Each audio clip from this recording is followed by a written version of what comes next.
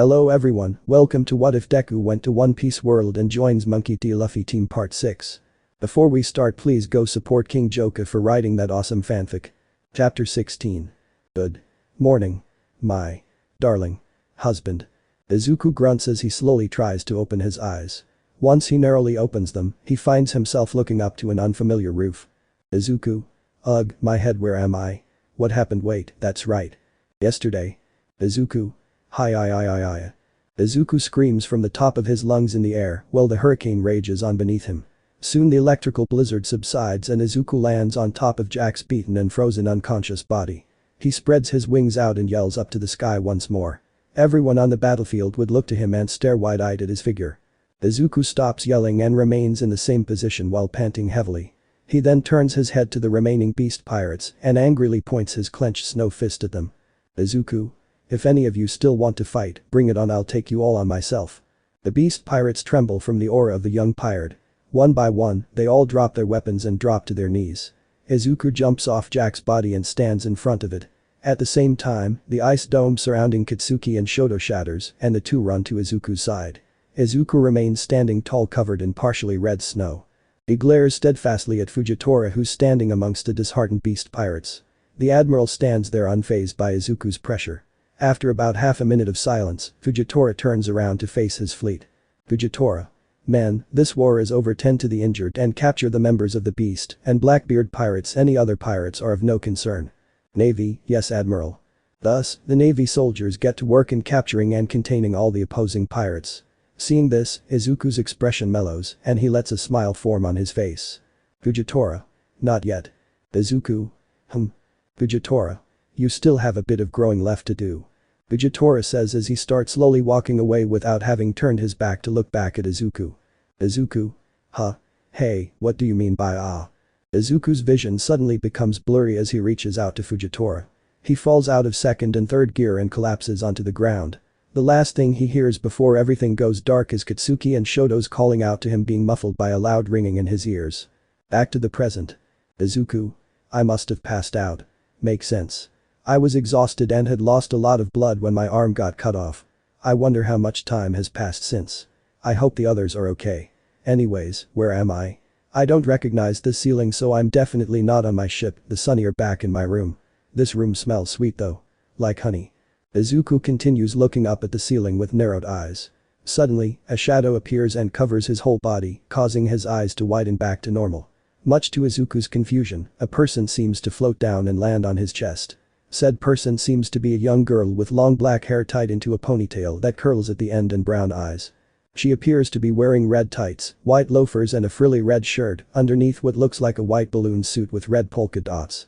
She smiles at Izuku before blowing a bubble that touches the tip of Izuku's nose before popping. You're awake at last. Izuku. You're confused, aren't you? Izuku. A little, yeah. That's okay. I'll explain everything to you, K. Izuku. Okay, ow. Oh, that's no good. You better not move since you're still hurt. You'll reopen your wounds again. Izuku. Again. Wait, did you treat my injuries? Yeah, sure did. You were a real bloody mess too. But, you did look pretty handsome. Izuku. Blush. Oh, thanks, I guess. So, how long have I been out? Only for about a day. Izuku. Just a day. I recovered faster than I thought I would. By the way, where am I?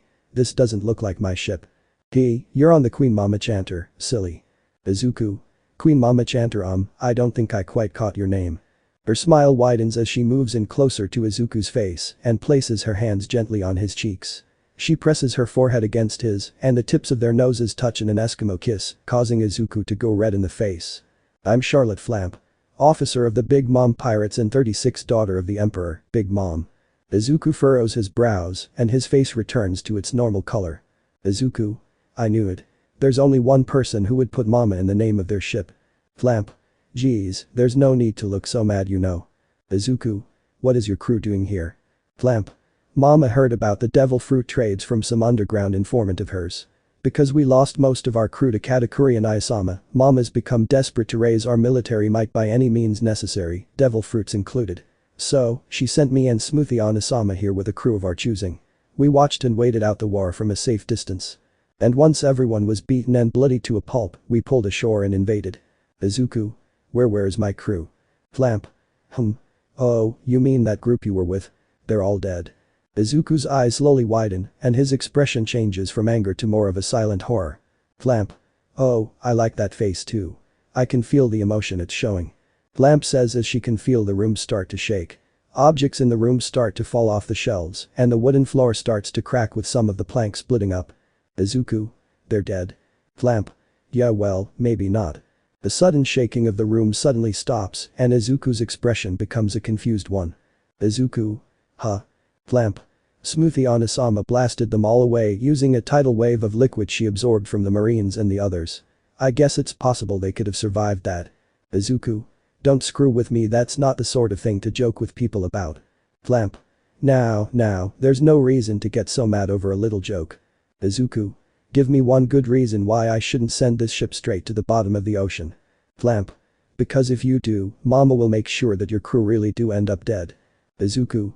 TCH. Flamp. That's what I thought. Now then, isn't it about time you started wondering why we captured you and only you? Izuku. What do you want from me? Flamp.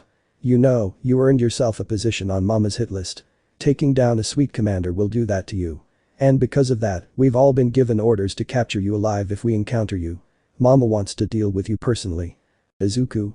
And what does she want from me? Flamp.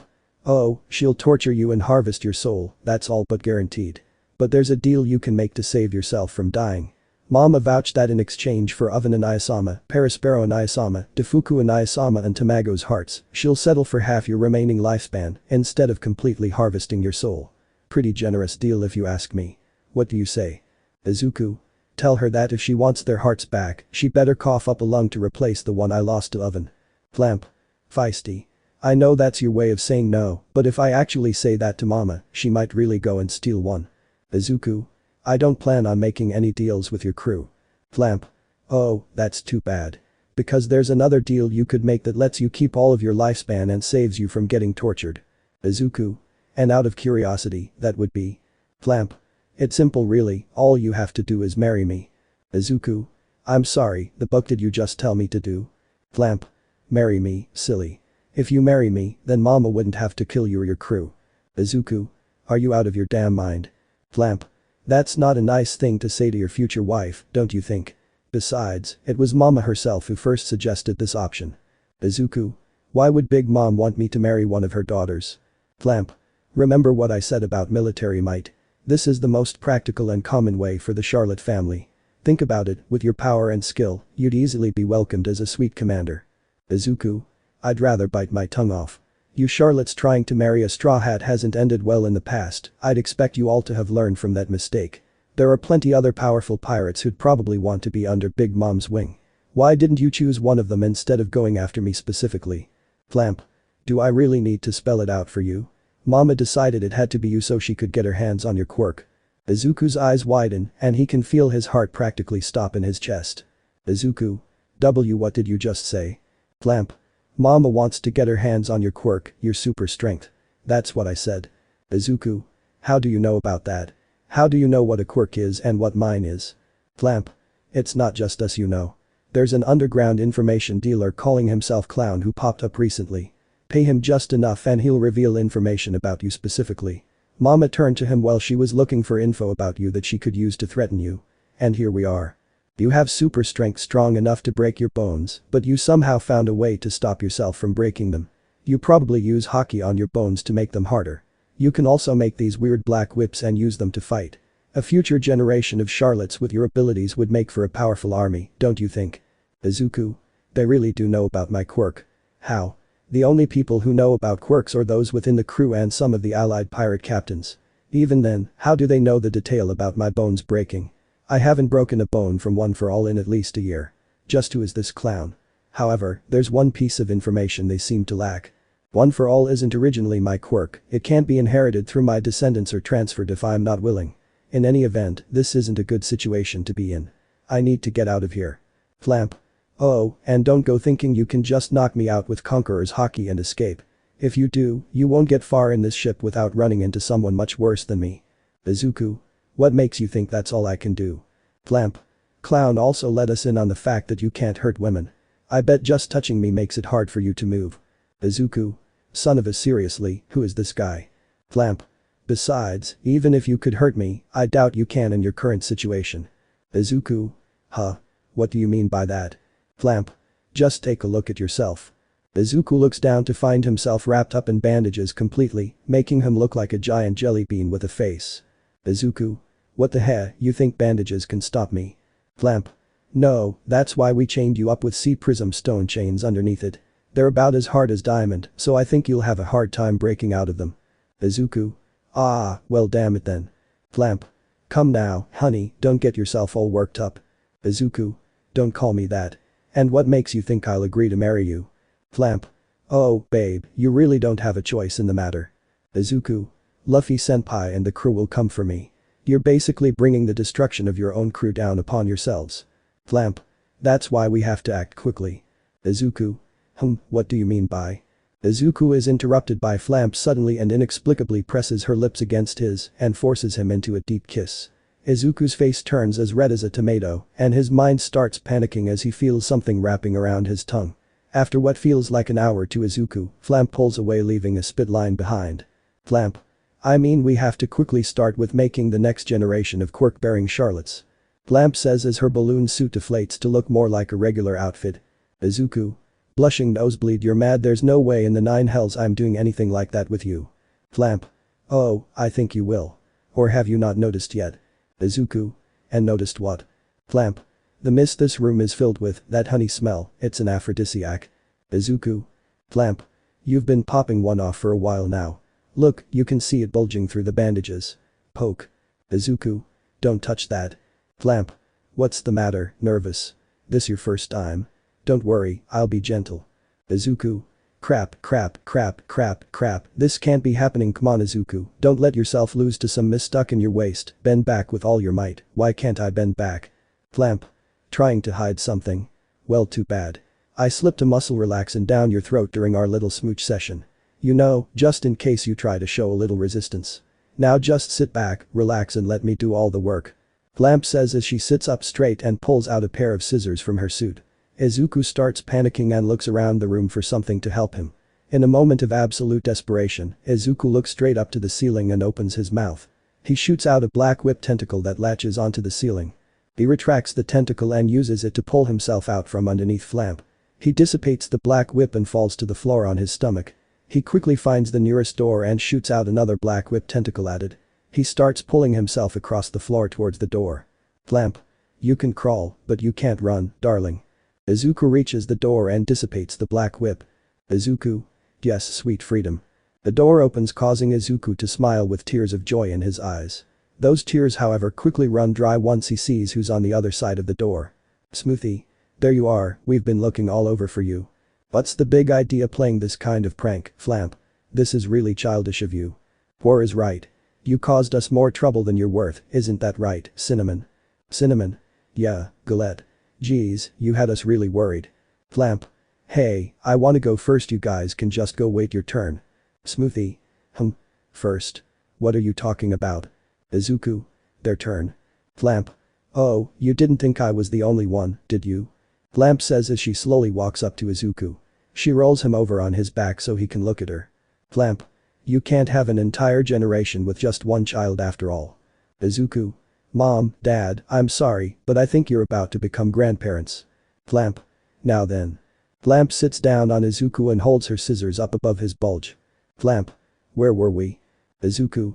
So this is it, huh? Hello fatherhood, farewell virginity and pelvises.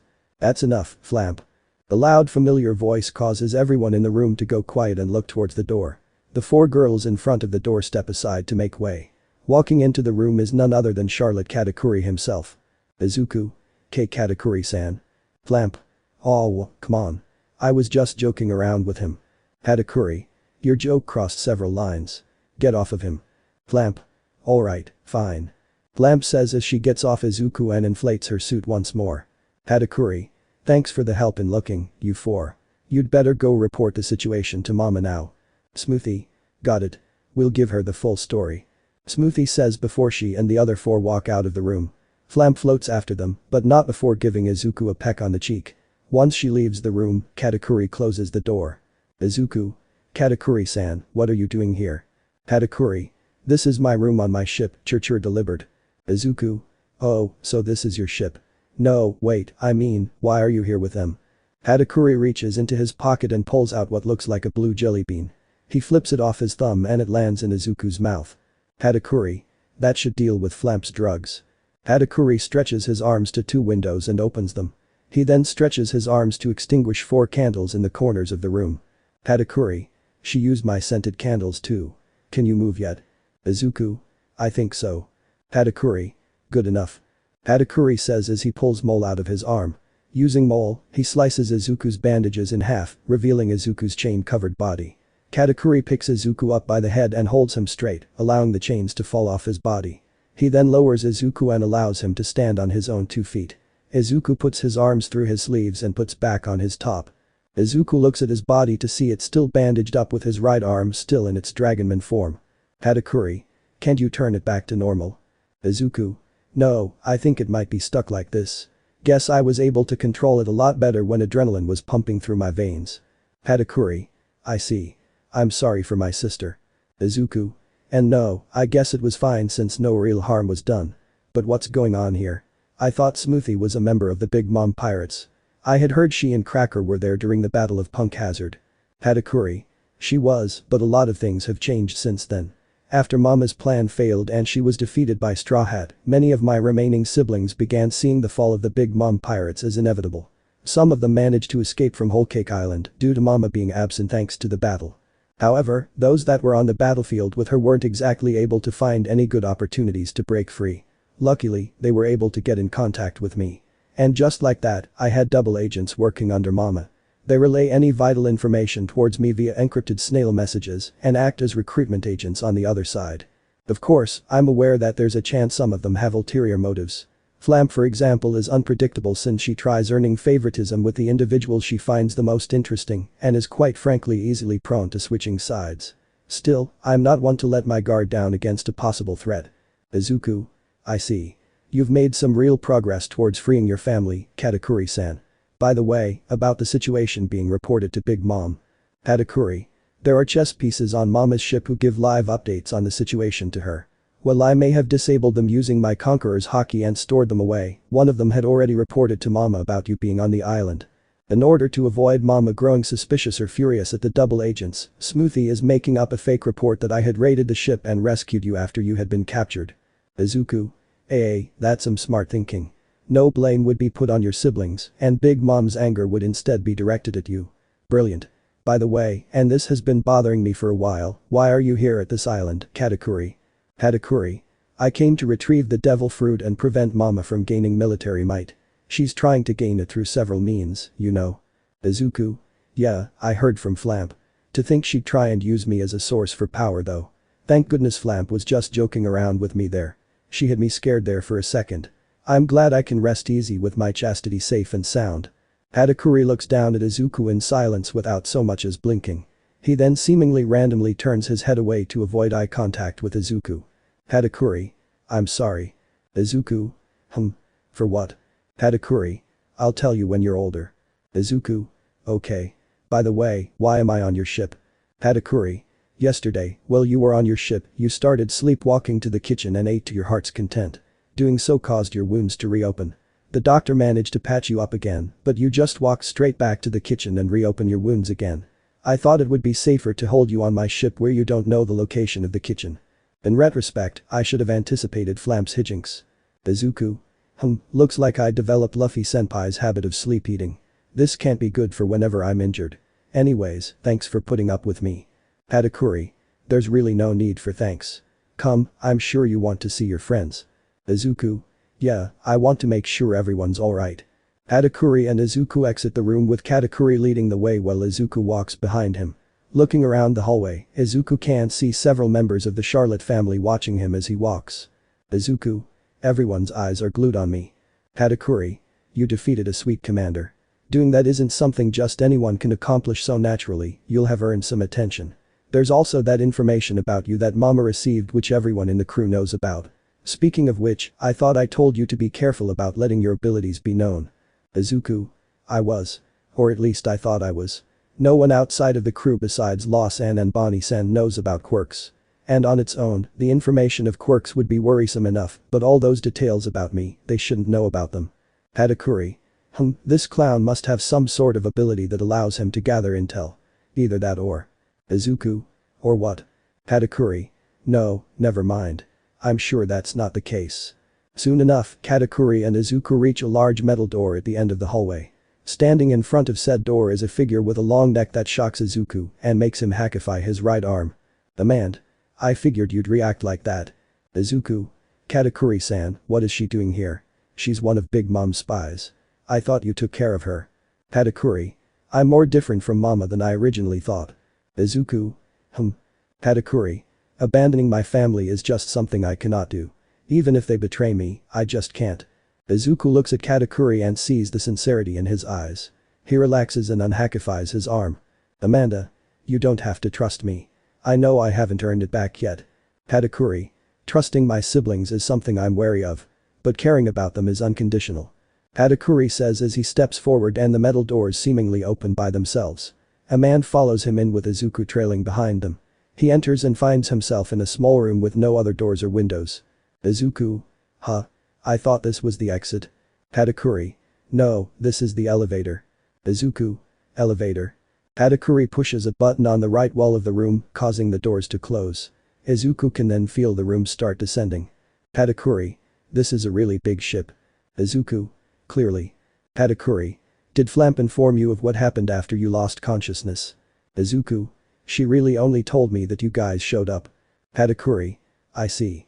Then I might as well inform you while we're heading to the exit. After you lost consciousness, the Marines went to work arresting the Blackbeard and Beast pirates. Burgess and Jack were captured and are currently being transferred to New Marineford, where they'll be temporarily detained until Impel Down is finished with its repairs.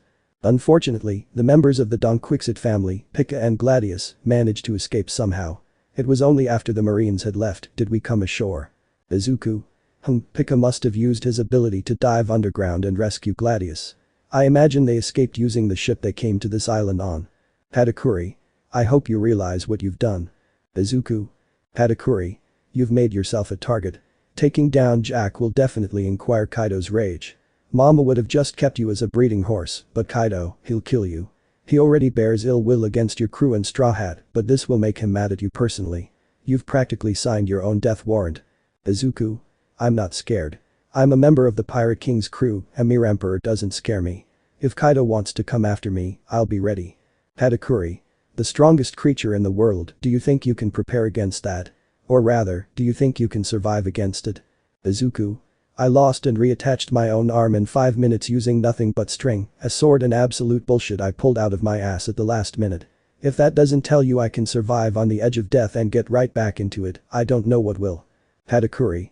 All that really proves to me is that you've become as crazy as Straw Hat. You'd better watch your back. The elevator comes to a stop and the metal doors open. Izuku steps out of the elevator and is immediately shocked by the ship stretched out in front of him. Izuku. And I thought my ship was big. Katakuri. My family is quite big so a large ship is rather necessary. Izuku. Is that a fire? Katakuri. It's a cannon. Think of it like that air cannon your ship and Straw Hats has. However, instead of just compressed air, the cannon uses the perpetually burning fire to blast enemies with a burst of flames. Izuku.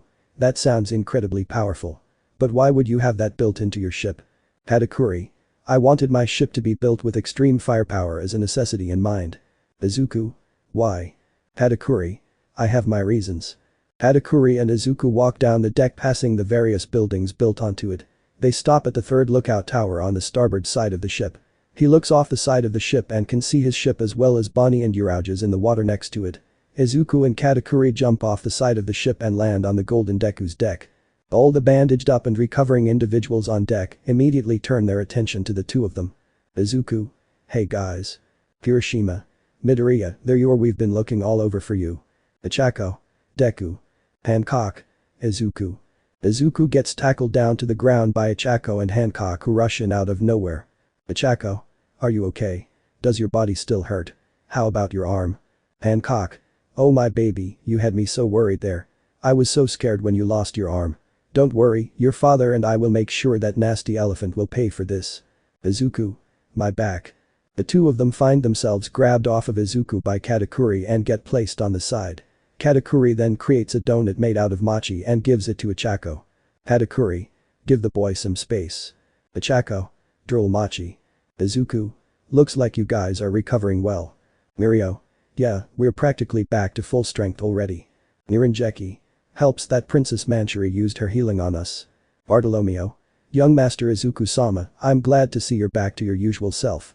Izuku. Well, not all of me. Izuku holds his right arm in front of him and looks down at his snow-white right hand. Izuku. This might take some getting used to.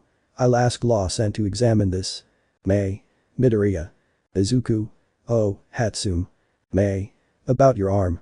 I tried separating it from your sword while you were asleep, but I couldn't do it. Sorry, I think your power wore off and I can't do it on my own. I tried using some of your blood to charge up my power again, but it didn't work. I can't fix your arm, I don't know how. May looks down and clenches her fists while looking rather frustrated at herself. She feels something cold touch her head which causes her to look up. Izuku. I really can't feel anything with this arm. But the point is I still have my arm. And that's because of you, thank you Hatsum. May. Smile, you're welcome. Sigh. By the way, Izuku-kun. You called Mei-chan by her name back then. Izuku. Did I? Sigh. And Mei-chan, you did the same. May. Huh. I did. Sigh. What are you two hiding? Hancock. Gasp, is my baby finally at that age? Izawa. The fantasy that goes on in your head astounds me. Izuku. We're not hiding anything. I probably just got caught up in the heat of the moment and became more informal. Anyways, I see some of the others aren't here. Where is everyone? Enki. Well, Bakugo and Todoroki are in the aquarium cafe, Iida's stuck in the medbay recovering because he had to rip out his old mufflers which blew up, Urauge is off drinking somewhere with Kiku, Aizo and All Might I think, Kinemon went back to Wano real quick and took Bonnie with him for some reason, and Nami, Chopper, Carrot, Yamato, Pudding and the kids went with a mirror witch on Kuro. Izuku. Mirror witch? Does he mean Broly? Katakuri. If we were to wait for Straw Hat's team to sail back to Baltigo, we'd be waiting a month for them at least. Traveling through the mirror world using Broly's devil fruit will allow us to get the Sunny quickly. Once there, they can create a portal using your sword and bring the ships over. That way, we can all make one quick trip back to your base. Izuku. I see. That's brilliant. And it would be preferable if we got home today or tomorrow because of, you know. By the by, Katakuri-san, do you plan on leaving once Luffy-san and the others get here? Katakuri.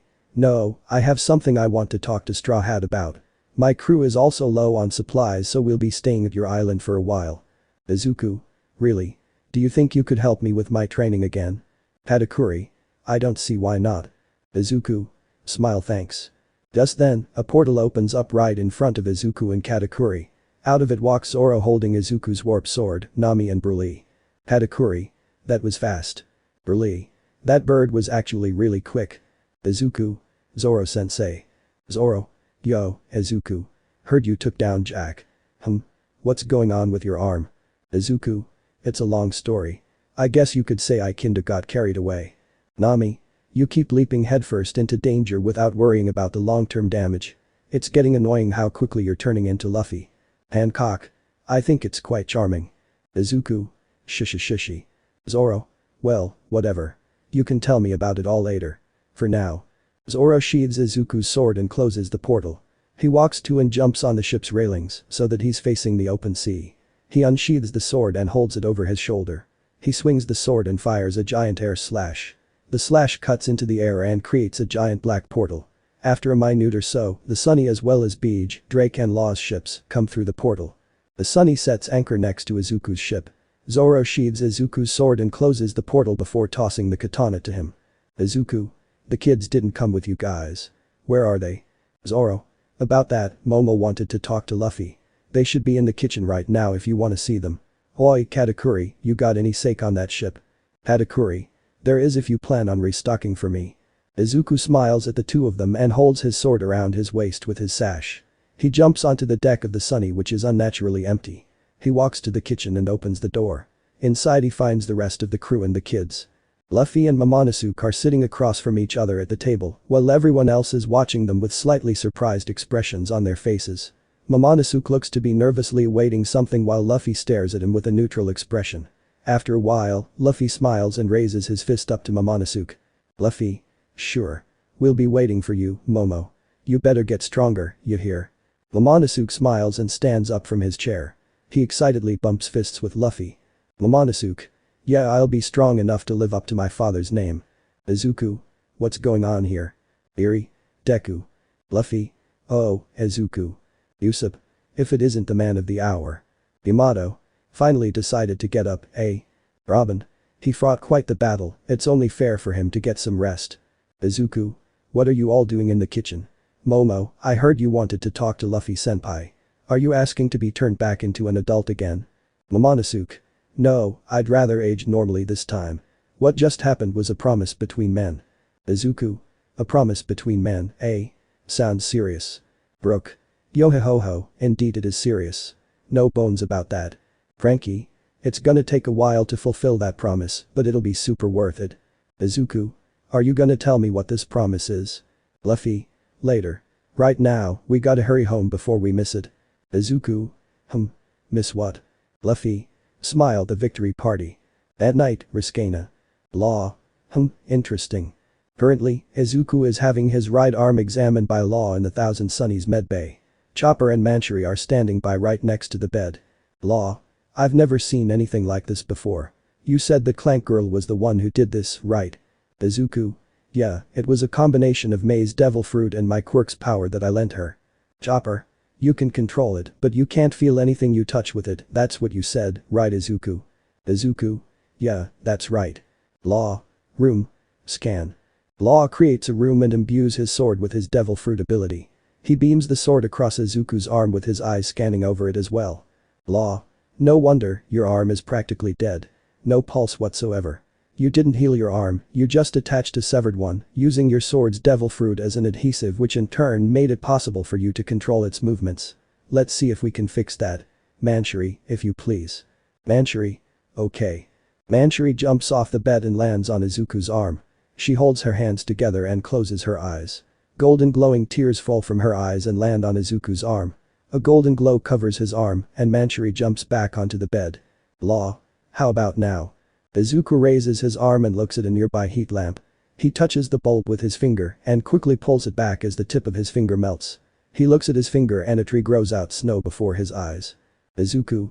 I think I kinda felt the heat, but it was only for like a second. Law. Let me try something out. Law reaches into his coat and pulls out a small surgical tool bag. He opens the bag and pulls out a scalpel. He gives a quick swing and cuts off Izuku's forearm with the scalpel. Law. Did that hurt? Izuku. No. Izuku says as he picks up his forearm and reattaches it with the snow. Law. Alright, let's try this next. Law hackifies his scalpel and brings it to Izuku's arm. He presses against the arm gently and finds himself unable to cut into it. Law raises the scalpel and taps the arm which makes a small metallic clink. Law. Not only does your arm have Aloja's intangibility, it's as if your skin is made of steel. Probably the result of combining your sword and arm. Steel like snow, it piques my interest quite a bit. Izuku. I think I'm starting to get sensation back in my arm. Law. Really, then let's see if you can feel this. Law says as he stabs the scalpel in Izuku's arm and actually pierces it. Izuku. Ow, that hurt. Law. Looks like it still bleeds red blood at least. Chopper. Oi, tra, we just healed that arm. Law. Just proving a point, you can still get it injured if you get hit by a hackified attack strong enough to pierce through steel. Izuku. Ah, I'll make a note of that. Law. Anyways, it'll be inconvenient for you if your arm remains like that. Why don't you try changing its shape? Izuku. Change its shape. I did it before, but now I'm not sure how I did. Law. You shouldn't overthink it. You've formed limbs using snow and that black mass you create before. Just take it slow and try doing it the same way you did with those. Izuku. Okay. Izuku closes his eyes and takes a deep breath. His Dragonman snow arm then suddenly bursts into pieces that evaporate into the air. Black whip fibers start emitting from Izuku's shoulder. The fibers intertwine with each other and form into the shape of an arm. Snow emits from Izuku's shoulder and covers the black whips. Izuku opens his eyes and looks down at his reformed arm. Law. That's better. Once the unicorn kid recharges, she'll be able to restore your arm back to normal. Are you willing to wait long enough for that? Izuku. Actually. Izuku opens his palm and hackifies it. Snow emits from his arm and starts to gather above his palm. The snow forms a dark bowl in the air. The dark ball changes shape into the form of a katana. Izuku grabs the sword with his left hand and holds it up in front of him. Izuku snaps his right hand's fingers. The snow katana then suddenly takes the shape of a trident. Izuku grabs the trident with his right hand and seemingly absorbs it. He then closes his fist and starts reshaping it. With a bit of effort, Izuku transforms his fist into his Machiman's one. Izuku. I might have to think it over. Law. Smirk, good answer. Now then, onto the matter of the devil fruit. You have it, right? Izuku. Yes. Izuku turns his snow hand back to normal, grabs his bag resting on the floor and reaches into it. He pulls out the devil fruit he had taken from Burgess and Fujitora and holds it out for Law. Law. Oh, of course it's this damn fruit of all fruits. It's annoying just looking at it. Izuku. Are you familiar with this fruit, Law-san? Law. I've never seen the fruit before, but I can tell who the previous user was just by looking at it. Whatever, it's a rare fruit, no doubt. You said Fujitora was the one in possession of the fruit, right? Chopper. Yeah. Law. Ryakuji was the one in possession of the fruit in our battle. He ambushed the fifth ship like how Fujitora ambushed the first. And much how Jack invaded the battle with Pika and Gladius, King invaded the battle with Diamante and Lao Ji King, and his group managed to escape, and so did Lafitte. Their crews however were captured. Izuku. Both battles were invaded by high-ranking members of both the Donquixote Pirates and the Beast Pirates. This can only mean one thing. Law. The Beast Pirates are beginning their return. They've already joined forces with the newly freed Donquixote Pirates. It also appears that they've procured a means of getting new smiles somehow. Izuku. What are we supposed to do about this? Law. For now, nothing. We've got bigger things on our plate. If they come for us, we'll fight back. In the meantime, we have to continue preparing for war. Izuku. You're right.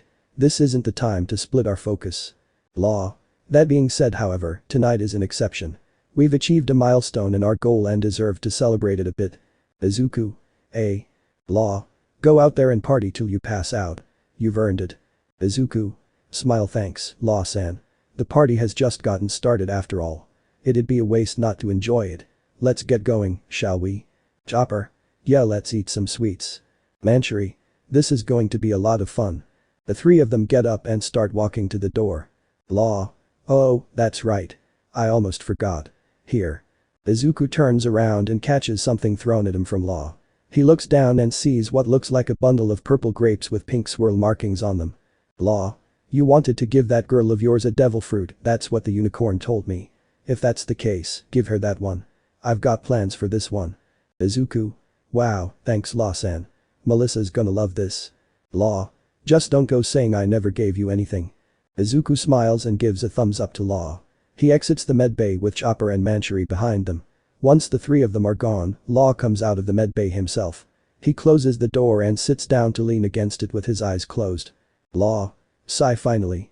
Law lets out a deep sigh and starts to relax. He can feel himself drifting to sleep to the sound of the music playing in the distance. Midnight. Oh, what are you doing here? Law grunts and opens his eyes to find an intoxicated Midnight holding a bottle standing in front of him. Law. You're one of Izukuya's teachers. What do you want? Midnight. I wanted Hick to check up on Hick, my student. Law. He just left for the party. Midnight. That's so. Law. If you understand then leave. I'm trying to get some sleep here. Midnight. Nah, I'm too tired to go move anymore. I think I'll just stay here. Midnight says as she drops to the ground and leans against the door next to Law. Law. Oh my bucking god, you're too close and you reek of booze. Midnight. You want a sip? Law. No. Leave me be, you drunkard. Law rolls his eyes in annoyance. His cheeks are then grabbed all of a sudden by Midnight and the bottle is pressed against his lips as he is being forced to drink. Midnight. Drunk smile, come on, it's not a party if everyone ain't having fun, drink up, drink up. After a bit of a struggle, Law manages to free himself from Midnight's clutches. Law. Cough cough, damn it, what the hell is wrong with you? Midnight. Oh, what's the matter? Can't handle a little of the hard stuff. Law. Huh? Midnight. Aw, is the big bad emperor of the seas too big of a wimp to drink? Can't keep up with a high school teacher's tolerance. Poor baby. Law's eyebrow starts twitching as an angry tick mark appears on his forehead. He then grabs the bottle of alcohol and proceeds to down the remaining bit. Once he's done, he stands up and tosses the bottle to the side. Law. How's that? Midnight. He's pretty competitive and kind of a lightweight, heh. Big deal. Anyone can drink half a bottle of alcohol. I've already had 3 full bottles. Law's eyes become shadowed by his hat and tightens his fist. He squats down and grips Midnight's shoulder. Law. Take me to the booze. Meanwhile, Izuku can be seen walking through a party on the shore of Reconnecting. Looking around he can see his friends, the Charlotte Pirates and the members of Worst Generation Alliance drinking, eating and dancing. Brook can be seen on a large stage singing and playing music with musicians from the other crews. Everyone cheers on as he keeps the music going on. Izuku smirks and looks again at the partying people. He can see Mount Lady having a drink with Hadridan and the other giant pirates, Frankie and Usopp, are launching fireworks into the sky for the kids to see. Cavendish and Aoyama are having their own little disco light show in the middle of the party. Sanji, Tetsu and Shoto are busy cooking and serving up food at an outdoor kitchen. Shinso and Aizawa are lying against a giant tiger while Ms. Joke tests out her newest jokes on them. Jirota, Urauge and All Might are stuffing themselves with Chikoro bird meat. Bartolomeo is busy fanboying while watching Robin. Yamato and Jinbei conversate about the wars from the day before. Though Koyami and Kuro are sharing apples whilst Shoji and Monoma eat hot takoyaki next to them, and Katsuki is getting his ear pierced by Zoro, which quickly turns into the two of them arguing while Hiyori watches their antics. Izuku chuckles at the side and looks up at the starry sky. Izuku. Shishi. I hope life can keep going like this for a little while longer. Itsuka. Hey Midoriya. Izuku looks back down in front of him to see Itsuka, Tenya, Achako, Sayu, Mei and Melissa coming up to him. Izuku. Oh, hey guys, you enjoying the party? Mei. Yeah, it's super fun. Itsuka. So, what did the doc say? Izuku. Everything's perfectly fine. And thanks to Princess Manchuri, I've regained my sense of touch. Tenya.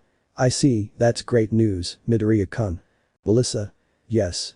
I'm happy that things managed to work out on a good note for you. Izuku. That's one way of putting it. Sayu. Izuku-kun, what's that you're holding? Izuku. Oh this. It's the devil fruit Luffy senpai and Law-san retrieved from their raid. Law-san said I could take it so. Ichako. You're gonna give it to Melissa? Izuku. Was it that obvious? Sayu. We heard Eri-chan talk about it to Law-san. She also told us that you promised to give her a fruit. Plus, it makes sense why you'd want her to have it. Izuku.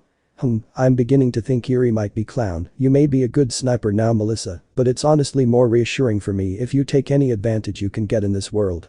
Mei. Take it Melissa, these powers are really cool. Melissa. After all the effort everyone went through for it, it wouldn't be right if I just turned down the offer. Thank you, Deku-san. Izuku smiles and proceeds to hand Melissa the fruit.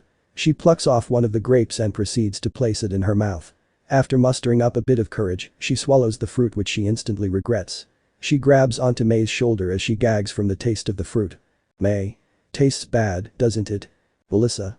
I think that may be the worst thing I've ever eaten in my life. Tenya. It tastes that bad. Ichako. Maybe it would have been better as a juice. Mei. I know right. Izuku. Well just be glad one bite is enough. Izuku says as he tosses the remains of the fruit into a nearby trash can. Sayu. Melissa-chan, how do you feel? Melissa. The same but with a bad taste in my mouth hic. Melissa hiccups out of nowhere and all of a sudden, a blue orb the size of a beach ball with a pink core that seems to be emitting electricity appears floating in front of them. The group stares at the orb in shock and confusion. Seeing as the orb isn't really doing anything, Izuku decides to see if it's safe. He touches the orb with his finger only for his entire forearm to immediately melt off. Everyone stares at Izuku's arm even more in shock than before. Izuku shakes his arm dry and regenerates it. Izuku. Okay, this is clearly very dangerous, good thing I used my right arm. Melissa, what's the name of the fruit? Melissa. The name I'm getting is the Zuma no Mi. Ichako. Zuma. Like plasma. Izuku. No wonder my arm melted. Melissa, it seems you're able to generate balls of plasma energy. You've become a plasma human. Melissa. A plasma human. Mei. Awesome, not only is that super offensive, but plasma energy is super useful in the field of science. Sayu. That's great and all, but could you maybe do something about this one? It's dangerous to leave it alone. Melissa. Let me try something. Carefully, Melissa reaches her hands out to the plasma ball.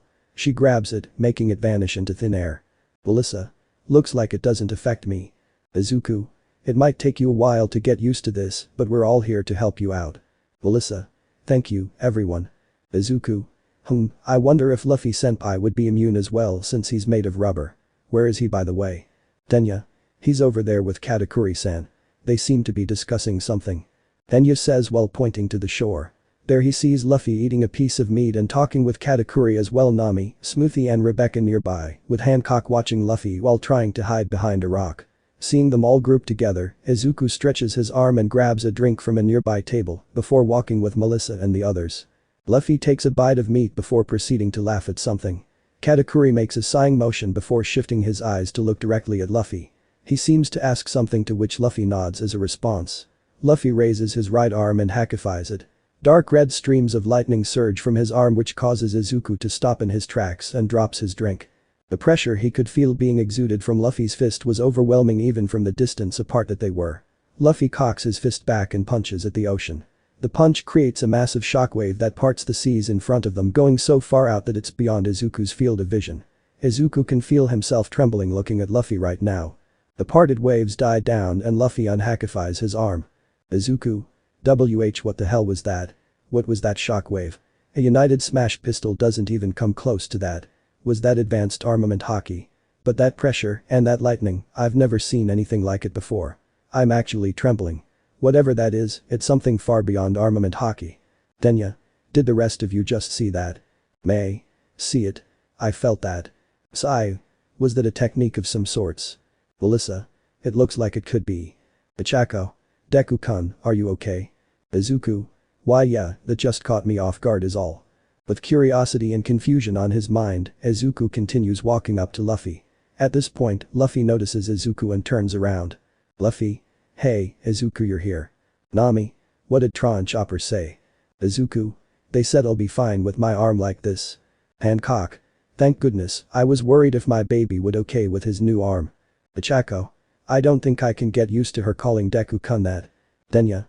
Me neither. Izuku. What are you guys talking about? Katakuri. I wanted to hear from Straw Hat how he beat Kaido and what he used to beat him. Izuku. Why would you want to know that? Katakuri stares at Izuku before looking at Luffy. He then closes his eyes and shifts his gaze to the ocean. Katakuri. I'm tired of avoiding the inevitable. Izuku. What do you mean? Katakuri. I may have escaped from Whole Cake Island with my siblings, but we haven't escaped from Mama's clutches. She's constantly chasing us and we're constantly running. Having to hide my siblings away from Mama while they live in fear of her coming for them, this isn't real freedom. So I'm ending the cycle. I'm going to overthrow Mama and take over Whole Cake Island with my own 2 hands. That's why I had my ship made with that weapon. That's why I have spies on Mama's side. And that's why I came to Straw Hat to learn this new power. For the sake of my family, I'll defeat Mama and take her place as both ruler of Totoland and emperor of the seas. Izuku. Whoa. Katakuri. Of course, I'm nowhere near ready yet. Smoothie. If anyone can do this, it's you, Katakuri. No doubt about that. Katakuri, thank you Smoothie. And with all that being said, it's only fair I prepare myself for a battle against an emperor by going to war with another. Izuku. Wait, are you saying? Katakuri. I'll join your side in this war against Blackbeard. That is, unless you have any problem with me fighting alongside you, Straw Hat. Luffy. Smile. No, anyone's welcome to fight with us. Welcome to the alliance, Katakuri. Katakuri, my thanks Straw Hat. I'll be expecting a good war plan from the strategist of the most wanted man in the world. Izuku. Smirk, you can count on me. Clamp. Yeah, I'm sure my darling can come up with a brilliant plan. Clamp says as she floats in from behind Izuku and wraps her arms around his neck. Izuku. Ah, you again. Clamp. Did you miss me? Ichako. Deku-kun, did she just call you D-darling? Hancock. Darling. Melissa. D-Deku-san, do you know her? Sai. Moreover, what's your relationship with her? Izuku. I don't have one, we literally just met I swear. Clamp. Geez, you don't have to act so cold to me, darling. Chew. Izuku. Blush ah. Ichako. A. Melissa. Huh. Denya. Oh my. Sai. Ree. May. Wow. Hendo. She's pretty forward. Hancock. You little brat, stay away from my boy, he's not ready for relationships. Izuku. Blush, why must you keep insisting on teasing me like this? The joke is over, please stop. Clamp. Over. Oh, honey no, it's far from it. It's only just started. Izuku. Wait, what do you mean by that? What does she mean by that? Luffy. Shishy, you'll find out one day, Izuku. Izuku. You know what she's talking about, senpai. Smoothie. Cut it out, Flamp. We've caused him enough trouble as is. He doesn't need you to add on to the chaos. Izuku. What trouble? Smoothie. Ah. Katakuri. Enough. I'm sorry Izuku, my sisters don't know what they're talking about. I'm sure the party atmosphere has just made them a bit hysterical. Flamp. Yeah, sure, that's what it is. Izuku. Okay. Something's wrong, I can feel it. Enki. Guys, you gotta see this Midnight totally got law wasted on stage. Enki yells while running up to the group and pointing at the stage. Izuku. Law-san, drunk. Luffy. Oh, this I gotta see. Luffy says before finishing his meat off in one bite and running to the stage. Hancock. Ah, Luffy, wait for me. Hancock, Rebecca and Nami follow after Luffy to the stage. Katakuri gives Flamp a look before walking to the stage as well with Smoothie behind him. Flamp lets go of Izuku and waves at him as she floats away. Izuku looks at the others and shrugs his shoulders. They all make their way to the stage to see what's going on. Once they're there, they find a shirtless Law on stage holding a mic. Law. I'm too heck much of a stiff, am I? We'll see about that. Sakio Kakishita Machiyuku Hito ga. The pedestrians hiding their bloodlust. Or nai sase aku. Whispering to me. Zuri nai sareta kame rui ga. A sea king suspended on the air. Oro mirosu. Looking down on me. Brandingu man ga shikateru. The running man is taking control. Bikenda machi nai kitarash plus. Ayaku mo kanzen nai smte gaida. It seems that I have come upon a dangerous street. How did it already go beyond what I expected? I'm Rizzuto in Shinsekai. I'm lost in the new world. I'm Rizzuto in Shinsekai.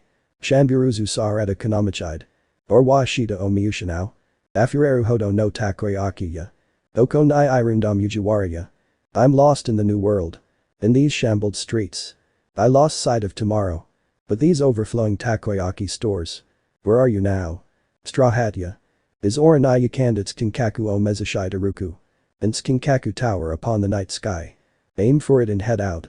Oko kada to Rebi ga Tora Tora Tora. The TV somewhere says. Tiger tiger tiger. The Oro Yonderu. Calling on to me. The Setnanka Iru wake. There isn't a need to rush on. En Fumikomu Jiki o Matadake. SM sa 1 plus u 1 ij ashien. Just wait for the right time to strike. Right, One Piece won't be going anywhere. I'm Rizzuto in Shinsekai. I'm lost in the new world. I'm Rizzuto in Shinsekai. I'm lost in the new world. Bikudo mo kika en kanamachide. Or wa shita o sagashi teru. Achi o muite mo kashiyajaya. Hoko wa dakoyan en mujiwariya. In these streets where even my tact is useless. I'm searching for tomorrow. But wherever you go, all I see are Kushiyage stores. Where the hell are you? Straw Hat ya. The song comes to an end with everyone cheering for Law. Law smirks and drunkenly points at the crowd. Law. How's that, Nemu? That wild enough for you? Midnight. Getting him wasted was the best thing I've ever done. All Might. I have a feeling karma's gonna come for you. Enki. I'm so glad I recorded this. Luffy. Shishishi, you go, Tra. Zoro. Look at him, making a fool out of himself. Sanji. Hey, at least he can put his vocal cords to use, unlike you. Zoro. Pissed him. Sanji. All you do is yell about swords. I bet you'd sound like sandpaper against a glass plate. Zoro. You what? Hey, Tra, switch with me, I've got an idiot to prove wrong. Itsuki. You're drunk, you bastard. Zoro. Buck off, brat. Law. Hick fine. Our room. The drunken Law manages to create a room with a bit of focus. He switches places with Zoro who's now on stage holding a mic. Sanji. So I just press this button to record. Shoto. Yeah. Sanji. Great, thanks. I can't wait to rub this in the moss head's face later. He, idiot. Zoro. Hey, Brook, play me something good. Biori. Understood, Zorojiro-san. Zoro. Huh, when did you get back there? Biori. I figured if you were going to sing, a shamisen would accompany you best. Zoro. Huh. Alright, that works. Let's go. Byakatai no Tamashi ga Namuro Aizu to Orwa Seikamo Mizasu. With the soul of Byakatai sleeping in Aizu, I aim to be the strongest. Wad Michimanji Kuina no Katami. Wado Ichimanji, Kuina's memento. Sandai Katetsu Noroi no Imp. Sandai Katetsu, the cursed demon sword. Hoko Dawatsu Kauzi. Byako no Bakadm. I'll use it here too in Fukushima, Byako's wooden sword. Anachi Kakaji Kono Tsuruga JM. Saishinit Mhayaki Setsufidm. Uronaki Kono Santbrick. Shinin Kumkai Suru Im Na. Kodo wa Hitatsu mo Yakin Kara. In Tsuruga Castle I'll put up my life. Mental concentration, go through hundreds of battles. But this unmatched Santoryu. So I won't regret every single thing that built my faith. Iriba no Nayatami dad Arusa. It exists, pain that never heals. Sanaka no Kizu wa Kenshi no Haji da. The wound on the back is a swordsman's shame. The Aba no Nai katana dat plus ah. Bordaj buno sir kira nai wa. Or wa dare nai mo make tori shine. Bladeless katana is all it needs. Plenty enough to cut off the fear. I'm not gonna lose to anyone else anymore. Ubashiri karoi akayumi might namuru. Ubashiri lightly sleeps watching the sea. Chusui kakat nkndo hakoru. The black sword, Shusui, boasting its hardness. Uchikomi hashiruzi. Ayako no bakadm. Let's run wild, Bayako's wooden sword. Moriyama de no amoy o munai. Kunanmo jmtm shunkishtm. Hano mono nari shura no michi. Brayo plus tai kiban days. Or wa matamata tsayoku nareru kara. At Mount Iamori, with utmost grief. Filled the chest in every season. The road of battle that grows into a liking. Let me offer my gratitude. I still can become stronger after this. Pajiba de deru chikara dad irusa. It exists, the power born from fire. Wake shatara sukura no ka. Can excuses save anyone? The Aba no Nai katana dat plus ah. The kama o mamoru subit kakit. Samsaima bandai san no mine my chikao. Bladeless katana is all it needs. I'll risk anything to protect my friends. Yes, now looking at the peak of Mount Bandai, I pledge. Iriba no Nayatami dad Arusa. It exists, pain that never heals. Sanaka no Kizu wa Kenshi no Haji da. The Aba no Nai katana dat plus ah. Bordaj buno sir kira nai wa. Or wa dare nai mo make tori shine. The wound on the back is a swordsman's shame. Bladeless katana is all it needs. It's enough to cut off the fear. I'm not gonna lose to anyone else anymore. Wasarera na. Don't ever forget. Or wa iser sekaiichi no daken nai nara toko da. Someday I'll become the greatest swordsman in the world. Zoro smirks as the song comes to the end with fireworks coincidentally going off at the same time. The crowd cheers loudly for the green-haired swordsman who raises his arm in the air. Fiori. That was great, Zorojiro-san. Luffy. Woo, Zoro. Itsuka. Wow, I didn't know Zoro-sensei could sing. Denya. Quite unexpected. Hetsutetsu. Did he just sing an entire song about swords? Sanji. Makes sense, Moss Head's got a mouth of swords and brain of lead. Sanji says, to which he promptly receives a microphone to the forehead which causes him to drop Shoto's phone. He rubs the bump on his forehead before looking up at the stage to see Zoro taunting him to come forward. Sanji grunts and throws his apron aside. Sanji. Oh, you're asking for it now, Mosshead. Zoro. You're the one who started it, curly brows. Zoro leaps off the stage while drawing all three of his swords, and Sanji leaps at him while igniting his leg. They both clash above the crowd as the band starts up again. Nami. And there they go again. How's it every party ends up like this? Luffy. That makes it more fun. Yosh, I'm gonna get in on this too. Nami. Punch the hell you are. Luffy. Ow. Izuku. Shushi, the crew always throws the best parties. The next day, Sabati Archipelago. The Golden Deku and the Churchur Deliberate are currently anchored in the waters next to Grove 13. On the Grove, Izuku wearing a white coat and gloves can be seen standing in front of his crew with a dark portal behind him through which the loud and blood-curdling screams of Nami can be heard. Izuku. Alright, let's go over this one more time. The delivery will probably take a while, so you guys are free to have fun while you're here. You should probably check in with Rayleigh first, he'll be able to show you around. I was told you can find him in that bar over there. Also, there's an amusement park on one of the groves here, so that's something to do. Just make sure not to go out on your own. This place is pretty lawless. And that about sums it up. Any questions? Hitsuki. Yeah, why the hell are we here again? Momo. Tone aside, he does raise quite a good question. Izuku. Ah well, we figured it wouldn't be pleasant if you stayed on the island while there's so much noise and that a stress-free environment would be for Nami-san. Also, Law-san doesn't want Midnight within 100 feet of him. Midnight. I regret nothing. Mineta.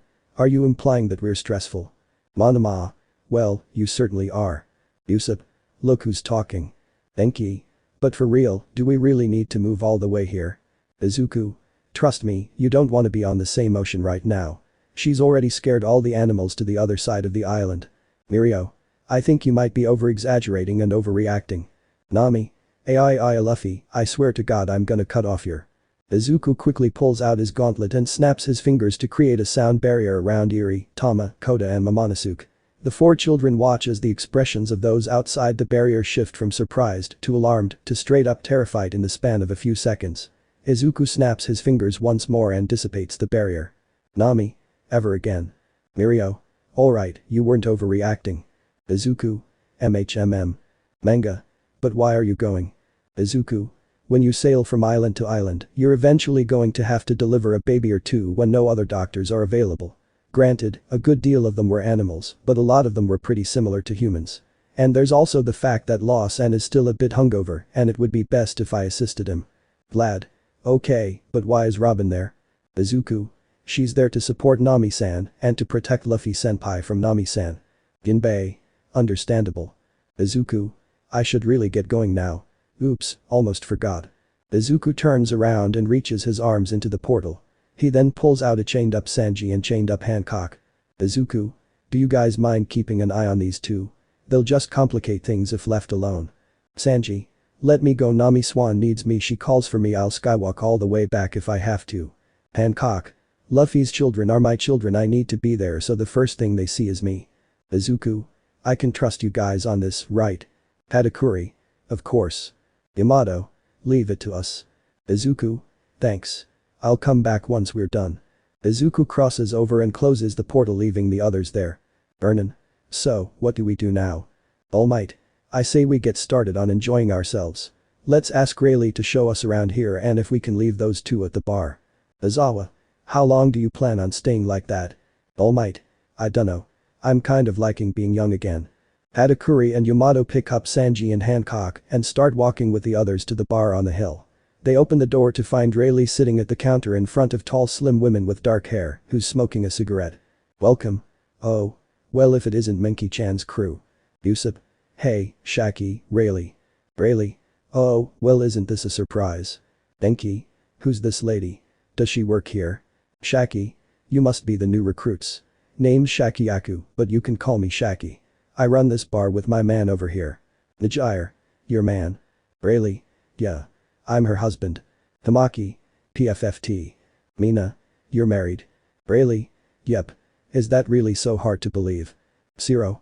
No, you just don't seem like the marrying type. Toru. Dang, you must really like silver foxes, Mrs. Silvers. Joke. Ah, good one. Shaki. Well, he is a little bit up there in the years, there's not that big of an age difference between us. I'm older than I look, you know. Matter of fact, I'm almost 70. Midnight. Oh, wow, you age great. What's your secret? Mount L. Of course you'd want to know that. Midnight. Shut it. Shaki. Trust me, you'll learn with experience. Rayleigh. So what brings you here? Brooke. Nami-sen went into labor and as per doctor's orders, we left the island to give them a little peace. Rayleigh. Oh, so it's finally time. Yamato. We were hoping you could show us around the archipelago. Also, that you'd let us leave these two here. Rayleigh. No problem, I do need to stretch these old bones after all. Shaki, mind watching after Sanji and Hancock? Shaki. No problem. I'll keep them company. Rayleigh. Thanks. Now then, let's waste some time. The next morning. On the deck of the Golden Deku, everyone can be seen sleeping spread out and covered in various toys and souvenirs they won at the amusement park. Out of all of them, Aizawa is the first to wake up from the rising sun hitting his face. He stands up and stretches before looking down at his watch. Aizawa. God damn the sun for rising at 5 a.m. Oi, get up if I have to be awake this early, so do the rest of you. After waking everyone up, Aizawa and the rest of the group get off the ship and make their way to Shaki's bar. Joke. Dang it, Eraserhead. Yawn, couldn't you have just let us sleep for 5 more minutes? Aizawa. No. Najire. I hope Shaki-chan serves breakfast. Ichako. Me too. Oh, I just realized it's morning. Pitsuki. So? Ichako. Shouldn't we have heard back from Deku-kun or the others? Midnight. Huh. That is weird. Just then, a portal opens up in front of the group, causing them all to stop. From the portal, a sleep-deprived Izuku with dead fish eyes shambles through. Shoto. Midoriya. Izuku. Baby tired shit bedug. Izuku falls over face first and quickly falls asleep. Kisei. Did anyone catch what he just said? Usopp. No, but judging from the fact that he's here, I'd say they're done over on that side. Frankie. Well then, what are we waiting for? Let's go see the kid. Frankie says as he throws Izuku over his shoulder and picks up his sword. Yamato. Let's come back for Sanji and Hancock later. Katakuri. Agreed. Everyone proceeds to cross over the portal and find themselves on the deck of the Sunny. They make their way up to the medbay where they find Law asleep outside the room while holding his sword. Midnight. Oh. Frankie places Izuku down next to Law and Momo makes a blanket to put over them. With the two of them out of the way, the group turn their attention to the door. Zoro opens the door with everyone trying to squeeze their heads in for a look. Inside the medbay, they can see Nami laying in bed with Robin sitting next to her and Luffy sitting in a chair with Chopper sleeping against his leg. Luffy is holding his head up and covering his eyes with his right hand while a smile is plastered on his face. Held in his left arm is a small infant wrapped in a blanket with straight, slightly curly black hair and black eyes looking up at him. Mina. Oh my god, it's a boy, he's so cute. Toru. He looks just like his dad. Frankie. SOP precious. Zoro. Are you crying? Frankie. Crying yes. Robin. SHH, they need their rest. Frankie. Crying sorry. Brooke. Luffy-san, are you okay? Luffy. Yeah, I'm just happy. Katakuri. I'm sure you are. You just became a father after all. Pudding. And so, the idiot bloodline continues, for better and just for better. Yamato. Congratulations, Luffy. Nami. Hey, I think I deserve some praise here. Luffy, thank you Nami. You did great. They're beautiful. Usopp. Wait, what? Amy. I'm sorry, there. Nami smiles and looks at Robin. Robin smiles back and adjusts the bed so Nami's sitting up. Robin pulls the blanket down a bit to reveal that Nami's holding a blanketed infant in each arm. The one in her left arm has straight orange hair and brown eyes, while the one in her right arm has reddish hair and orange-red eyes. Mineta. Holy moly, it's triplets. Frankie. Crying, that's even more precious. Midnight. No wonder it took like 12 hours. Mandalay. Looks like they got their mother's hair and eyes. Eerie. Cute. Hama. Yay, I'm an auntie. Koda. Yay, I'm not the youngest anymore. Parrot. Have you named them yet? If not, can I? Nami. Smile, I always thought that if I'd ever have a daughter, I'd name her Belmere, after my mother. Welcome to the world, Monkey D. Belmere. Pixie Bob. Oh god, that's sad and beautiful. Nami. What about you, Luffy? You have any ideas for a name for him? Luffy takes his hand off his eyes and looks down at his newborn son. He smiles and touches his forehead with his finger. Luffy. Monkey D. Ace. Zoro. Heh, figures. Nami. I thought as much. And what about this little guy? Luffy stretches his neck to Nami and looks down at the little boy. Luffy. Nothing's coming to mind. Nami. He kinda looks like you, how about Luffy Jr.? Luffy. I already got one of those. His eyes are orange. How about Mikan? Nami. I think that's more of a girl's name. Luffy. Drats. Nami. There's gotta be something we can name him. Luffy. Come on. He's got orange eyes, my face, red hair, oh, that's it. I know what to call him. Listen up, kiddo. From today, you're Monkey D. Shanks. Katakuri. Shanks. You mean to tell me you're naming him after red-haired? Luffy. Fits him pretty well, don't you think? Nami. Yeah, just perfect. Ginbei. Smile, so what do you two want to do now? Luffy. Snore. Nami. Snore. Much to everyone's surprise, the two of them, along with the kids and Robin, fall asleep right then and there. Usopp. Maybe, we should give them some well-deserved peace and quiet. Everyone nods in agreement and steps away from the door with Zoro turning off the light and closing it. The next morning. Izuku. What the heck is this?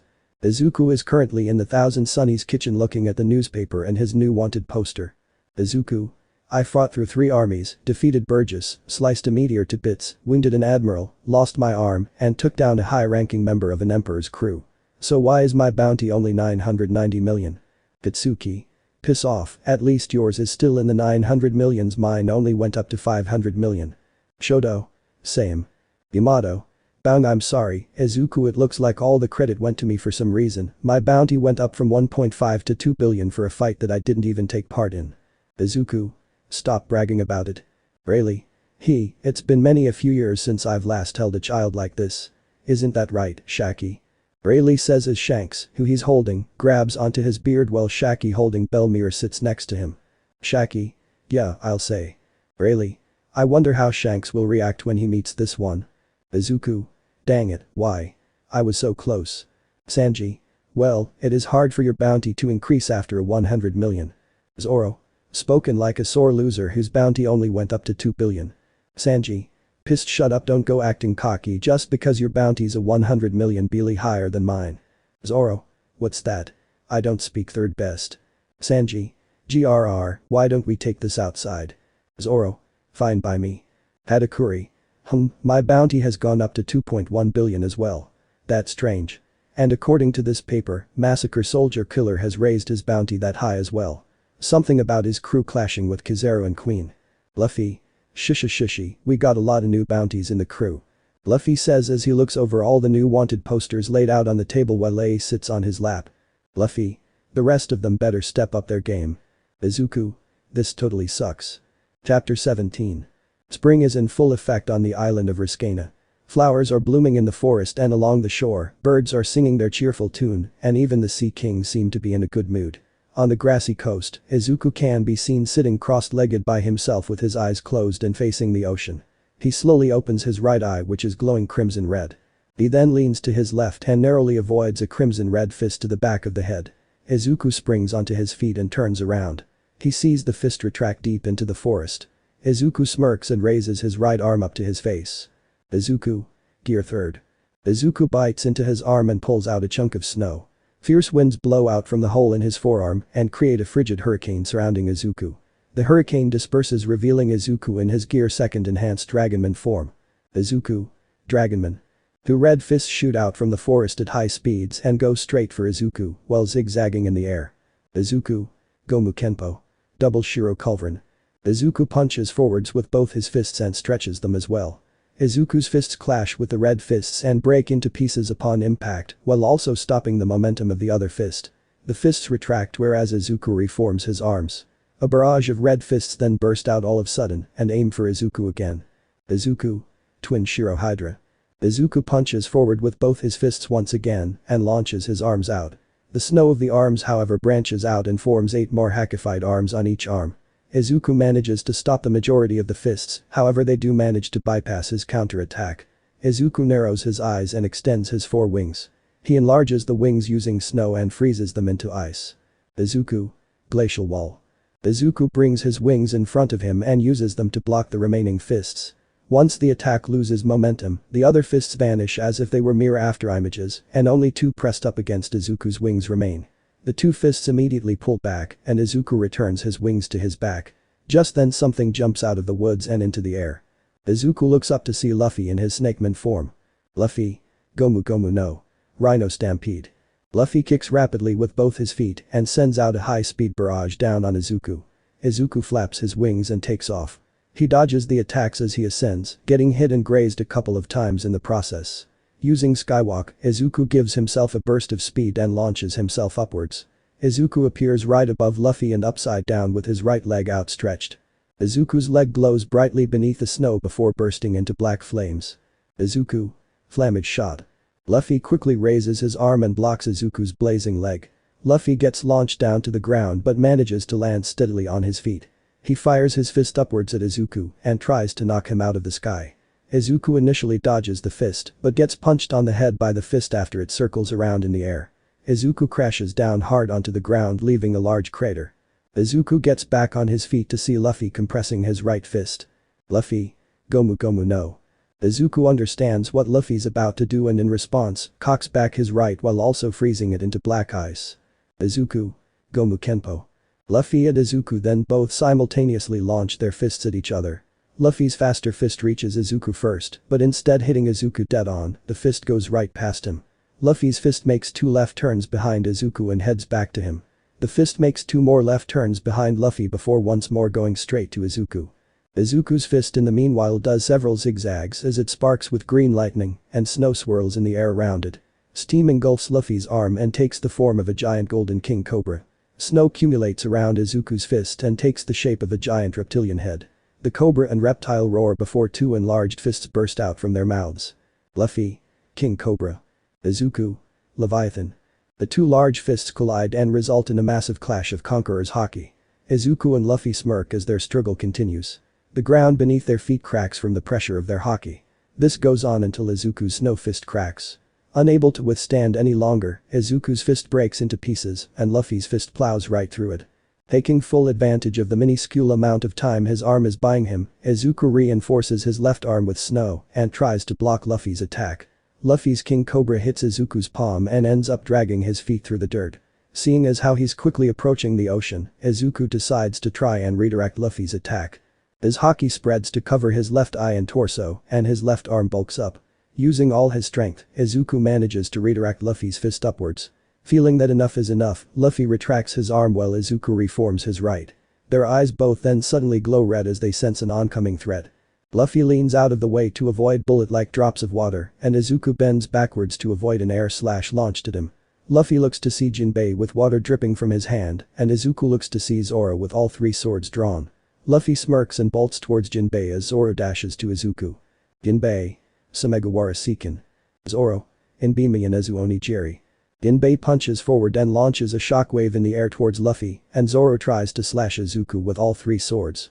Luffy jumps up into the air to avoid the shockwave fires a counterpunch that hits Jinbei in the gut.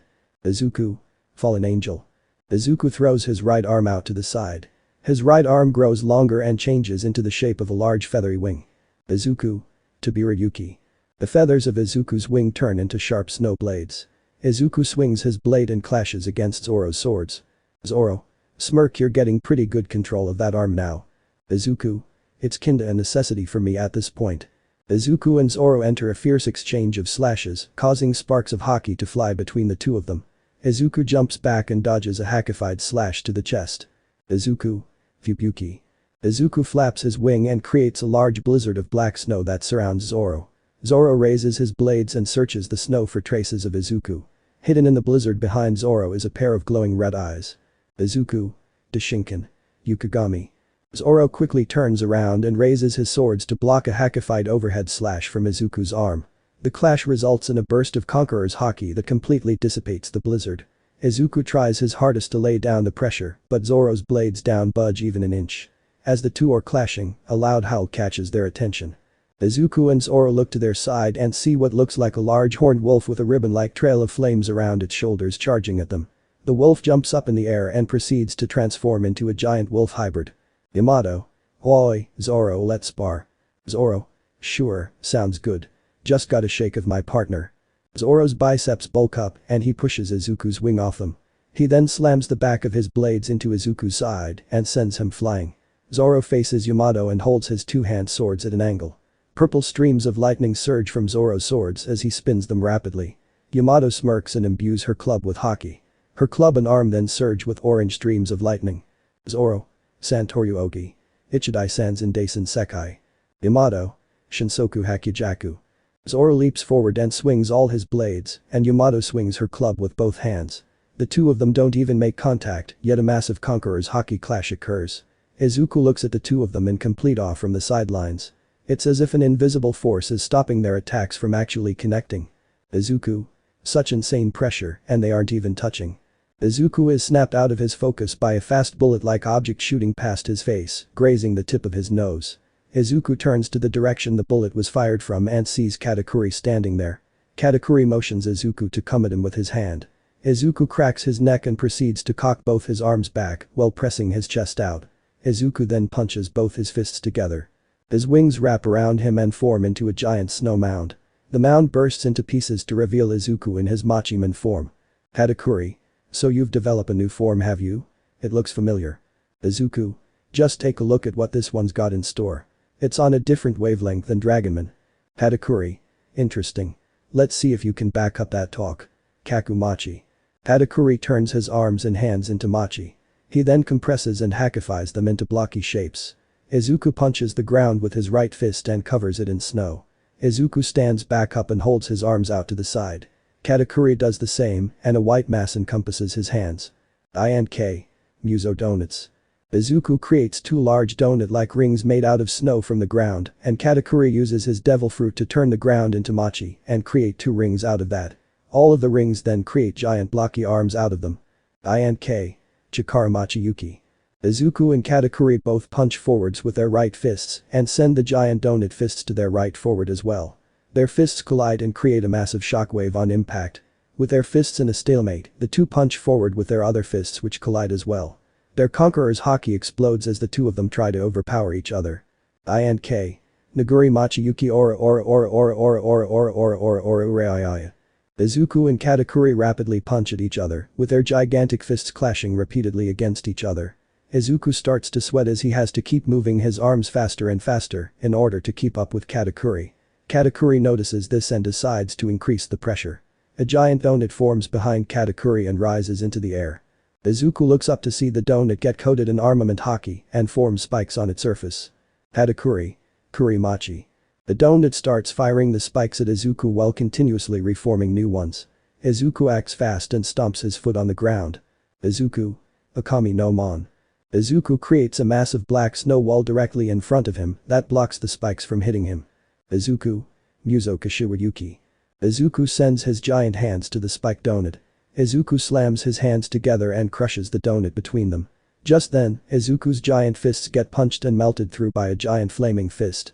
Izuku actives his future sight and quickly ducks down to the ground. Katakuri. Yakimachi. Another giant flaming fist bursts through and melts Izuku's snow wall.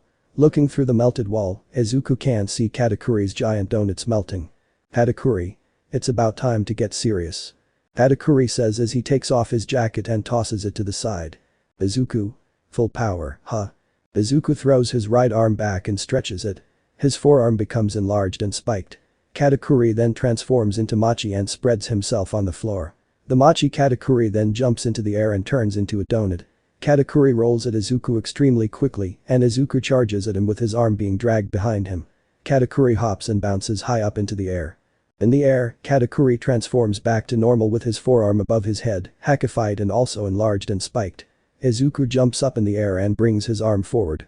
INK. Zanjiri Machiyuki.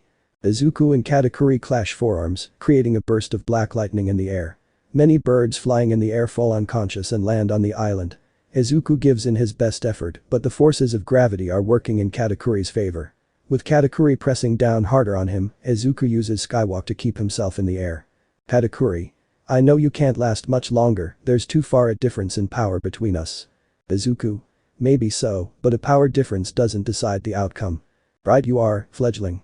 Just then, a blast of air from below pierces Izuku and Katakuri, leaving holes in both their arms.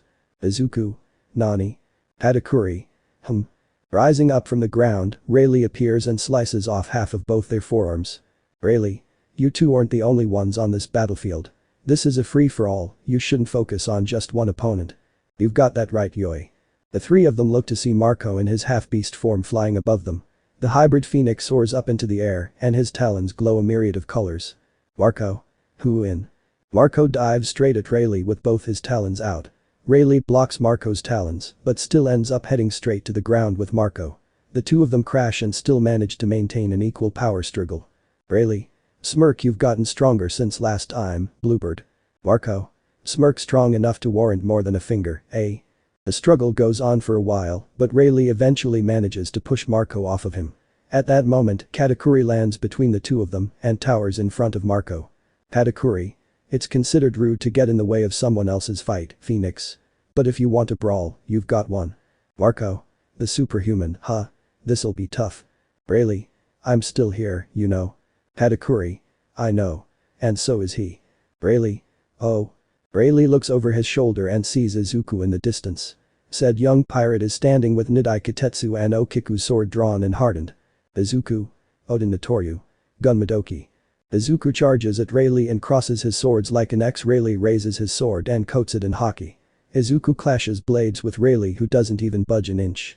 Izuku looks shocked at the reddish aura surrounding Rayleigh's blade. Rayleigh. Not bad. But Oden was stronger. Rayleigh deflects Izuku's blades and thrusts his palm against his chest. Izuku feels an invisible force strike against him and gets knocked back. He then gets kicked in the back and launched up by Rayleigh. Rayleigh. And faster. Rayleigh vanishes and appears above Izuku in the air. Rayleigh.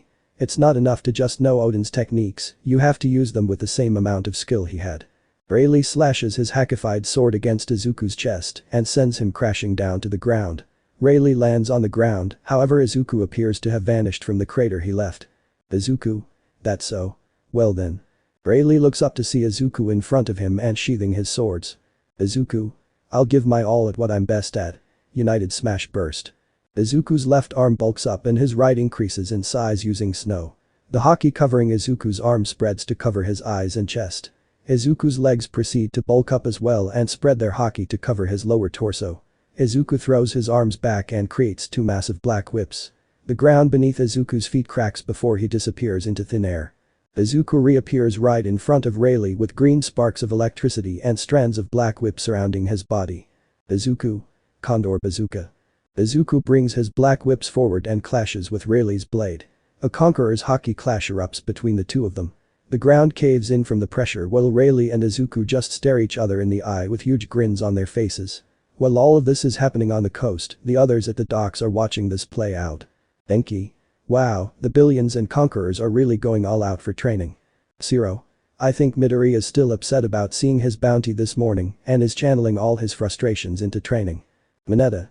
What are you, a psychiatrist? Zero. Nope, just someone who can see the obvious. Mina. I've a feeling they're gonna destroy the coast at this rate. Najire. They're scaring the birdies too. Setsuna. I thought Bakugo and Todoroki were gonna join them. Mirio. Nah, they got dragged into the hot spring by Chopper-sensei. He said they should cool off until their wounds totally heal. Usopp. I think that's probably for the best. Robin. Agreed. They're not as quick to heal as Izuku, so they're going to need some more time. Just then, a small yawn catches all of their attention. Everyone looks to see Ace cradled in her arms. Mina. Oh, he's so cute. Setsuna. So precious. Najire. He's a little angel. Denki. He is kinda adorable. Mineta. Makes you wonder how he came from two monsters. Nami. I heard that. Mineta. Ah, I'm a dead man. Usopp. Am I the only one who finds it weird that Ace kinda looks a lot like his late uncle who he's not related to by blood? Robin. To be fair, Luffy looks a lot like Ace, and they aren't blood related. Usopp. Good point. Najire. Hey, I've been wondering about this, but are devil fruit powers inheritable? Midoriya never really told us if they were. Robin. No, they don't work that way. Big Mom for example is a devil fruit user with many children, none of which exhibit the same power as her. Najire. Oh, I see. But what if a devil fruit user has kids with a quirk user? Usopp. What about if that happened? Najire. Well, quirks and devil fruits work the same way, right? They both alter a person's DNA, but quirks can be passed down. So if someone with a quirk and someone with a devil fruit had a baby, would they baby also have the devil fruit powers? Usopp. DNA. Law. It's called the lineage factor in this world, child. The group looked to see Law, who's carrying a sleeping Shanks, walking up to them from his ship. Mirio. Why are you holding Shanks? Law. That damn Fujiwara just handed his damn son to me and ran off. Anyways, how's it you know how devil fruits work? Najire. I asked Midoriya since I was curious. He told me that he was taught that by some gassy clown. Law. TCH, Caesar, that damn clown. I knew I shouldn't have let the boy talk to him. In any case, there's no guarantee the child will inherit the powers of a devil fruit, given that only one of its parents holds the quirk factor. Najire. Oh, I guess that does make sense. Wow, you're smart. Like a biology teacher. Mineta. Say what if one parent has both a quirk and a devil fruit power? Law. I'd say that would drastically increase the chances. However, let's bear in mind that this is all speculation. We won't have any confirmation about this matter until at least 20 years from now. Enki? What? Why 20 years? Law. Because that's the bare minimum amount of time I suspect it'll take for Izuya to make a move on that pink-haired girl and make a mini Midoriya or two. Mirio. You say Midoriya weird. Setsuna. Oh, yeah, that's right, Hatsune has both a devil fruit and a quirk. And it wouldn't be weird if she and Midoriya hooked up. Mina. Yeah, especially not after seeing what goes on in that workshop. Mineta. Shivers, I can still see the star. Zero. We can all still the star. Najire. But what makes you so certain that they'll get hitched? Law. They will. That child will be born and I will examine them. Mineta. You sound both like a parent who wants grandkids and a mad scientist, and I can't tell which is more unsettling. While their group is busy chatting, the subject of their conversation, May, is nearby with Melissa and Frankie at sort of makeshift outdoor workshop. With them is Izo, Kiku and a rather large and bulky man sitting next to the workshop table. Frankie. There, how's that feel? The muscular man stands up from the seat he's sitting on. He turns his head to his right and looks down at what appears to be a mechanical right arm attached to him. He raises the arm and opens and closes the fingers of the hand. He clenches the fist and the entire arm transforms into solid diamond. This'll work just fine. Frankie. Heh, pretty good, isn't it? Expect the best from me and my super mechanics. May. Super. Izo. Good on you, Jozu. It must have been hard living with your arm like that for 2 years. Frankie, you know, I can always make you a new arm too, Missy. Deku. My humblest thanks, Franisu-chan, but I think I'll continue on like this. My lost arm serves as a reminder to me that I fought alongside the others for Wano. Frankie. That's so. Well, I'll respect your decision then, but if you ever need a hand, literally, don't hesitate to pay the shop a visit. Izo. Jozu, you talked to Trafalgar, right? What's your decision in the matter of this war? Jozu. I'm fighting, of course. I can't stand Teach still sitting on Pop's seat and using his power to do so. Let's take him down and give him hell. Izo. That's what I wanted to hear. We'll paint the seas red with blood of the Blackbeard pirates. Melissa. So violently intense. Jozu. Jozu looks at the work table and sees Kirishima and Tetsutetsu poking their heads out from the other side.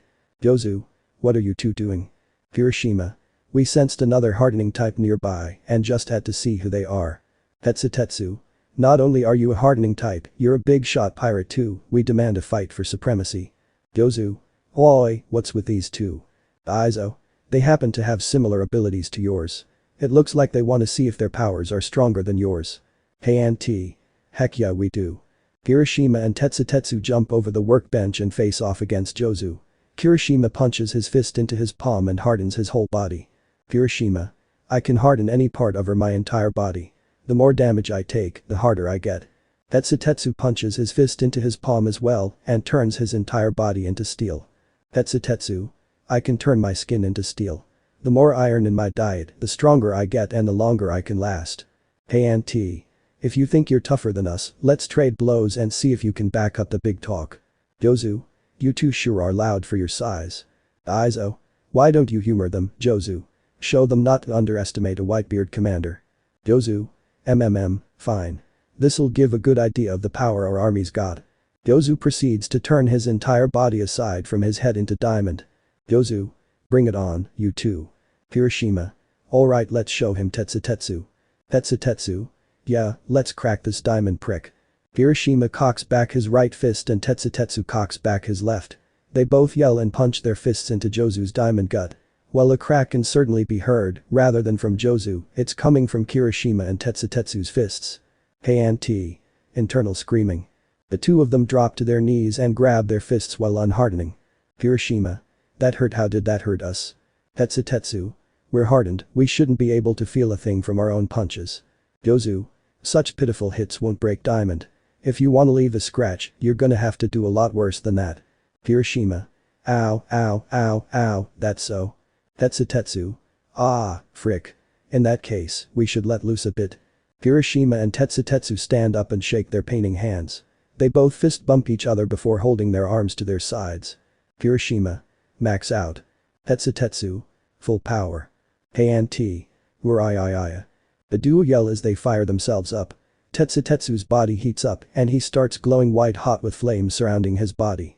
His normally fixated hair starts floating in the air like flames and his arms and legs become coated in a silver blue tinted hockey. Kirishima's hardened body bulks up, creating the sound of cracking between his hardened muscles and his already sharp edges become more jagged and serrated. His sclera teeth and hair turn black with hockey, leaving only the tips of his hair remaining red. Kirishima's arms, legs and torso become coated in a crimson red tinted hockey. Tetsutetsu. Overheat. Molten steel. Kirishima. Unbreakable. Crimson riot. Jozu. Oh. Kirishima. Let's see if you can take this on. Tetsutetsu. We'll break straight through your defense. Kirishima cocks his right fist back and Tetsutetsu cocks his left fist back. Sparks of red lightning seem to surge from Kirishima's fist and sparks of silver blue lightning surge from Tetsutetsu's. Jozu. Hey Auntie. Crimson ram. Kirishima and Tetsutetsu scream as they throw their fists forwards and deal a heavy blow to Jozu. May and Melissa hold on to Frankie to avoid getting blown away from the resulting shockwave. Once everything calms down, it can clearly be seen that Kirishima and Tetsutetsu are standing there with their fists against Jozu's hackified stomach. Kirishima and Tetsutetsu then all of a sudden fall to the ground and return to normal. Kirishima. Dang it, down in a second again. Tetsutetsu. I thought it was neurotoxin last time, but we really can't last long in these forms. Jozu.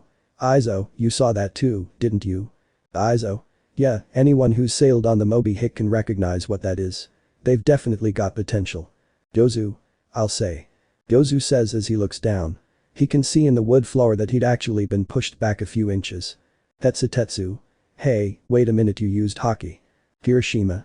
Yeah, that's not fair. Jozu. You both used hockey too, you know. Kirishima. Ah. Tetsu. Oh, yeah. Jozu. Oi, you two. That spark of yours. How long have you two emitted it? Kirishima. Spark. Tetsu. What are you talking about? Jozu. They're not aware of it. Izo. That's how it always starts, meaning they awakened it recently. And I think you two are misunderstanding. Even if Jozu didn't use hockey, it wouldn't have made much difference. Izo says as he stands in front of Kirishima and Tetsu. He unholsters one of his pistols and hackifies it. He fires a shot at Jozu which bounces off his diamond skin. Izo. His diamond skin is hard enough to deflect many hackified attacks. You need enough brute force along with hockey to do damage. Tetsu. Whoa, he seriously is the hardest. Kirishima. Dang it, wait, where'd that bullet go? Izo. Oh. Everyone looks to see the bullet deflect off the gold bow of Izuku's ship, off Frankie's chest, off the workshop table, and head straight for the outdoor kitchen where Sanji, Sayu, Achako, Tamaki and Itsuka are making lunch. Tetsu. Sanji-sensei, look out. Sanji. Huh. Sanji looks to Tetsu and immediately gets a bullet to the forehead, causing his head to bend back and face the sky. Everyone is about to scream in horror, but much to their incredible surprise, Sanji straightens his neck and looks forwards again. The bullet, which appears to have been squashed in on itself upon impact, falls off Sanji's forehead, which appears almost unscratched, and onto the ground. Sanji. Ow, you've got to be careful guys, that could have hurt someone. We're cooking over here. Despite Sanji saying that, Jozu, Izo, Kirishima and Tetsu just stare wide-eyed in shock at Sanji. JIKT. Maybe he's the hardest. Frankie. Whistle, you two are really something else. A real shame your bounties are only 70 million. Monoma. Did someone say bounty? Just then, Monoma comes strutting in, waving his wanted poster all around, along with Tiger, Mandalay and Kota. Monoma. Well, I just happen to have my 100 million Beely wanted poster right here. A wanted poster, mind you, that has a bounty higher than All Might of all people. Oh ho ho ho ho ho. Tiger. He's been like this the whole day and he won't shut up. Getting a bounty really went straight to his head. Frankie. You know, Pudding, our pastry chef, has a higher bounty than you. Monoma. May. Well, that sure shut him up. Mandalay. I still can't believe Kota has a bounty now. Kota. I'm a wanted man now. Law. His ability probably earned him that bounty. Law says as he walks towards them with Najire and the others. Law. From what I heard from Izuya and Yamatoya, this kid used his water creation ability to take down the beast pirate grunts. Many Marines probably saw him use it and it probably sent panic to their souls. Remember, devil fruit users are naturally weak to water and usually rendered helpless when submerged. Even people of Admiral and Yonko level will probably die after a few minutes in the water. So the possibility of a water devil fruit or natural ability that allows someone to produce water in such amounts is quite scary to some people, especially the Marines who consist of many power users. Naturally they'll put a bounty on his head and want him brought to them as either a live specimen or a subject for dissection. Kota. Ah. Mandalay. No, my baby. Law. Relax. As long as he's here with this crew, he'll be safe. And as for you. Law says as he turns to Monoma. Law. You have the power to copy the abilities of your fellow Quirk users. You may have defeated a pacifista, but that's not enough for a bounty like yours, and you defeated it with the help of allies not to mention. Once again, your quirks are seen as devil fruits. What do you think it looks like when you use multiple abilities at once? Monoma. Oh. Law. You have the outward appearance of a person with multiple devil fruits, like the Nanako Blackbeard.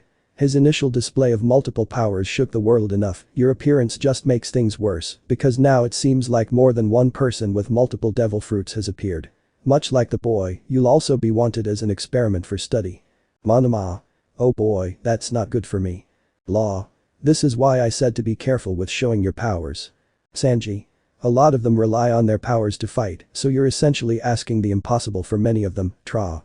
Sanji says while walking towards Law with Tamaki and the others. Law. I'm aware of that. But I'm simply stating that while many of those with quirks have powers that can be easily written off as devil fruits, the remaining few have need to be extra cautious. Take for example the invisible girl. The Suk no Mi. Sanji. TCH. Law. is already well known to be eaten by Shiryu of the Rain, so you won't be able to use that as a cover. You'll have to think of another way to conceal her power's actual origin. Robin. He makes a convincing argument. Ichako. Yeah. Sai.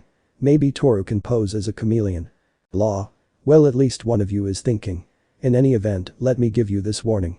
Those of you with more difficult to disguise abilities should avoid notoriety and avoid earning yourselves a bounty. Mineta. Advice I can live by. Frankie. Speaking of bounties, the crew just got a bunch of new wanted men and some of our bounties did increase. Usopp. Guess that means the rankings changed. Mina. Ranking. Usopp. Yeah, sometimes we rank our bounties to see who's currently the top dogs of the crew. Usually it's Luffy, Zoro and Sanji. Setsuna. So who's at the top now? Robin. Why don't we list them off? Usopp. Usopp. With pleasure. Let's see. At the top is Luffy with 5 billion Beely. Next is Zoro with 2,198,111,100 Beely. Yamato comes in third with 2,110,300,000 Beely. Sanji's got 2,092,030,200 Beely to his name. Inbei's bounty is 1,889,040,200 Beely. Izuku's bounty went up to 990,071,500 Beely. Izuku. Raiaya. Zero. Yeah, he's still upset about it. Usopp. Ahem. Robin is after Izuku with 900,020,600 Beely. Frankie rose up to 875,030,900 Beely. My bounty's 800,040,100 Beely. Brook has 777,040,300 Beely. After the war, Carrot's bounty is now 600,051,500 Beely. Packins went up to 500,042,000 Beely. Shoto's is 501,011,100 Beely. Itsuki. 970,000 goddamn Beely frick. Usopp. Well, at least he censored himself this time. Moving on. Nami's up at 300,070,300 Beely. Pudding shot up to 170,062,500 Beely. New in the rankings is Aizawa and his 112 million Beely bounty. Tenyu joins the race at 107,822,000 Beely. Inasa storms in with 105,716,000 Beely. Shinso's next at 103 million Beely. Monoma is on the dot at 100 million Beely. All Might somehow got 88 million Beely. Kirishima and Tetsu over here both earned 70 million Beely. Koda's worth 15,412,000 Beely. Tom is right behind him with 10,030,300 Beely. And last but not least is Chopper with 1,122,400 Beely. Enki. You know, that just made me realize Midoriya is one of the head honchos of the crew. Dude might actually be a monster. Setsuna. Yeah, seeing him do what he calls training isn't really helping to disprove that. Flamp. Ah, my darling, so cool. Flamp says as she floats in and joins the group out of nowhere. Flamp. He's so handsome and manly when he fighting against such strong pirates. Kirishima. I may not know about that handsome part, but I will definitely agree that he's manly. Setsuna. Geez, you're really obsessed with Midoriya. Sai. Flamp. Of course I am. He's destined to be my husband after all. Melissa. EA. Ichako. Cold sweat, excuse me, what exactly do you mean by that? Flamp. Haha, mama wants the two of us to get married and start a family together. Ah, just imagining the two of us living in a cottage on Whole Cake Island and raising a little bundle of joy makes my heart go pitter-patter. Tamaki. None of that sounded consensual. Itsuka. Aren't you on Katakuri's side? Doesn't that mean you don't have to marry Midoriya anymore? Flamp. Oh, I don't want to marry him because of mama's orders. I really love him. Sai. Ichako. I Twitch C, calm down, Su-chan. Why you'll wake the kids. Tamaki. They look scary. Zero. Didn't you just meet him like 2 days ago? Flamp. It was love at first sight. Frankie. She's kinda sounding like the pirate empress. Mina. She's really serious about Midoriya. Mandalay. I'm just gonna cover Koda's from here on out. Koda. Wait, what's happening? May. It kinda seems like Midoriya's uncomfortable around you. Remember, he sorta panicked when you wrapped your arms around his neck at the party. Flamp. Oh, that. He was probably still just a bit peeved because I stole his first kiss earlier that morning. Usopp. Wait, what? Robin. Oh my. Sai. Mineta. I feel pain in my soul. Melissa. Ichako. Blush WH what do you mean his first kiss? Flamp. Oh, jealous. Haha, I may have had a passionate moment together while he was chained up in bed. It was just a French kiss where I innocently slipped in a couple muscle relaxants and aphrodisiacs down his throat. Mineta. Okay, I suddenly feel less pain in my soul. Enki. Holy shit. Whispering Midoriya caught himself a real crazy one. Usopp. The hell do you think you're doing to one of our crewmates? Sigh. Internal reeing. Ichako. Incoherent jumbled speech. Belissa. Blush why would you do that? Flamp. Oh, it was just a joke to break the ice between us. Satsuna. Seems kinda extreme for a joke. Flamp. Sadly, it didn't work. Love struck but at least I got his first kiss. Sigh. Mina. Whisper you think we should tell her about Ryaiju? Kirishima. Whisper I don't think that's a good idea. Especially with Sanji-sensei right here. Flamp. Unless of course, I'm wrong. Mina. No, you're his first kiss as far as all of us know. Flamp. Smirk good. Aizo. I kinda feel bad for the kid. Mandalay. Out of curiosity, what exactly made you choose Midoriya as your Vic fall for him? Flamp. He was just so hot covered in blood and injuries. Ichako. That's not a normal weight, what did you say? Flamp. Oh, nothing. Just that my darling looked so hot and tough when he was all bloody and beaten after the war. Makes him look like such a warrior. Ichako looks at Sue with a concerned stare and is given an identical stare back. Ichako slowly walks backwards and grabs onto the sleeve of Aizawa, who just so happens to be standing there and talking with Joke. He looks at her and she motions him to bend down. He complies and she whispers something in his ear. Aizawa then stands back up straight and stares at Flamp with his red eyes and hair raised. After a short moment, his hair drops and eyes return to their normal black. He shakes his head at Ichako and she gives a nod of understanding. Ichako walks back to the group and stands next to Tsuyu. Ichako. It looks like she's clean. Flamp. Izuku. Ai. Just then Izuku comes flying in and crashes into the ocean right next to the group. Mineta. Midoriya down. Enki. Quick, get the fishing nets. Later. It's later in the day and everyone is taking a break for lunch. Luffy can be seen bloated from eating too much and sleeping with a piece of meat in his mouth. Both Ace and Shanks are sleeping on Luffy's inflated stomach. Usopp. Well, he might not make much of a dad, but he sure makes a fine baby bed. Brook. Yo-ho-ho, perhaps he'll start telling some jokes now. Another comedian on board would be quite fun. Usopp. The last thing we need in this crew is dad jokes. Nearby, Belmira is sleeping peacefully on a blanket on the grass. She's interrupted from her pleasant nap by Hancock picking her up and holding her up to her face. Hancock. Hello there my little angel. Mommy's here to play with you. Why don't you give me a cute little smile like your father's? Hancock says with a bright smile, while Belmira just looks at her blankly. Soon enough, the infant's expression becomes upset with tears in the corners of her eyes, which shocks Hancock. Belmira. Crying why? Hancock. No, SHH, it's okay, mommy's here. Nami. You're damn right she is. Nami yells as she runs in, kicks Hancock away and grabs hold of Belmira. Nami. It's okay my little Mikan, just go back to sleep. Everything's alright. Hancock. You harlot, what do you think you're doing? You're interrupting my bonding time with my daughter. Nami. She's my daughter I carried her for 9 months and threatened to sterilize Luffy while giving birth to her. If you want a daughter to spoil, then go make your own. Hancock. Tempt me and I just might actually, no, I will how do I make one? Nami. Wait what? You don't know where babies come from? Hancock. Isn't that obvious? Now hurry up and tell me. Aizawa. Let me get this straight, you know that to copulate is the process of making kids. But you don't in fact understand what copulation actually is. Aizawa asks while he's covering Erie's ears with his hands. 9. Amazon Lily is populated entirely by women. The only women who know how to make children are the Kuja pirates. Every few years, they leave the island and bring back children. The Snake Princess however is somewhat sheltered, so she's never done it before and hasn't had the process explained to her. Aizawa. Oh, I see. Nami.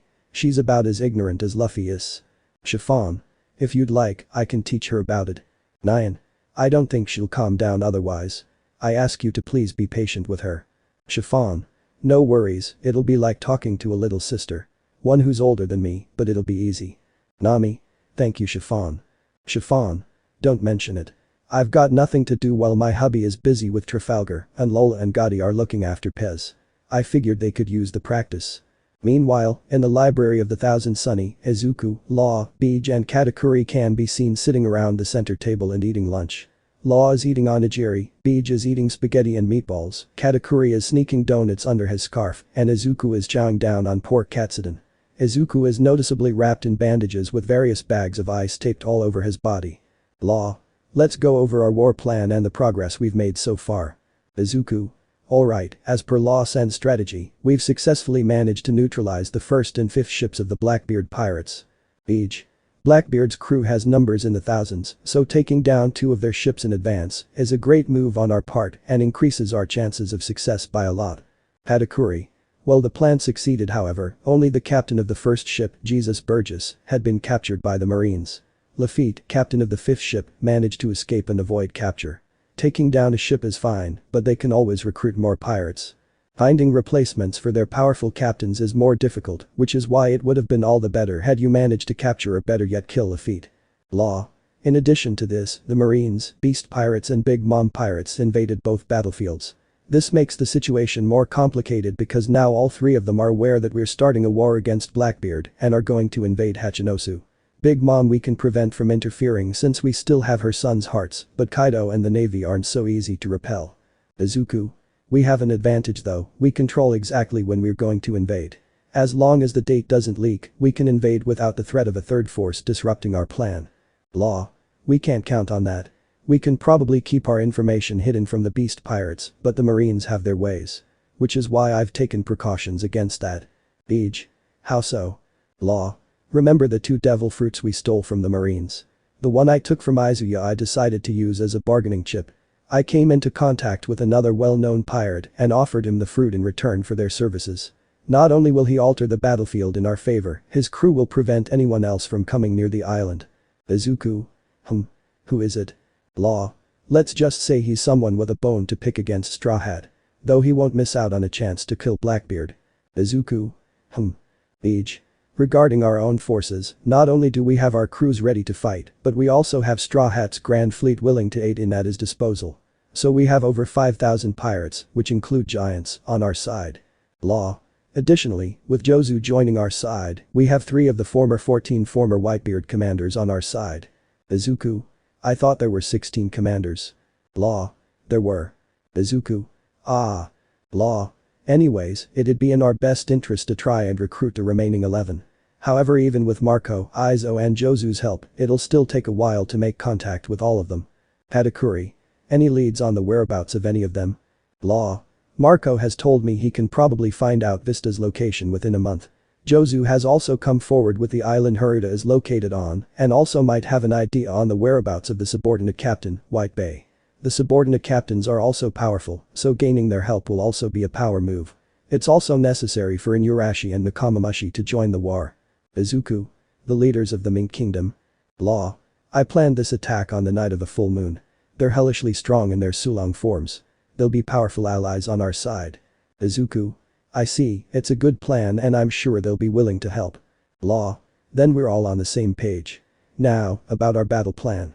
I want us to lead with a powerful attack on the island. Katakuri. My ship has a powerful compressed air cannon built into it that can fire a massive burst of flames. Izuku. My ship and the Thousand Sunny are also built with similar air cannons. If we fire all 3 of them, along with a combined blast from General Frankie and Kuro, it could deal serious damage and make great headway into the battle. Law. That sounds like a promising first move, but before you say anything else, fix your hair, you look disgusting in pigtails. Izuku. What? Izuku turns around to find Flamp behind him braiding his hair into pigtails. Izuku. Hey, this is a private meeting. Flamp. T. The next day. On the far side of Riskana, where not many people visit except for the occasional stargazing in the snow, all is well and the animals are relaxing peacefully. However, the animals are soon disturbed by a distant sound that's out of the human range of hearing. The sound steadily grows louder, making the animals get up and look to the forest to see what is making that noise. Soon enough, the sound can be identified as humans screaming and something is flying quickly at the animals. They quickly run out of the way and 3 figures crash into a giant boulder at the edge of the island. Shoto. Ow. Izuku. Okay, this might have been a mistake. Katsuki. You think? Ow, sweet god, my back. Shoto. He's so much stronger than I expected him to be. At the coast on the other side of the island, all hell is breaking loose as there seems to be a massive battle happening. Hancock is charging full speed on Salome at a male figure who has her back turned to her. She leaps forwards and tries for a flying kick. Hancock. Perfumed femur magna. Hancock swing her leg, however her target disappears before she makes contact. Her eyes widen as she feels a hand touch her left side. Without so much as any movement, Hancock gets launched into the forest. As if on cue, Katakuri appears behind the male figure, with his trident pointed down at him. Katakuri thrusts his trident down, but it gets blocked by a hackified sword. At the same time, Yamato in her hybrid form appears from behind and swings her club. She too gets blocked as her club is caught by a hackified hand. The figure pushes both of their weapons off of him and takes a step back. The two of them furiously try and attack their opponent only for each and every one of their hits to get dodged with ease. They both swing at the same time, and the figure disappears. He reappears between the two of them. Before either of them can move an inch, they both get blasted like Hancock and sent flying in different directions. The figure then leans backwards and dodges a water bullet to the face from Jinbei. Jinbei. Gaijin Karate Ogi. And Igawara Seiken. Jinbei punches with his hardened fist and creates a powerful hockey-charged shockwave. His target merely raises his sword and slashes forwards. He fires a powerful flying slash that completely nullifies the shockwave and goes straight for Jinbei. Jinbei hackifies his other arm and crosses them to try and block the slash. The slash manages to break through Jinbei's hockey and starts cutting into his arms. Using all his strength, Jinbei uncrosses his arms and manages to break apart the slash. Looking ahead, Jinbei can't see that his opponent has vanished. A hackified foot is then all of a sudden planted into his gut and he gets sent flying straight into ocean. Zoro. Santoryu. Zoro runs up to the figure while hackifying all his swords. He leaps forwards and starts spinning in the air. Zoro. Hyakandama. Zoro continuously slashes at his opponent, causing them to have to deflect each slash and move back as Zoro keeps up the pressure. Coming up from behind Zoro, Sanji can be seen running with one of his legs ignited. Sanji. Diable Jam. Jiao shoot. Sanji jumps in the air and aims to deliver a flaming kick to the face. His target smirks and dodges by ducking. Using his free hand, he grabs onto Sanji's flaming leg. He then swings his arm and slams Sanji's skull against Zoro's. The shock causes both Zoro and Sanji to flinch. With their focus interrupted, they both get kicked in the ribs and knocked to the side. Luffy. Gomu Gomu no. Flying out of the forest at high speeds is Luffy in his boundman form. He compresses his right fist into his forearm and twists it. An orange aura surrounds his arm and streams of red lighting surge from it. The opposing figure smirks and hackifies their blade. A red aura surrounds their blade and streams of red lightning surge from it. Luffy. Kong rifle. Luffy unleashes his fist while untwisting it and the figure swings his blade.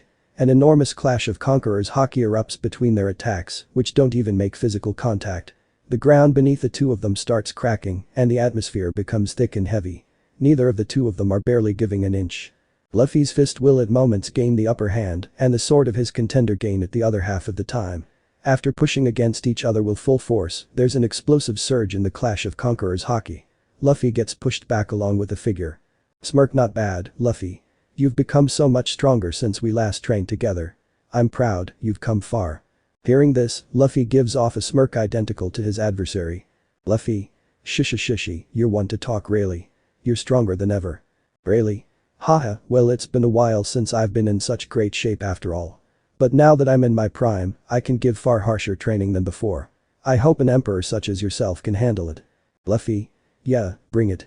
Izuku. Shiro Culverin. Izuku's right fist shoots out of the forest and flies straight to Rayleigh. Rayleigh simply and effortlessly cuts the fist down the middle with his sword.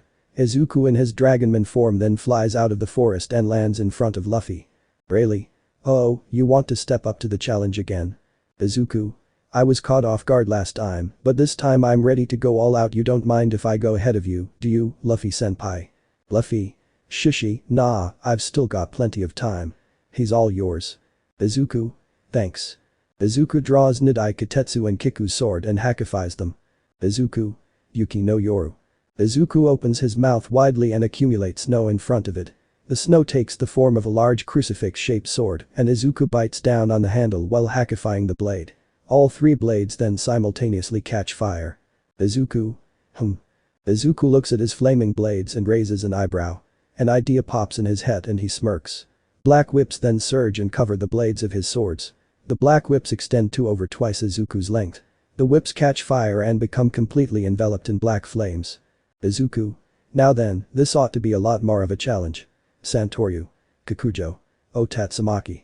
Izuku spins and creates an enormous flaming hurricane with blade-like winds. Both Rayleigh and Luffy are unfazed at the natural disaster in front of them.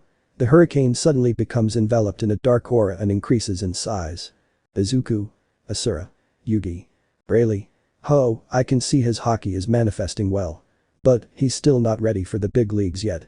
Rayleigh says as he dashes at the hurricane and reaches his hand out. He manages to grab one of Izuku's flaming black whips. Using his ridiculous strength, Rayleigh manages to forcefully stop Izuku from spinning, dislocating his shoulder in the process. Izuku stands there in pain and shock with his extra arms and heads fading away and his flames extinguishing. Izuku. Oh dear. Rayleigh pulls Izuku's black whip and swings it over his shoulder. Izuku gets lifted off his feet and slammed into the ground. Rayleigh proceeds to repeat the process several times, slamming Izuku into the dirt like a ragdoll. Those on the sidelines watch fearfully as Rayleigh starts spinning with Izuku like a top. He lets go and sends Izuku flying to the other side of the island. Izuku. This is hell. Ani. Wyu, the old guy's a real monster in his prime. Marco. Yeah, you can see why I didn't want to take part in today's training. So how was Wano? Enki. Seriously, he's even giving the billions a tough time. Mineta. Yeah, I'm glad we're just watching. Rayleigh. Just watching. Everyone suddenly becomes stiff as they hear Rayleigh yell at them from the training grounds. Rayleigh. I'm in the best shape I've been in for years, it'd be a waste to not take full advantage of it. Come, I'll train you all till your bones burn. Everyone. Uh-oh. One intensely severe training session later. All the young pirates in training are seen grouped up and lying on the grass of the coast. All of them are bandaged up to some degree, and some of them even have casts on their arms or their legs. Rayleigh. Perhaps I went too far. Shaki. I haven't seen you swing a sword like that in years. Rayleigh. It's fun to be young again, but I think I'd much rather look my age. My time to be youthful has passed. I hope you don't miss this young body of mine too much. Shaki. Nah, I'd much rather the two of us be old together. Rayleigh. Haha. Mina. Oh wow. Standing in front of the training injured group is a mummified Izuku wearing his glasses while holding a clipboard and pen. Katsuki. Jesus Christ, you look like an ancient Egyptian secretary. Izuku. Okay, in light of recent events and with war upcoming, it's best we keep track of everyone's progress. Okay, now when I say the specified type of haki, I want everyone who's awakened it to raise their hand. Okay, observation haki. Hearing his words, Yuga, Kyoka, Koda, Tokoyami, Shiro, Denki, Yusetsu, Yui, Niranjeki, Monoma, Satsuna, Juzo, Ryuko, Midnight, Mandalay, and Kami raise their hands. Izuku writes down all their names and flips over to a new page. Izuku. Okay, armament haki. Mina, Sato, Sen, Tageru, Kawaro, Jiroda, Hiryu, Burnin and Pixie Bob are the next to raise their hand. Izuku takes down their names as well and switches to another piece of paper. Izuku. Alrighty then, now those of you who can use both armament and observation haki, please raise your hands. Completely complying, the observation and armament haki users raise their hands. Izuku. Okay, that's Shinso, Inasa, Iida-kun, Achako, Tsu, Kaken, Shoto, Kirishima-kun, Tetsutetsu-kun, Shoji-kun, Ajiro-kun, Kendo-san, Yayoi Rozu-san, Vlad-sensei, Azawa-sensei, Tagada-senpai, Nijire-senpai, Amajiki-senpai, Hatsum, Maruko. Wait, Hatsum? May. Yeah. Izuku. Since when can you use observation and armament haki? You've never done any training for either. May. Oh yeah, well, remember when you transferred your power to me? Well, you said you'd be lending me your haki, but it looks like you did way more than that. You didn't lend me your haki, you awakened my haki. Check it. May holds her arms out and they become coated in a pink-tinted haki. She points at her eyes and her eyes turn crimson red. May. Tada, I can totally use both armament and observation at will. It's so cool and useful. Just then, the sound of popping can be heard. Hatsum looks down at her hand to see tiny pink sparks in her hand. She quickly shakes her hand as if to get rid of them. May. Okay, so maybe not completely. Those sparks show up sometimes, I think it's my devil fruit interfering with my haki. May looks back up at Izuku, who can only stare at her with a dumbfounded and kind of frustrated look. Izuku. I almost lost my head trying to learn observation haki alone. Seeing you obtain it in armament haki just kind of makes me agitated. May. Ah, that's so. Well, this is technically all because of you, so you've only got yourself to be mad at. Still, thanks. Itsuka. Was it really that hard for you to understand? It's pretty easy for us to comprehend. It just seems weird. Izuku? Wah? No, I'm not using a metaphor, I literally almost lost my head trying to learn observation haki. Zoro? Keyword being almost. Sanji? Yeah, you almost cut off his head. Just like how you almost killed him from blood loss after cutting him up for 12 hours straight. Zoro? Shut up. Say. What the hell? We've been training our asses off and she learns haki just like that. Manga? Yeah, that's totally not fair. Hey Midoriya, share some of that power with the rest of us. Izuku?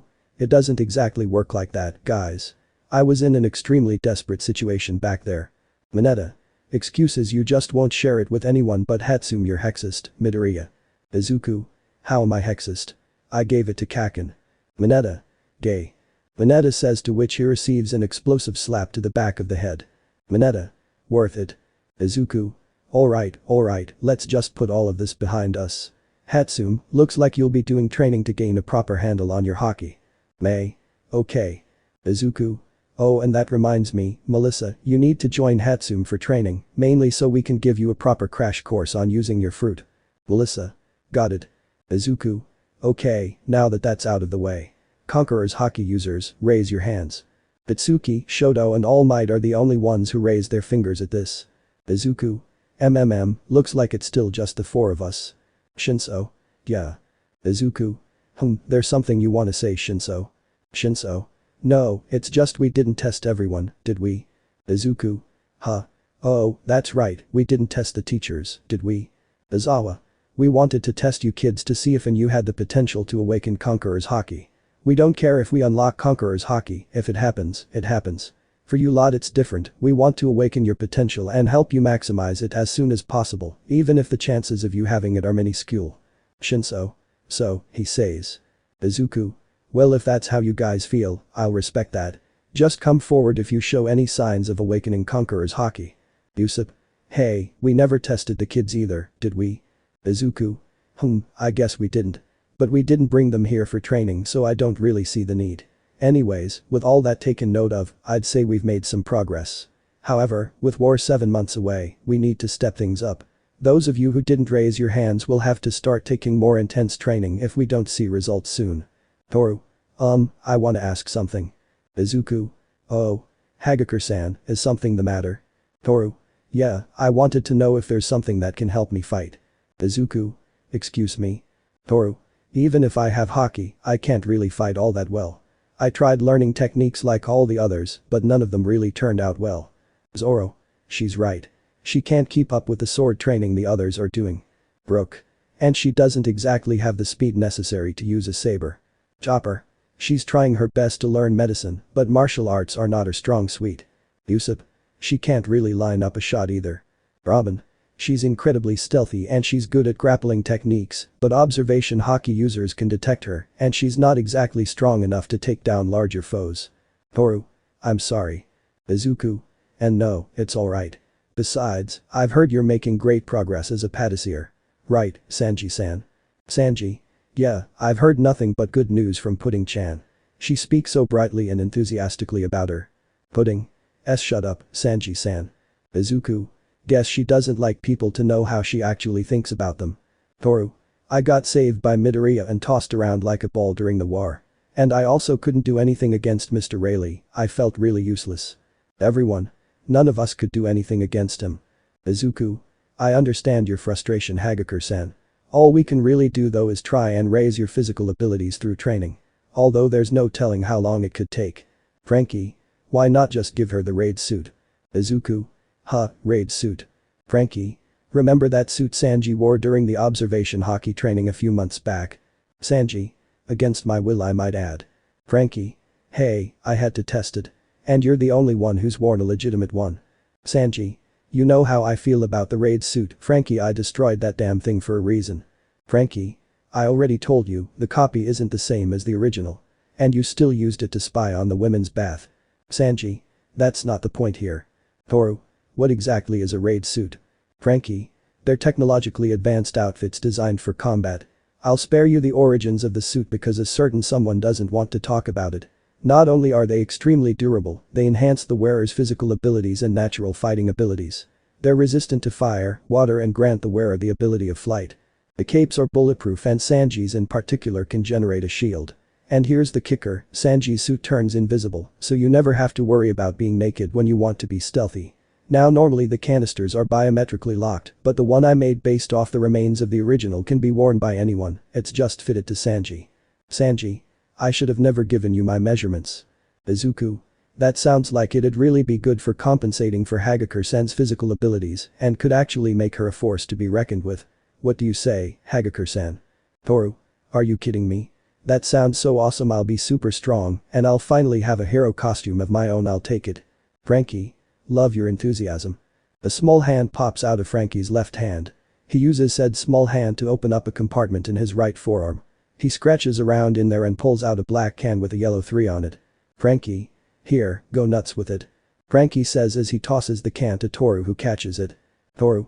Awesome, now, how do I use it? Frankie. There's a button on the canister, just click it and the suit will do the rest. Toru. A button? Oh, I think I found it.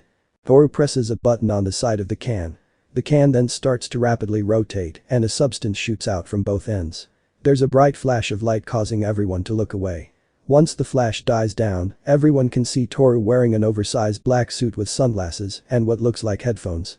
Toru. I think it's a little too big. Frankie. Well, I did say it was fitted to Sanji. Toru. Wow, it even styled my hair too. Everyone. It did. Just then, the raid suit becomes completely invisible, much like Toru. Mirio. Holy snaps, it actually worked. Toru. Cool, I can be invisible without being naked. Mineta. Well, it was fun while it lasted. Toru. Kinda hard to move in this. I feel like I might trip over my own pants. Frankie. We'll have to adjust the suit to your size. Why don't you take it off for now? Press the belt buckle. Toru. Belt buckle, right, got it. There's a clicking sound and another bright flash. The flash dies down and Toru is seen holding the raid can.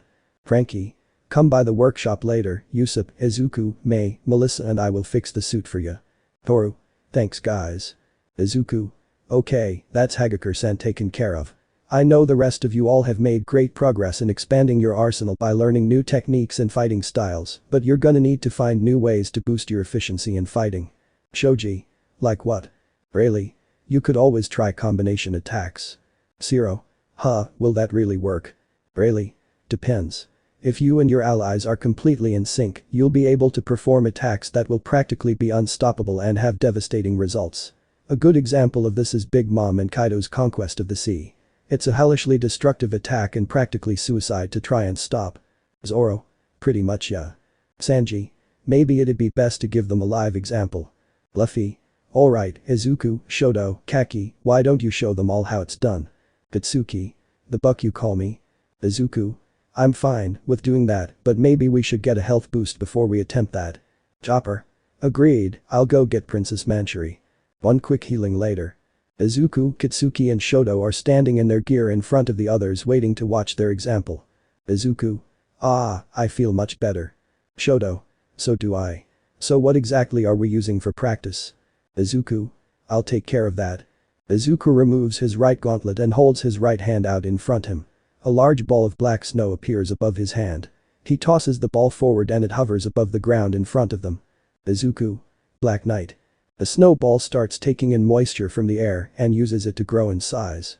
It takes the shape of a hackified humanoid figure. Shoto. A snow doll, huh? Is it durable? Izuku. Yeah, harder than steel. Katsuki.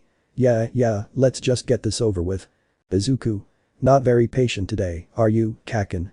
Shoto, you wanna take the lead? Shoto. Might as well. Now then, let's heat things up. Shoto's left side becomes engulfed in black flames. He compresses the flames around his left leg. Shoto. Diable Jam. Shoto releases his condensed flames and launches himself at the snow doll. He twists in the air and delivers a blazing back kick with his left leg to the center of the doll. Shoto. Genkyued. Grill shot. The doll goes flying and remains intact. The doll flies a few feet away before Izuku appears standing sideways in its flight path and stops it by raising his left palm. He smirks and twists his body to deliver a strong right hook to the back of the doll and send it flying back. Katsuki appears right in front of the doll and uses a hackified vertical kick to launch it upwards. He then draws one of his swords, which appears to be glistening upon exiting its scabbard. He jumps up and slashes at the snow doll's back. The back of his blade glows and explodes, giving his sword an extra burst of power that launches the doll even higher up. Izuku then jumps up into the air after the doll and squeezes his right gauntlet to coat in oil. The gauntlet catches fire and Izuku spins rapidly like a vortex. Izuku. Gomu Kenpo. Firestorm. Izuku punches rapidly at the doll with his flaming gauntlet as he ascends. While Izuku punches, Katsuki and Shoto use their explosions and flames to launch themselves up into the air. Izuku ends his flaming barrage with a strong punch that shoots the doll up higher. Using Skywalk, Izuku rockets upward so that he's above the doll. Katsuki and Shoto quickly reach the same height as Izuku and float around the snow doll's head in a triangular formation. SIK. Diable Jam. All three of their right legs catch fire and become enveloped in black flames. The three then all simultaneously deliver blazing front kicks to the face of the snow doll. SIK. Rodisage Triple. The combined attack of the three of them sends the doll crashing to the ground in a ball of flames. The assault doesn't end there as Izuku launches straight to the ground. He activates full power gear second and uses his snow to increase the size of his right arm. Izuku. United Smash Pistol. He punches his enlarged right fist into the center of the doll and creates a massive crater on impact. Izuku smirks and disappears off of the doll. Following immediately, Katsuki and Shoto crash onto the doll in a ball of flames, with Katsuki slamming his blazing heel onto it and Shoto slashing down on it with a blazing katana. S&K. Helios Crash.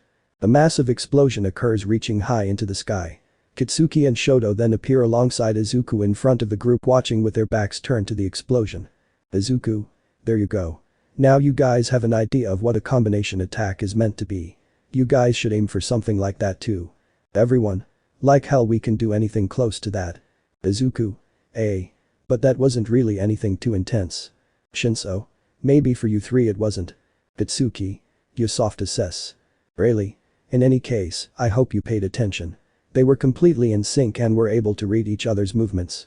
None of them got in the way of the other's attacks and waited for the right timing to step in.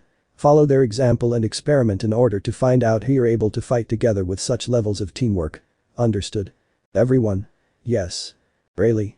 Good, now let's get to round 2 of training. Everyone? 1 week later, at a certain island where you can buy cola. The Enki and Zero. Cannonball. The duo both yell as they run and jump into a large outdoor bath. All the male Straw Hats, male Charlotte Pirates and men of the young pirates in training are all relaxing in the same large bath. Separated by a large wall right next to the bath are all the women who are also relaxing in an outdoor bath. Frankie. Doesn't get better than this. Zoro. I'll sure say. Izawa. First time I've ever been in a carbonated bath, feels kinda nice. Usopp. Yeah, the baths back home are nice too, but this is good in its own way. Vlad. Though we had to travel all the way out here, I'd say it was worth it. Jinbei. Indeed. The island's heat this time of the month is far too unbearable, and with the bathhouse not being big enough to fit all of us, we weren't exactly left with many other options. Usopp. We really gotta work on expanding the bathhouse after this. Frankie. Agreed. Vlad. By the way Izawa, have you seen Midnight? Izawa. Nope, haven't seen her all day. Deku. If you're wondering about Kayama-san, she's at Baltigo with Trafalgar-san. Apparently, he wanted to have what he called a drinking rematch with her. All might. That woman is gambling with the devil. Zoro. Shouldn't you be in the woman's bath? Deku. I may be a woman at heart, but I still have a male body. If enter the woman's bath, I'm afraid I might make some of the girls uncomfortable. Zoro. You're too considerate sometimes. Enki. This is nice. Perfect temperature water, free cola, no giant raven looking down us like back home, this place is perfect. Zero. Yep, I could stay here for days. What's this? Seeing something in the water, Zero wades through it with his arm.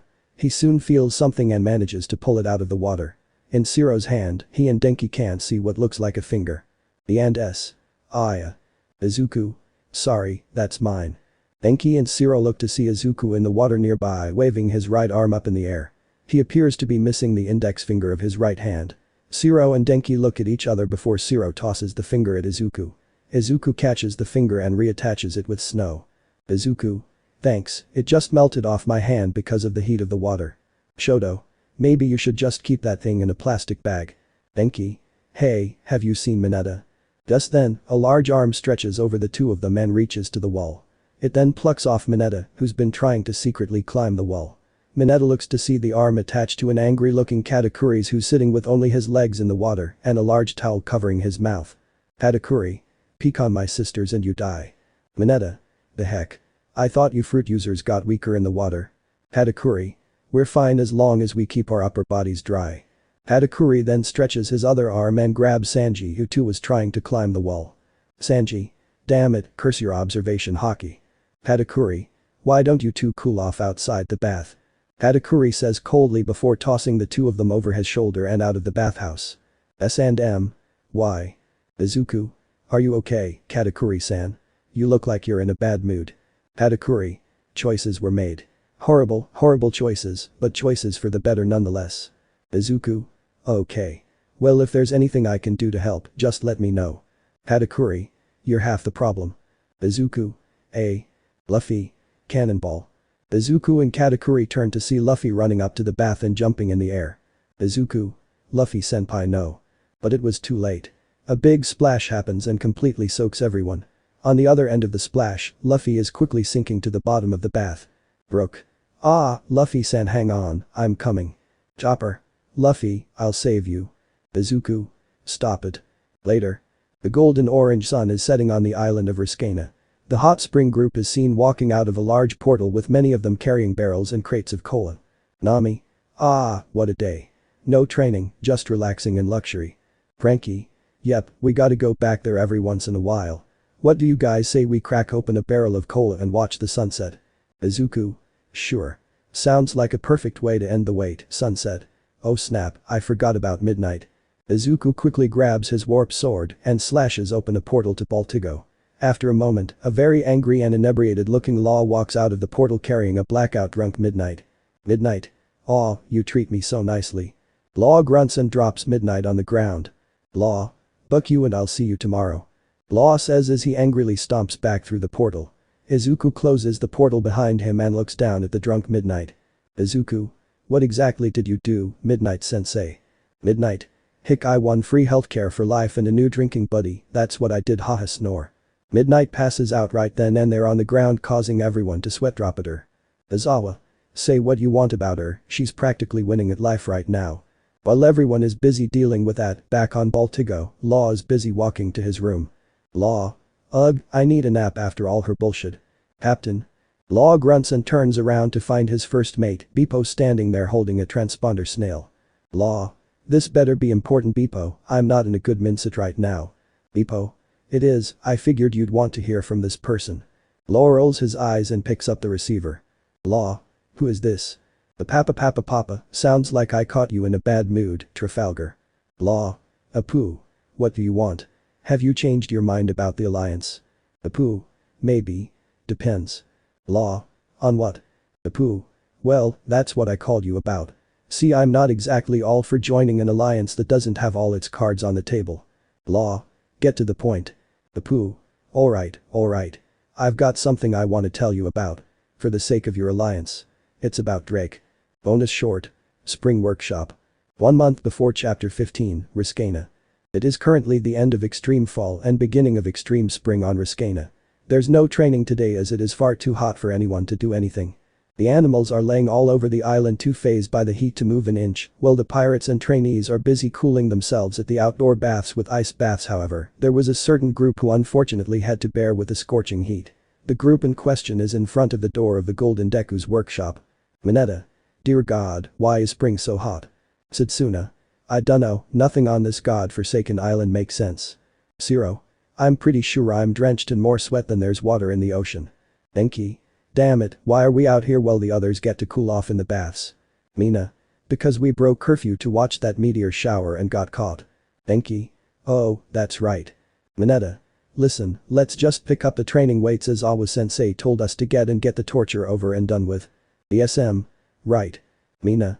I didn't see Midoriya, May, or Melissa at the baths, so I hope they're in here and can hand over the weights.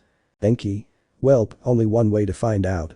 Enki opens the workshop door, and all 5 of them are immediately blasted with a wave of ungodly heat that makes them sweat even faster. The SSM and M. It's even hotter in here. Mineta. What the hell is this heat? It's like breathing in thermite. Is someone there?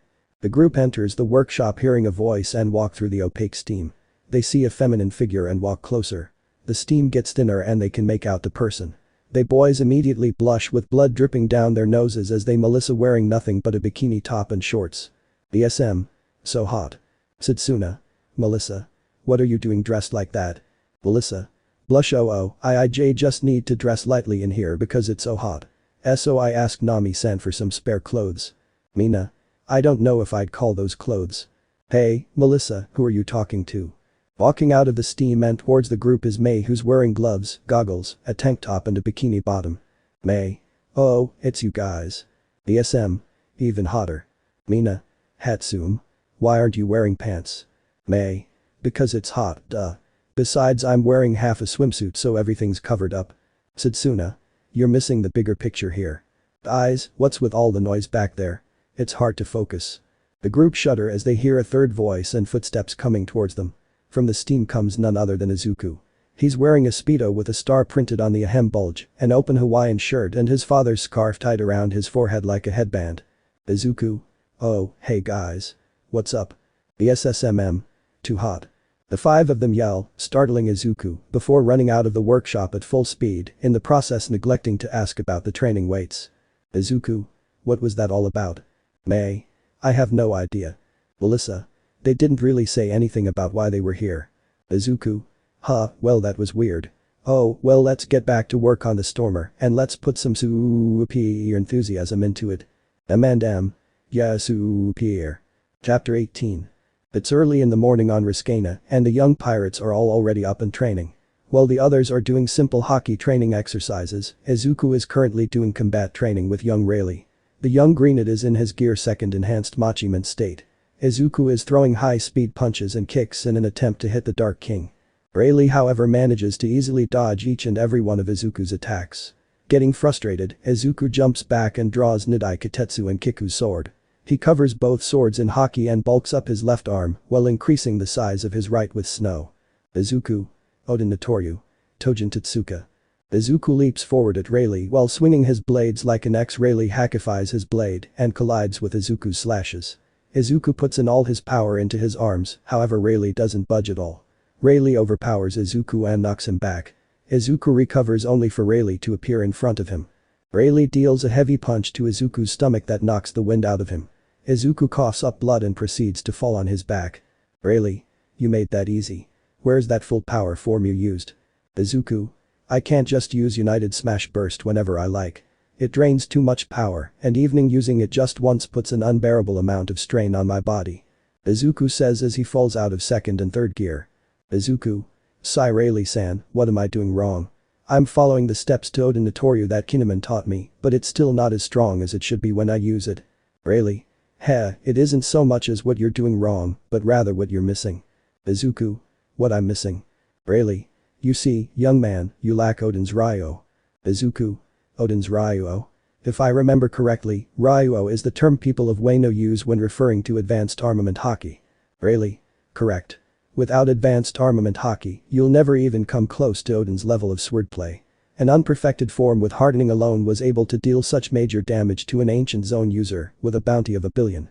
Imagine how much stronger it'll be when you master it. Izuku. But I've tried. But no matter how much effort I put in, I just can't seem to draw it out. I don't get it. Rayleigh. Izuku. What's so funny?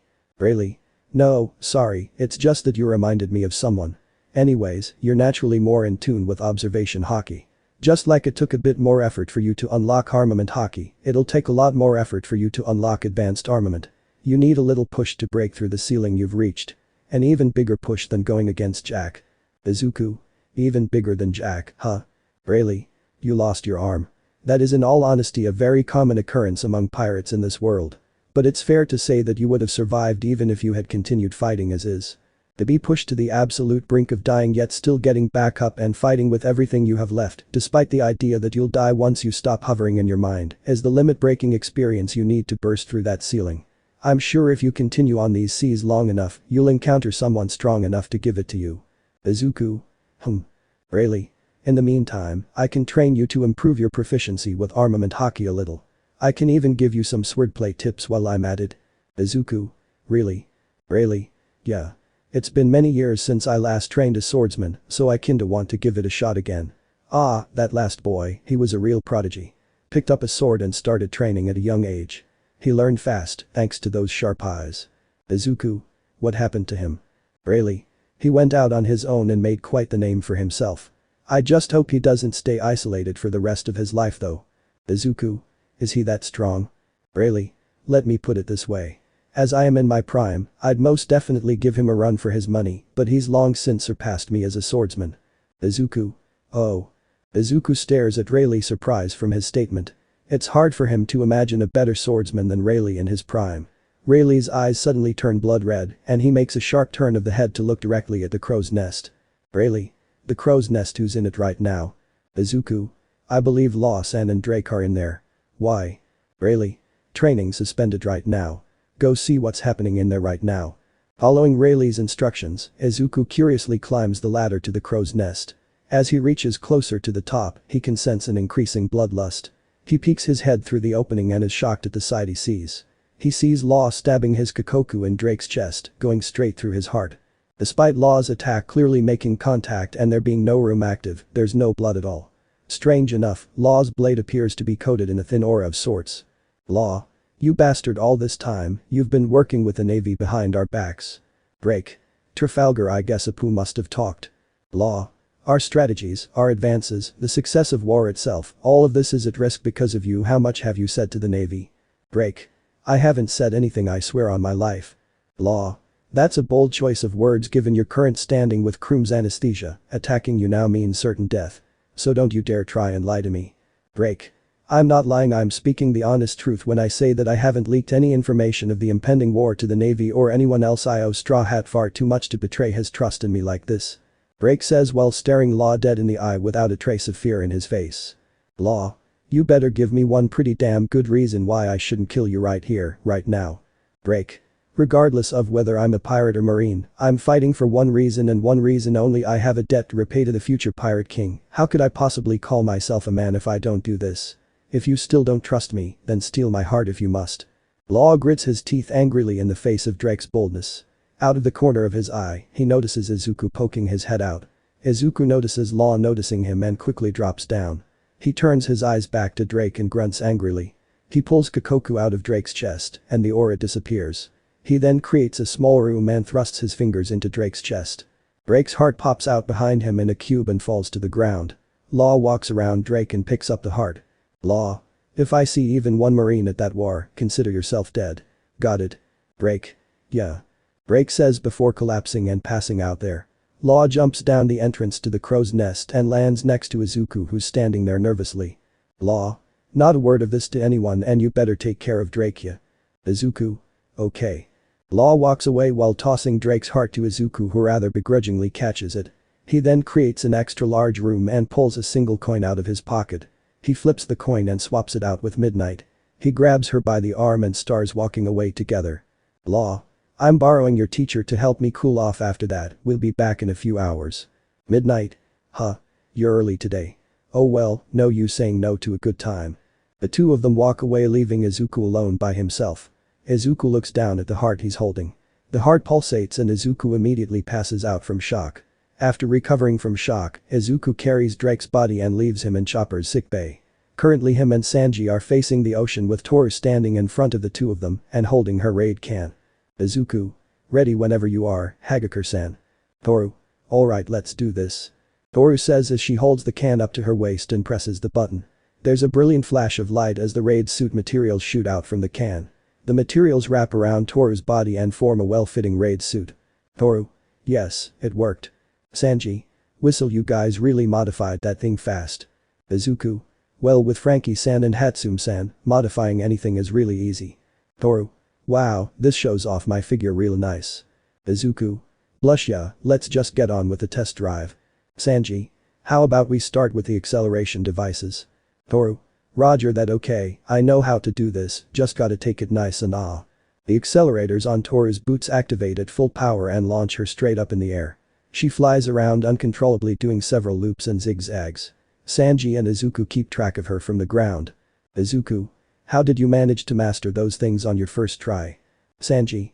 Shrugs just came to me really. Toru. I'm gonna hurl. Sanji.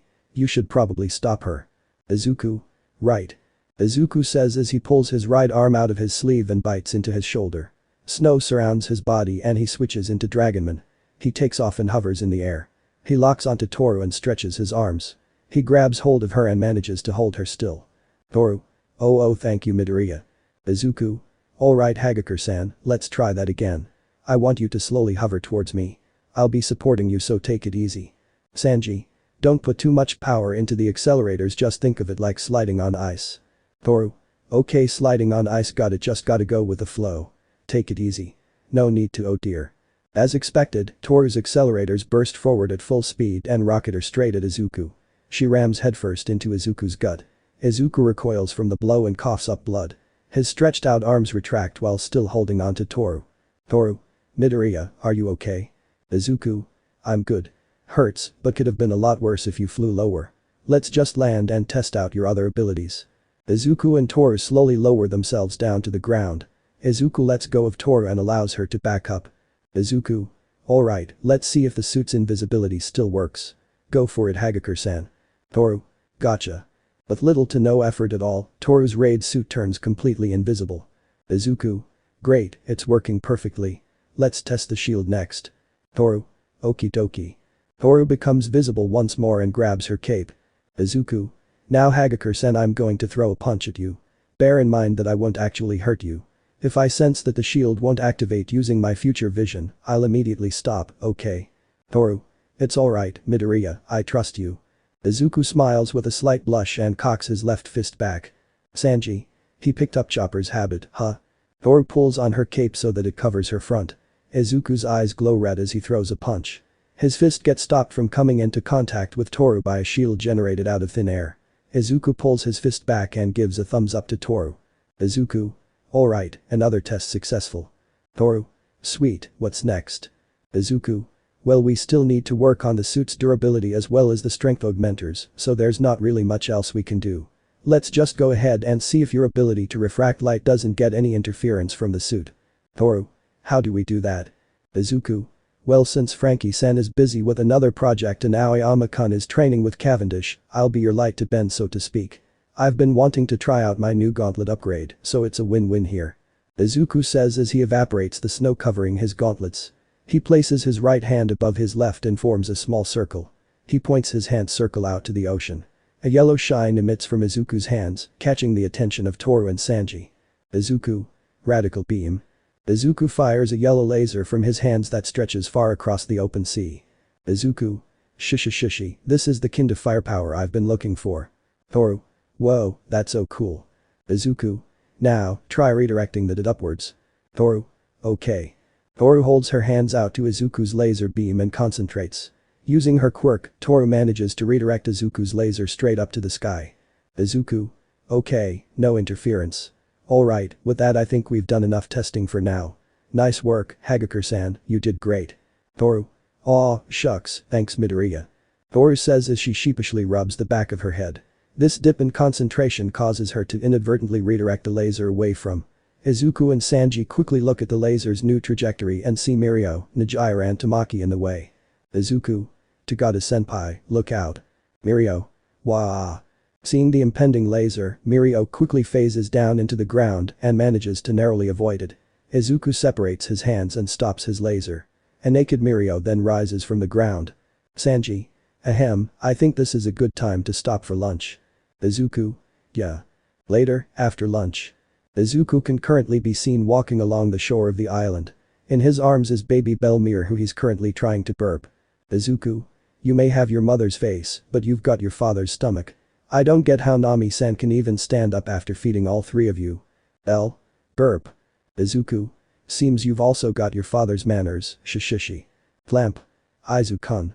Izuku feels a cold chill travel down his spine as Flamp floats in and wraps her arms around Izuku's neck. Flamp. Playing daddy, are we? You should have asked me to play with you. Izuku. Please do not call me that. It brings up memories. Flamp. Oh. Is that so? Well then that just makes me want to call you that even more. Izuku. How much longer do you plan on staying here? Shouldn't you be getting back to Big Mom before she gets suspicious? Flamp. Don't worry. Thanks to your magic sword, we can warp just out of her territory at any point and sail the rest of the way there. She'll never catch on. Izuku, didn't you come here with a crew? Flamp. They're chained up in the hull. We'll simply get putting on it to alter their memories before we depart. Well, those that don't starve to death. Izuku. So cruel. A short distance away from the two of them is Tsuyu, who's holding Ace and Ichako, both of which have been watching the whole time. Ichako. You know, I don't think we should be so quick to rule out the suspicion of her being you know who. After all, she could have just eaten a devil fruit with the same ability as her quirk. Tsuyu. We'll follow her into the bath later. Anyways, Izuku-kun. Izuku. Oh, Ichako, what's up? Tsuyu. I noticed Ace doing something strange. I wanted to know if you knew what it meant. Izuku. Something strange. Wanting to see what Tsuyu is talking about, Izuku, along with Flamp, follows Tsuyu and Ichako onto the deck of the Thousand Sunny. They stand on the part of the deck in front of the kitchen. Tsuyu then proceeds to raise Ace up in the air. The infant's eyes widen, and his expression brightens up as if he's seeing something exciting. Izuku. What the? Tsuyu lowers Ace back down, which seemingly causes his expression to turn back to normal. She raises him back up for him to make the same face as before. Tsuyu. I noticed him doing it since yesterday, but didn't think much of it back then. Tsuyu's words go past Izuku though, as he's more focused on where the little Ace is looking at. His eyes appear to focused on the roof of the kitchen. He flashbacks to months ago during his fight with Blackbeard when he relived his previous memories. He remembers seeing the figure of a certain man sitting on top of the kitchen's roof. Izuku. Back then, I didn't realize who he was, but now. Tsuyu. Izuku-kun. Izuku. Could you come with me, there's something I want to test. The group make their way along the docks to the front of Izuku's ship. The front of the ship splits open at the bottom and Izuku's stormer floats out. Izuku jumps off the stormer, takes Ace from Tsuyu, and holds him out to look at the stormer. Much like before, Ace gives an excited expression. Izuku. This kid is he no, what am I even thinking? Nami. Izuku. The group look behind them and see Nami, Pixie Bob and Mandalay walking up them looking rather worried. Izuku. Nami-san. Mandalay. Have you guys seen Shanks? Luffy gave him to Zoro, and now we can't find either of them. Izuku. What? Ichako. Why would he give him to Zoro-sensei of all people? Just then Nami feels a tap on her shoulder. She turns around to see Katakuri standing behind her. Rather surprisingly, Shanks pops his head out of Katakuri's scarf. Katakuri. I'd strictly advise you to chain your swordsman to a boulder the next time you plan on entrusting him with one of your children. Nami. Shanks, thank goodness. Izuku. Thanks a lot, Katakuri-san. Pixie Bob. Wow, he really likes you. And you make watching after him look so easy. Katakuri. I've raised many of my siblings on behalf of my mother, so you could say I've developed a knack for caring for younglings. Pixie Bob. Impressive. I wish I was as good with kids as you. You'd probably make a great dad. Mandalay. Is this really a shot you want to take? Seriously? Katakuri. If you want, I can give you some pointers using this little one. Pixie Bob. Wait, really? Yeah, I'd like that. Maybe you could give me them over some coffee and biscuits. Katakuri. I prefer donuts, but sure. Katakuri says as he, Shanks and Pixie Bob start to walk to the Izuku's ship's aquarium cafe. Pixie Bob. By the way, my real name's Ryuko. And I hope you don't mind the scar. I try my best to hide it with makeup, but it might still show. Katakuri. That's alright. Scars don't bother me. Pixie Bob. This just gets better and better. Mandalay. Huh. Didn't expect that. Well, good for her, I guess. As the two of them are walking, Katakuri looks back. He narrows his eye and focuses his glare on Izuku. Izuku acknowledges his glare and responds with a nod. The rest of the day passes by normally without anything out of the ordinary happening. At around midnight, Izuku sneaks out of his cabin, being careful not to wake up the others. He walks deeper into the woods until he comes across a clearing. Leaning against a large boulder is Katakuri, who appears to have been waiting for him. Katakuri. You came. Izuku. You looked so serious earlier that it was clear you had something important to talk about. Katakuri. You're right about that. I have something about Flamp that I need to talk with you about. Izuku. Her. Has she done something? Katakuri. You could say so. It seems she's been sending and receiving letters via Newsku. Izuku. Letters? With who? Katakuri. I'm not sure. According to Smoothie, this has been going on for a while, some time after Mama's defeat on Punk Hazard. We know they're not to Mama or one of her allies because we've monitored the bird's flight path with our own tracking coups. However, none of them have come back. We assume they were killed after getting too close. And just recently, as in yesterday, she was spotted by Broly sending a package, the contents of which are unclear. Izuku? Did you send a tracking coup after it? Katakuri? We have, but don't expect results. Anyways, keep your eyes open and stay alert. This could be potentially dangerous. Izuku? Got it. Several months in the future, an unknown island. A certain news coup carrying a small brown box is seen descending to a small shack on a relatively small island. Flying behind it a bit of a distance stealthily is another news coup. Suddenly, the second news coup gets decapitated out of nowhere and its carcass falls to the ground. The package carrying coup lands in a windowsill and places the box down. A shadowy figure walks up to the windowsill and picks up the box. They open it and pull out a letter. Flamp, hey sis. I hope you get this letter as soon as possible. I just wanna thank you so much for your advice, it totally worked. I'm so in his head right now. Won't be long before he can't resist me. It's all because you told me what sets him off and about all his favorite things. Pretty sure me and this little guy I've got in me are gonna make it on that list soon. Surprise by the way. Yeah, I know it seems like moving too fast, but if we went back to Mama empty-handed, she'd definitely have killed us all for failing to retrieve Izuku and the devil fruit. Doesn't matter though, I'm still happy about it. I think I'll call them Jubilee. Oh, and that reminds me, that 1 million Beely from the bet is in the box. You were right, he is about a foot. Don't worry by the way, I kept up my end of our deal. Also in the box is an eternal pose to the island Izuku calls home, took me a while to make it just so you know. At the time of writing this letter, there's round about 7 months left until he and his entire crew go to war. That'll be the perfect time for you to slip on the island undetected. I wrote today's date on the back of the paper, so you should be able to figure out how much time you've got left to make it to the island. Good luck. The figure places the letter down and reaches into the box. They pull out what looks like a small globe with a needle hanging in it. Smirk, haha, see you soon, Izuku. Back to the present, 1 week after Izuku and Katakuri's talk. On a certain island enveloped in absolute darkness, a black portal opens up. From out of the portal comes Mina, Sato, Sen, Tageru, Kawaro, Jiroda, Hiryu, Burnin, Pixie Bob and Izuku. They all look around but can't see any further than a few feet in the darkness. Mina. Okay, this is kinda creepy. Jiroda. Sir Midoriya, what is this place? Izuku.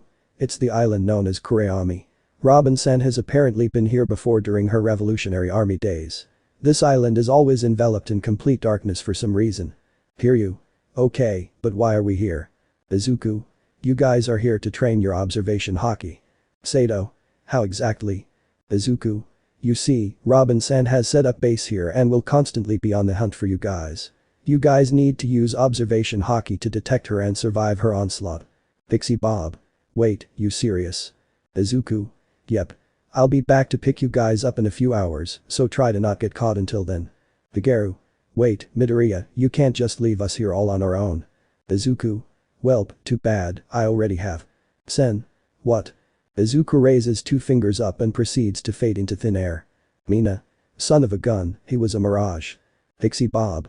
Okay, let's not panic. After all, it's Robin. She's not that scary. And I'm pretty sure we can outrun her if push comes to shove. Just as Pixie Bob says that, a loud heavy thud is heard and followed by the rumbling of the ground. Kawaro. What was that? Sato. I dunno, but it can't be good. All around them, the sound of tapping and wriggling appears. What sounds like flapping then starts coming from above. Very shishy, so I'm not scary am I? Vernon. Robin. The group is caught off guard by a giant figure landing in front of them. All of them slowly looking up to see a giant feminine being with horns, giant bat-like wings on her back, fangs and dark arms and legs. Robin. Well then, let me see if I can be a little more frightening for you. Everyone. Ai. Back at the island, the real Izuku can be seen furiously punching against a giant red object with his hardened arms, while Rayleigh oversees him. Rayleigh. Faster and stop trying to force the hockey out, you have to let it flow freely out of you. Izuku, yes sir. Denki. Midoriya. Izuku stops with his punches and turns his attention to the screaming Denki. The electric boy in question is lined up alongside Yuga, Kyoka, Koda, Tokoyami, Monoma, Shiro, Yusetsu, Yui, Niranjeki, Satsuna, Juzo, Ryuko, Midnight, Mandalay and Kami. All of them are holding square panes of glass in front of them. Denki. What's with this ungodly training? Denki says as his glass gets shattered and he gets pegged in the stomach by a small metal pellet.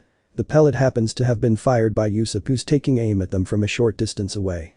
Denki grunts as he picks up a new pane from a pile that's stacked in front of his legs. Izuku. Well, this is one of the most effective methods for training armament hockey that we could think of for you guys. You need to try and apply armament hockey to your glass, that way it won't break. It's simple and can help build up your endurance too. Midnight. Isn't there an easier way of doing this? Monoma. These damn pellets sting like hell. Izuku. You guys are always welcome to join the group training for both forms of hockey. Although their training is a bit more intense. Toru. Ayaya. Mineta. Dear God help us. The screams of the two of them are followed by the trumpeting of an elephant's trunk, a lion's roar, and the screeching of a gorilla. Satsuna. You know what, I think we'll stick with the torture we're already going through. Glass shatters, ah damn it. Izuku. Keep at it guys. Melissa.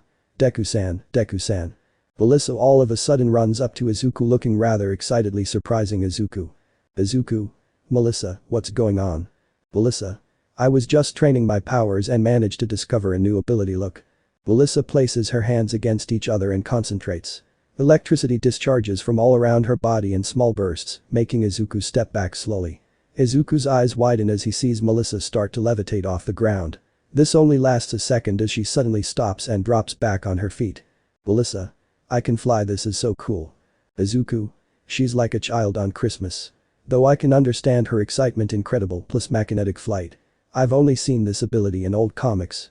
It hasn't been long, but you've already got pretty good control of your fruit's power, Melissa. Melissa. Smile, thanks.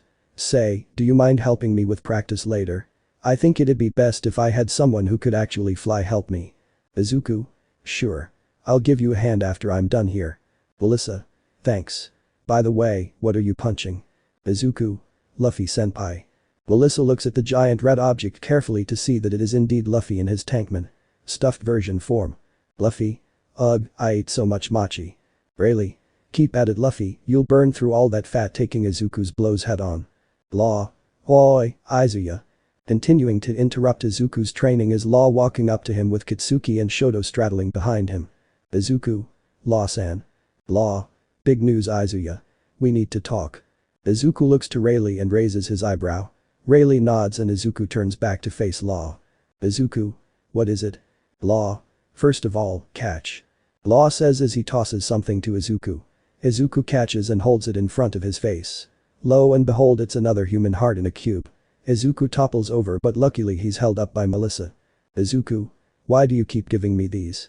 And whose heart is this? Law. It's Apu's. After dealing with Drakya, Apu agreed on joining forces with the war. However, I'm not going to trust a coward so easily. So, while he was distracted, I took his heart from him. It's incentive to stop him from turning tail or changing sides mid-battle.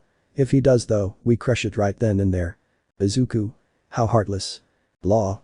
I want you to go ahead and give that to Drakya. I know he'll keep tabs on him. Izuku. Okay. Hitsuki. Why the hell are we here again? Law. I'm getting to that. Marco has come through confirming that he's found out Vista's whereabouts. Along with the whereabouts of Haruta and Whitey Bay that Jozu has gotten for us, we now have the locations of 3 strong pirates that could help in the war. Jozu, Izo and Marco are busy searching for other members, so we can't send them to make contact. Luckily, I happen to have been to 2 of the islands, and Drake has been to the other one. I want the 3 of you to split up and go to each island so you can negotiate. Shoto. Why us? Law. Izuya is a strategist and knows how to handle a negotiation from Nico Robin. The island Haruta is on happens to be structured and divided into 2 sectors, one above water and one underwater. Haruta is in the underwater sector, and since the explosive one has a submarine, he can enter the sector. And you seem like the reasonable type, so you should be able to come to an agreement with Whitey Bay easily. And want you 3 to gather up a small crew for backup and set sail tomorrow. How many people can your vessels hold? Izuku. My stormer can hold about 4 people, myself included. Hitsuki. Killer Mine has 5 extra seats. Izuku. Killer Mine. It's called the Sub-Bomber. Hitsuki. That name sucks ass. Shoto. The Sky Scorcher is a single flyer, though I could probably carry someone in my arms. Law. 2 people aren't enough. Peppermint Boy, take Straw Hat Submarine and have the Bonya pilot it for you. He can probably also help negotiate with Whitey Bay. And as for you Porcupine Bomb, take Nico Robin with you. I don't trust your negotiating skills. Hitsuki. Screw you. Law. Be ready by tomorrow morning. This is a serious mission, failure is not acceptable. Izuku. Right. The next morning. Drake and Law are standing on Riskaina's docks with Law holding Izuku's black sword. In front of them are the three young pirates and their vessels. Izuku in his stormer is accompanied by Nijire, Itsuka and Eri. Katsuki is in his sub with Robin, Burnin, Satsuna, Shiro and Inasa. Shoto is seated in the shark submerge along with Broken Tiger. Law. Why exactly are you bringing a child with you? Eri. I wanna ride the stormer with Deku. Izuku. She's pretty persistent and it's hard to say no to her. And we're just going to have a talk anyways, and if push comes to shove, Nijire senpai and Kendo-san can protect her easily. Law. You soft bastard. How about you, Spikeball? Inasa. We're the only ones who wanted to go with him. Itsuki. Shut up. Law. You. Shoto. Tiger-san is a good negotiator. Tiger. Well, I think of myself as one. Brook. Yo-ho-ho, it'll be smooth sailing for the three of us, that's for sure. Law. Whatever, room. Law creates a large room that surrounds the three groups. He slashes twice with Izuku's sword and creates a portal in front of Izuku's group and one in front of Katsuki's. He takes down the room and hands the sword to Drake. Drake fires a flying slash attack and creates a sword in front of Shoto's group. He then tosses the sword to Izuku and Law tosses the scabbard to him. Izuku. Alright, we're off. Law. Stay safe I guess. The three groups all depart through the portals at the same time. Once they're all over, Izuku sheaths his sword and closes the three portals. Meanwhile, in a certain laboratory. Is that really all the information about him that you have available? A certain horned figure wearing a cloak with the word gas on it would ask a transponder snail on a desk. Yes. Like I said, that's all the information about him that I've got. If you see him do something else then he probably just picked it up recently. A robotic voice on the other end of the snail would answer back. I see. That's a shame. Is it possible that you could perhaps further investigate on and gather more info? Pay me again and I just might. I'll see to it if my business partner wants to further invest in you. In the meantime, perhaps you could provide me with some other information. What kind of information are we talking about? We noticed two others in particular who much like him have unique abilities. A child with spiky hair and red eyes and one with red and white hair with a burn scar on his left eye as well as heterochromia. Those two, huh? Yeah, I've got information on them. But of course you know that's gonna cost you. Leave the cash in the designated area and I'll leave the information. Understood. Just out of curiosity, this information I'm giving you, what are you doing with it? Sure Ororo, advancing science, my dear clown. The horned figure says with a smirk as he turns around. His gaze falls on a large tank filled with blue liquid. On the tank is a large luminescent green X painted on it. Chapter 19. On the open seas of the Grand Line, Izuku's stormer can be seen fast approaching the island supposedly housing Vista. Itsuka is sitting on the front of the ship, Nijire is sitting in front of the retracted mast, and Izuku is sitting in the main seat with Eri on his lap. He's maintaining constant usage of full cowl, while also braiding Eri's hair into pigtails. Izuku. Smile, there we go, you look like a star, Eri. Eri, thanks Deku. Itsuka. I didn't know you knew how to braid hair. Izuku. Well, I usually like to look good when me and the crew went to parties or festivals, so I'm used to fixing up my style. It also helps that Usopp-san and Robin taught me about styling when my hair grew out. Nijire. Maybe you should open up your own hair salon. I'm sure you'd get lots of customers. Izuku. Shishi, maybe if I ever need the money. Anyways, it looks like we're closing in on the island. Itsuka. So, what's the plan? How do we find this guy? Izuku. According to Law-san, it's actually a small island with only one city. I'm sure if we walk through it, we'll run into him or at least someone who knows him. The group pull up to the rocky coast and dock at a small opening hidden by several rock structures. Izuku. Alright, the striker should be safe to leave here. Izuku chains the striker up to a nearby large boulder.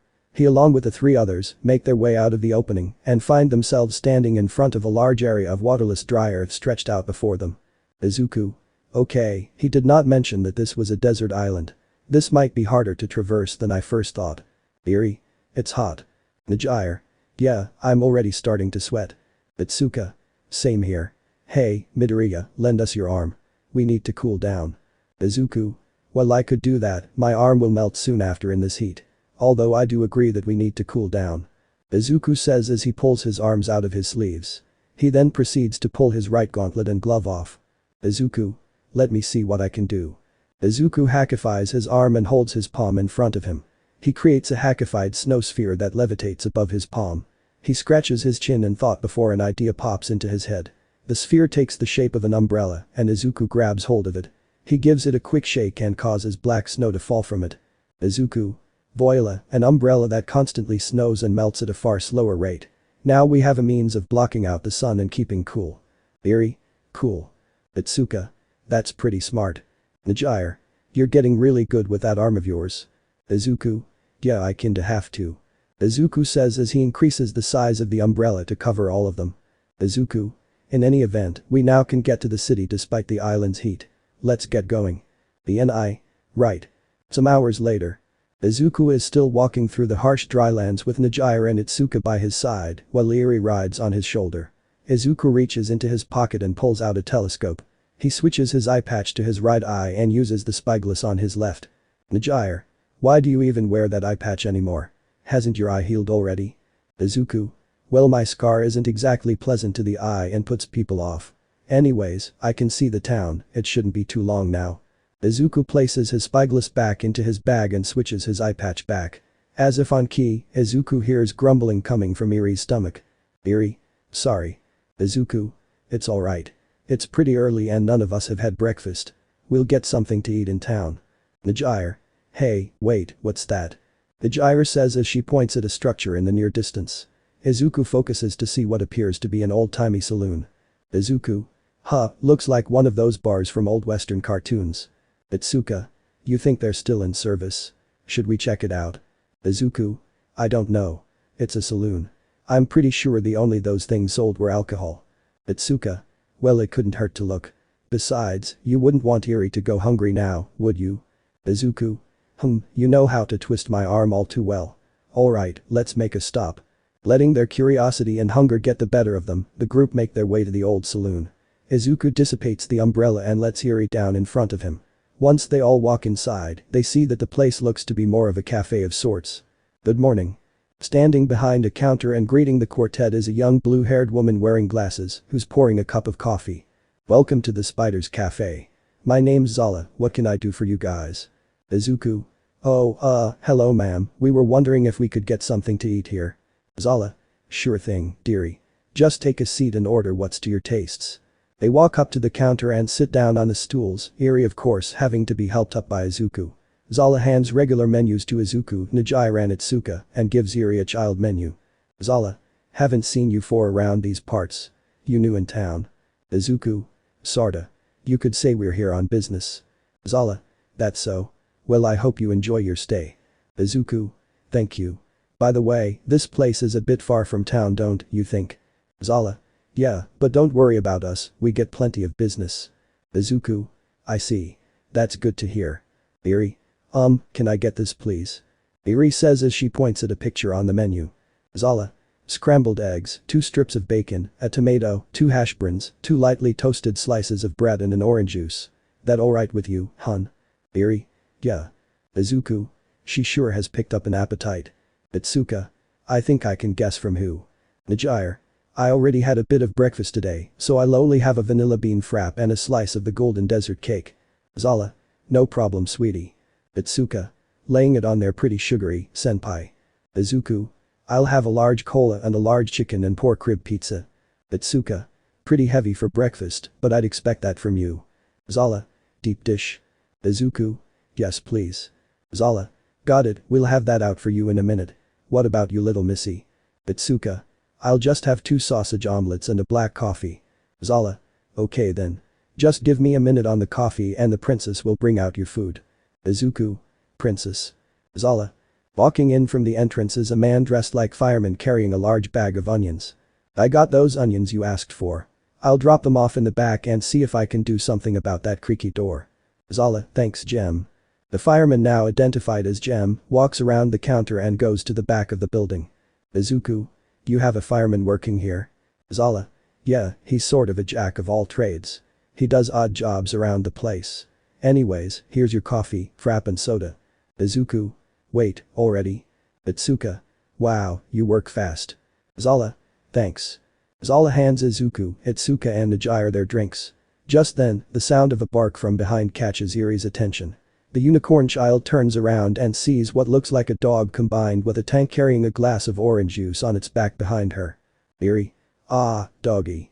Izuku. What the? Zala. That's Lasu. He's our tank. Izuku. Tank. Zala. A little unusual, I know. But that's what he likes to be. He's offering your orange juice, young lady. Eri, oh, thank you Lassu. Eri says while taking the glass and patting Lassu on the head. The tank smiles while wagging his strangely shaped tail. The smell of lemon and chocolate wafts through the air and tantalizes the group. Yoo-hoo. Gleefully walking towards the group is a young blonde woman. She's carrying a lemon meringue chocolate cake with a golden hook decoration on top of it. I'm Makita, the lovely chocolatier around these parts. Here's your golden desert cake. Najire. Ooh, yummy. Vizaya. Izuku looks to his left and sees a rather round blonde man who's roughly the same height as All Might. He's wearing a shirt that says pizza for within 30 hours and holding a large pizza box. Izuku. Oh, hello. Is that my pizza? Zala. Yes, that's your pizza. Don't bother asking babe, he takes a while to reply. Izuku.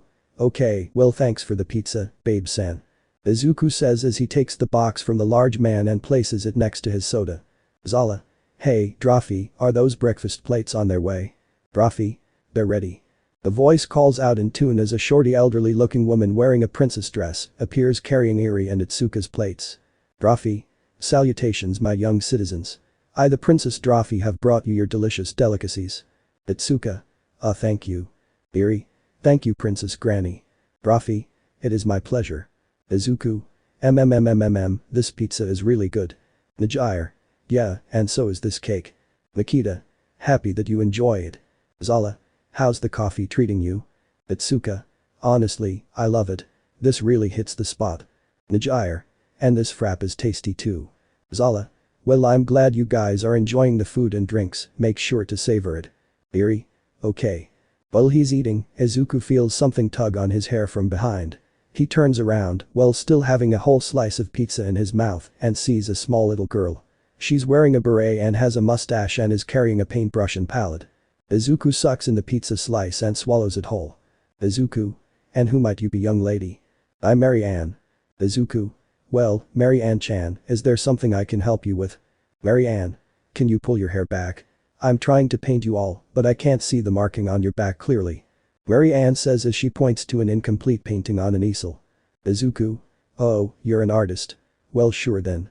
Izuku says as he reaches back to show his tattoo. Once he does, Drafi, Babe and Makita widen their eyes in shock. Izuku. Is that good enough? Mary Ann. Yeah, that's enough. Mary Ann says as she goes back to her painting and Izuku goes back to eating. Drafi. Whisper oi, oi, oi, I'd recognize that Jolly Roger anywhere. Makita. Yeah, that's undoubtedly the Straw Hat flag. He's definitely part of that crew or at least associated with them. Drafi. What the hell are they doing here? I thought we saw the last of them back in Alabasta. Makita.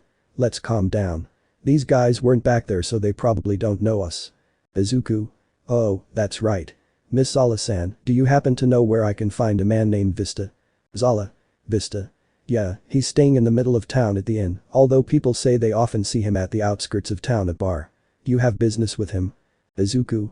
You could say that. Mary Ann. The painting is done. Izuku. Oh cool, can I see it? Mary Ann. Sure. Mary Ann says as she proceeds to paint the image of a small bird onto the painting. Much to the group's surprise, the bird painting seems to sprout from the canvas and actually take flight. Izuku. This power. Mary Ann. A while back I ate the feud know me. It lets me create ink that brings whatever I paint or sketch to life. Izuku. I see. I suppose it only makes sense that that power would go back into circulation. While Izuku's thoughts are elsewhere, the bird drops the painting in front of him and brings him back to his senses. Izuku. Wow, this is amazing. You're very talented for someone your age. Mary Ann. I'm 19. Izuku. She's older than me. Anyways, I really do like this painting. How much for it? Mary Ann. I guess a 100 Beely. Izuku. Are you really fine with selling such incredible and well-made art for practical pocket change? Mary Ann. I don't care about earning money, I'm not painting for such a cheap reason. I'm painting because it's my dream. Izuku. Smile I see. Well then allow me to help support that dream. Izuku says as he gives the bird a 100 Beely coin and takes the painting. Izuku. And while I'm at it, I might as well pay off our bill. With tip of course since we got such excellent service. Izuku reaches into his bag and places a small satchel of Beely on the counter. Zala. Thank you kindly hun. Izuku. You guys finished up too? Itsuka. Yep, I'm stuffed. Najire. Same here. Eri. I'm full. Izuku. Great, then we should get going. Thanks for the meal, everyone, we'll stop by next time we're in the area. Zala. We'll be looking forward to it. Oh, one more thing by the way. Izuku. What is it? Zala. Be careful out there. This city isn't exactly safe. Especially for kids like you. Izuku. Okay thanks, I guess. And with that, Izuku's group leave the cafe. Drawfee and Makita take the opportunity to run up to Zala at the counter. Drawfee. Hey, Zala, did you see his back just now? Zala. Yep, sure did. Makita. You realize he's probably in cahoots with the Straw Hats, right? Zala. Yeah, he definitely is. I knew he was the moment he stepped in here. Drawfee. What? How? Zala. His wanted poster is all over town. He's got a 990 mil Beely bounty. Makita. What? And you still served them? Zala. Of course I did, they're paying customers. Drawfee. Yeah, but after everything the Straw Hats did. Zala. What does that matter? That happened years ago. We've moved on and we're happy with our lives now. Why let old grudges hold us back? Drawfee. I suppose you're right. Makita. Yeah, no point in getting all bent out of shape for no reason. Zala. Good. Now then, let's get back to work, okay? Meanwhile outside the cafe, Izuku is standing in front of a dark portal in the air. He sheathes his sword and closes the portal. Izuku. I stored the painting back on the ship, it should be safe there. Now we'd better hurry and get to Vista. Zala said he's staying at an inn in the middle of town, but he also goes to a bar at the edge of town. I don't want to waste time or risk missing him at both locations, so I think we should split up here. I'll go to the bar while you guys head to the inn. Itsuka. You sure you'll be alright by yourself? Izuku. I'll be fine, I don't have a bounty for nothing after all. Anyways, if you run into Vista, just let me know via snail, and I'll do the same, okay? BNI. Roger that. Izuku. Alright, let's head for town now. And so the group walked to town in search of Vista. However, completely unaware to the three of them, they, or rather one of them in particular, is being watched from afar. Far in the distance, a certain group is watching the younglings through spyglasses. Oh, that's a cute one. And it looks far different from the rest of the trash here. Indeed. Such white porcelain skin and those eyes, it's like looking at a doll Sue. And it'll probably last longer than the rest. Is that the one you're going to buy? If so, let's go retrieve it. I despise being here longer than I have to. Yes, I think we'll go with that one Amasu. Let's go to that trader and get the collar. Some time later, Cactus City Bar. In the bar at the edge of the desert city, Izuku can be seen sitting at a table surrounded by a transparent purple bubble. Sitting across from him is the former commander of the 5th Division of the Whitebeard Pirates, Flower Sword Vista. Vista. The battle plan you've drawn up is well constructed. You've managed to recruit a majority of the supernovas as well.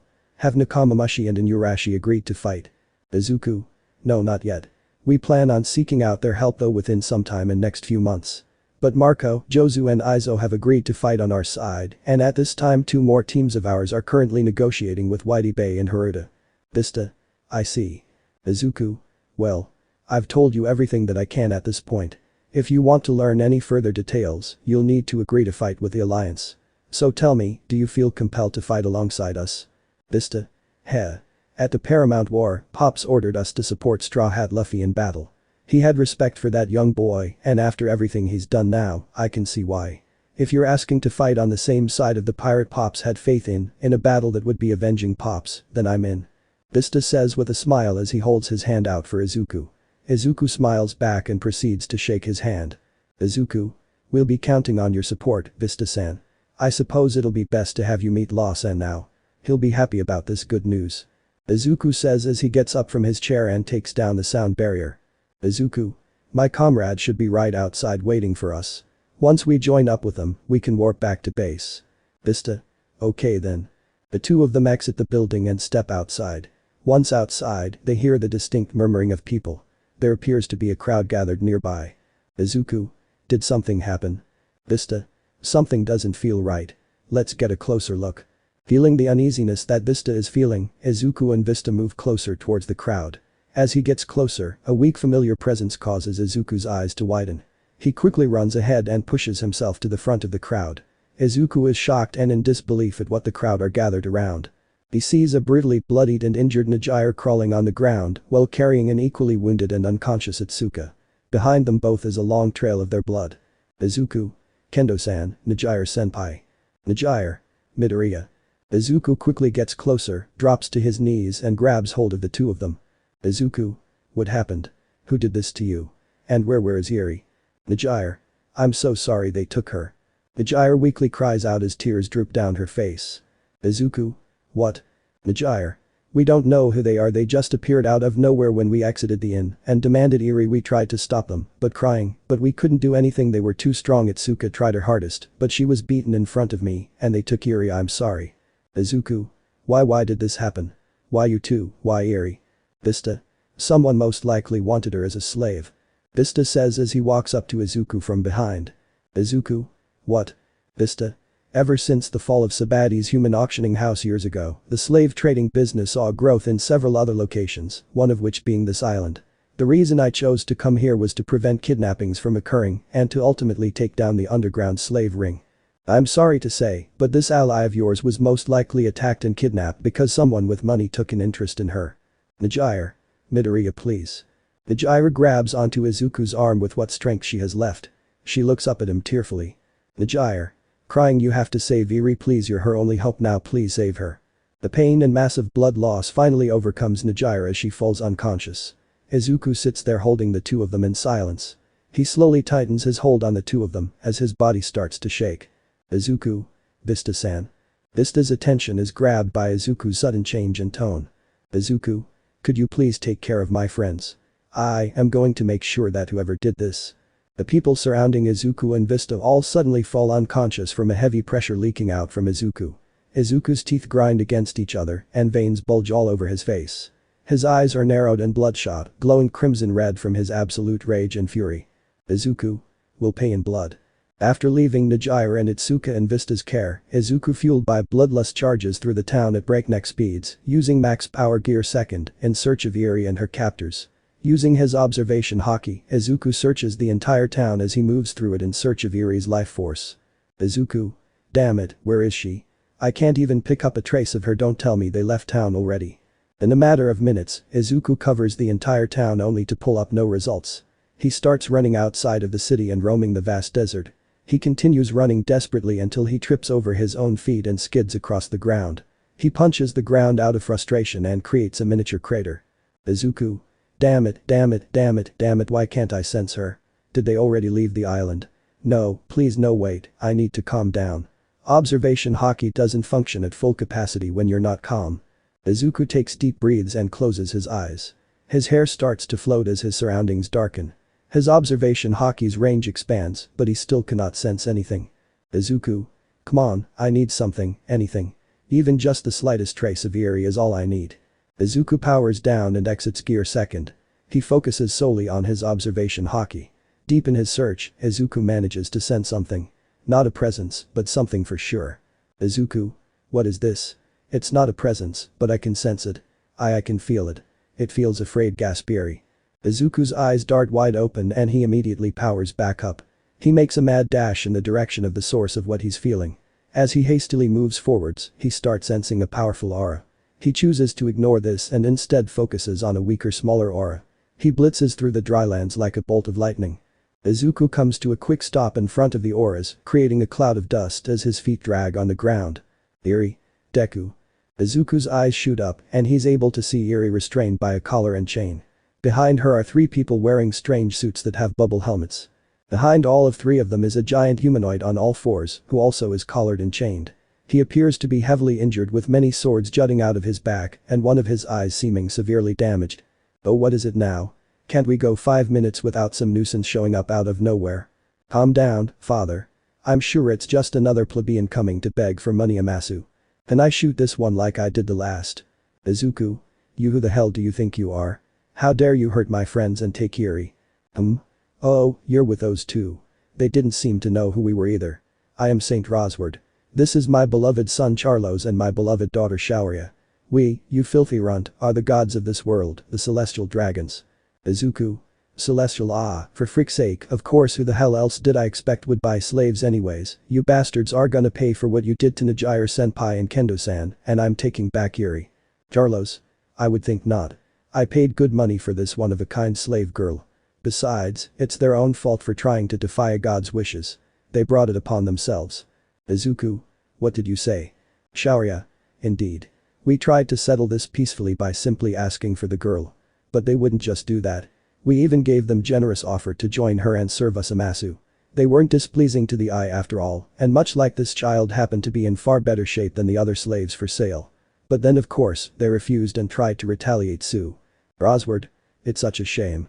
They look nice and we would have paid a good amount for them, but they made such disgusting faces and tried to assault us. Now they're broken and worth nothing. After all, a tool only has value if it's usable.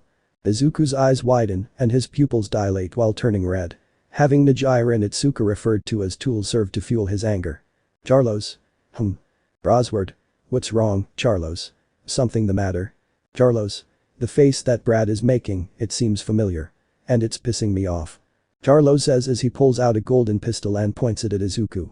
Charlos. Don't look at me with that face. Charlos fires a round at Izuku despite the somewhat large distance between them. Without flinching or changing his facial expressions at all, Izuku hackifies his right arm and proceeds to deflect the bullet by backhanding it. Charlos. What? Izuku maintains his glare while raising his right arm and pulling back his glove to expose his skin. He bites into his arm and snow bursts forth to encase him in a giant snow mound. The mound bursts into pieces to reveal Izuku in his Machiman gear second form. Izuku. Eri, we're going back home today. You, me, Midoriya and Kendo. So don't worry about anything and leave this to me, okay? Eri. Crying why yeah. Brosword. You sure have a big mouth for being such a small bug. Oi, get up you piece of junk. Show him his place. Brosword says as he whacks the large man over the head with his cane. The large man slowly stands up to reveal how monstrously tall he is in comparison to everyone else. He shambles towards Izuku and stands directly in front of him, towering over the young pirate.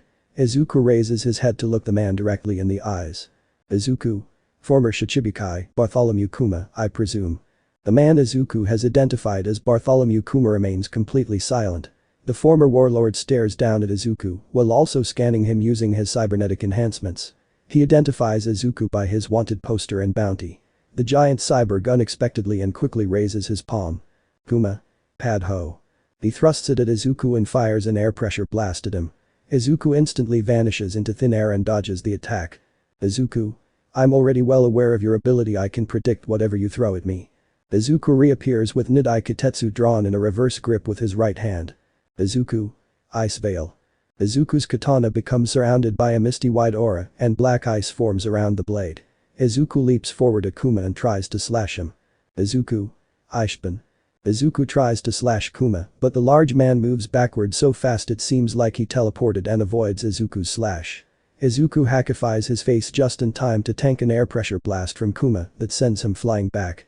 Izuku lands on his back but quickly manages to recover. Izuku. I knew it. Even though it looks like you can deflect anything, you avoided my hockey-infused attack. I can definitely beat your power with hockey. Although you dodging will be a pain. Which is exactly why I have to slow you down. Izuku says with a smirk. The human weapon looks down at its eye to see a slash mark by its ribsage. Ice appears to be forming around the slash and spreading. Izuku. Shouldn't have just kept your eyes on my katana. In gear third, my whole body is a weapon. Izuku raises his right leg up to reveal that it's in the form of a long blade. Izuku. Let's see how fast you can move now. Izuku leaps back at Kuma and takes in a deep breath. He breathes out an opaque mist that envelopes Kuma and encases him in ice. Izuku's blade leg then ignites and becomes enveloped in black flames. Izuku. Cross lice. Izuku slashes at Kuma with his blazing leg and cuts into his chest. Izuku tries to push his leg deeper in, but it wouldn't budge at all. The ice starts to crack, causing Izuku to abandon his embedded leg and get some space. Kuma breaks free from the ice and pulls the blade out of his chest. Izuku cocks back his left fist and takes aim. Izuku. Damn, that cybernetic body is far too tough. Kaku pistol. Izuku stretches his blocky arm and sends a hackified blocky punch at Kuma. Much to Izuku's surprise, Kuma doesn't appear to try moving to dodge. Kuma then proceeds to deflect Izuku's hockey-coated punch. Izuku. What? Kuma fires an air blast causing Izuku to retract his arm and dodge. Izuku. He deflected my hackified attack. That's not possible. Kuma takes on a wide-legged stance similar to that of a sumo wrestler. Kuma. Sapari pad ho. Kuma thrusts rapidly with both his palms and fires a barrage of air blasts at Izuku. Izuku activates his future vision and avoids the air blasts while moving closer towards Kuma. He leaps at Kuma and cocks back his right fist. He throws a punch, but much like earlier, Izuku's fist gets deflected. Izuku. Again, but my fist didn't connect. Before Izuku can move, he's dealt a direct hit by an air blast to the gut. Izuku coughs up blood and gets blasted straight to the ground. Izuku. Damn it, that hurts like hell. Practically ignored my armament hockey. But at least now I've got an idea of what he's doing. He's compressing the air into a cushion that deflects my hackified attacks. As expected of a cyborg, he knows to compromise for his weaknesses. Izuku jumps back onto his feet and wipes the blood from his mouth. Izuku. So, you can deflect my attacks. But you've still only got 2 of those pads, let's see you deflect this smash storm. Izuku presses his wrists against each other and a large black ball of condensed black whips forms in his palms. The ball explodes and launches a barrage of black fists at Kuma. Kuma thrusts his palms rapidly in order to deflect the oncoming attacks. Izuku takes the opportunity of Kuma's distraction and stomps down hard on the ground. The ground in front of Kuma splits open and a black whip tendril in the shape of a foot shoots out and delivers a strong vertical kick to Kuma's jaw. Izuku follows the kick by leaping forward and landing a hard punch to the face. The force of the punch knocks Kuma off his feet and onto his back. Izuku jumps onto Kuma's chest and cocks back both his fists. Izuku. Gomu Kenpo. Nagoriyuki. Izuku punches rapidly into Kuma's chest with both his blocky fists. The speed of his punches increases rapidly as the onslaught goes on. Sparks fly from Kuma's mechanically enhanced body as it takes damage. Izuku screams as he finishes the barrage with a single punch he pours all his power into. He pulls his fist out to reveal that it left an imprint on Kuma's chest.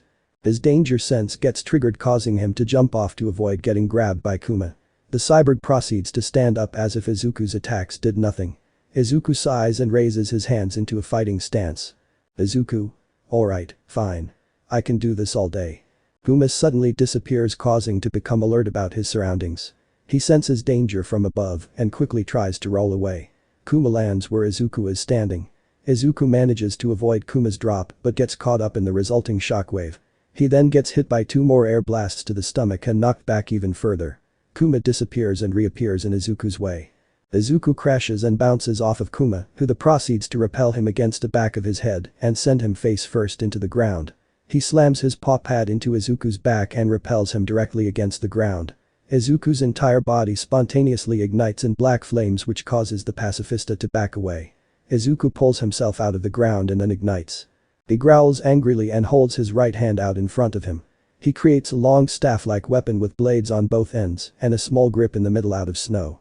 He hackifies it and it sparks with green electricity. Izuku. Sturban. The weapon starts spinning rapidly like a disc. Izuku swings his arm and launches the weapon at Kuma. Kuma readies his paw pads for the oncoming attack. Izuku activates his future vision in retaliation. He does a quick swipe with his right index and middle finger. The weapon suddenly and quickly changes direction. It hits Kuma in the chest and starts cutting into him like a buzzsaw. Not giving Kuma any time to deal with his attack, Izuku creates a hackified longsword out of snow and electrifies it. He dashes at Kuma and stops right in front of him. Izuku. Radio knife. Izuku jumps up and spins while slashing rapidly at Kuma with his electrified blade. He ends his slashing attacks by igniting his right leg in black flames and heavily striking Kuma's neck. Izuku. Call your strike. Izuku's kick pushes Kuma back, dragging his feet against the ground. Immediately following, Izuku throws and outstretches his arm while twisting it. His blocky fist explodes, revealing his flaming gauntlet underneath it. Fierce winds swirl around his fist and form a flaming twister. Izuku uses skywalk and launches himself at Kuma like a bullet. Izuku. Gomu Kenpo. Firestorm rifle. Izuku yells as he brings his fist forward while rapidly unwinding it and slams it into Kuma's stomach. The flaming twister accumulates and condenses into a singular point. This results into a massive explosion at point-blank range. Izuku himself is blown back by his own blast. He lands on the ground while panting and clenching his arm. He covers his gauntlet with snow once more and reforms his blocky fist. He looks at the giant smoke cloud for a moment before getting blasted in the face. Izuku manages to not fall over and grasps his face in pain as blood drips down his nose. The smoke clears to reveal Kuma still standing there, though granted he's heavily injured. Izuku. God damn it. Izuku cocks back both his fists and glares at Kuma furiously. Izuku. I'm not done yet, Nagoriyuki. Izuku punches rapidly at Kuma with both his blocky fists. Kuma responds by rapidly thrusting his palms to deflect Izuku's punches. While the two of them are busy in combat, those watching on the sidelines are less than entertained. Carlos. Yawn, this is taking too long. And it's so boring to watch. Shaurya. Agreed. My feet are getting tired from standing. Rosward. Useless piece of metal. This is exactly why I wanted CP0 to come with us. They get the job done much smoother. Charlos. Well, I'm tired of waiting. Let's see if we can speed this up. Charlo says as he takes aim at Izuku with his pistol. Charlos. This one will definitely hit. Eri? No. Eri quickly pushes Charlo's hand away, causing him to misfire. The celestial dragon looks down at her angrily. Charlos. You miserable little worm, how dare you interrupt me. Charlos angrily hits air with the butt of his gun. The little girl winces, which is immediately heard by Izuku. While still punching, Izuku turns his head to look at Eri and sees her hurt. Izuku. You sick bucks. Izuku stretches and swings his right leg. He kicks Kuma to the side and turns his attention to Eri and the dragons. Izuku. I'll smash you into a bloody mess. Izuku yells as he charges at the celestial dragons. In the midst of his anger, Izuku is caught off guard and gets palmed in the face by Kuma. Izuku uses Skywalk to break his momentum and lands on the ground. Izuku. Enough already, I'm ending this and taking Eri back with me. Izuku reaches into his bag and pulls out his Klima tact. Izuku. Weather egg. Izuku swings his pole and launches an egg into the sky. The egg cracks open and white clouds pour out of it. Izuku pockets his Klima tact and points his left arm at Kuma. His arm then molds into the shape of a Gatling gun. Izuku. Muzuyuki Hayden. Weapons left exploding star. Izuku fires a barrage of explosive bullets at Kuma. Kuma proceeds to deflect the majority of the bullets, however some manage to get through. While Kuma is distracted, Izuku holds his right arm up to the sky.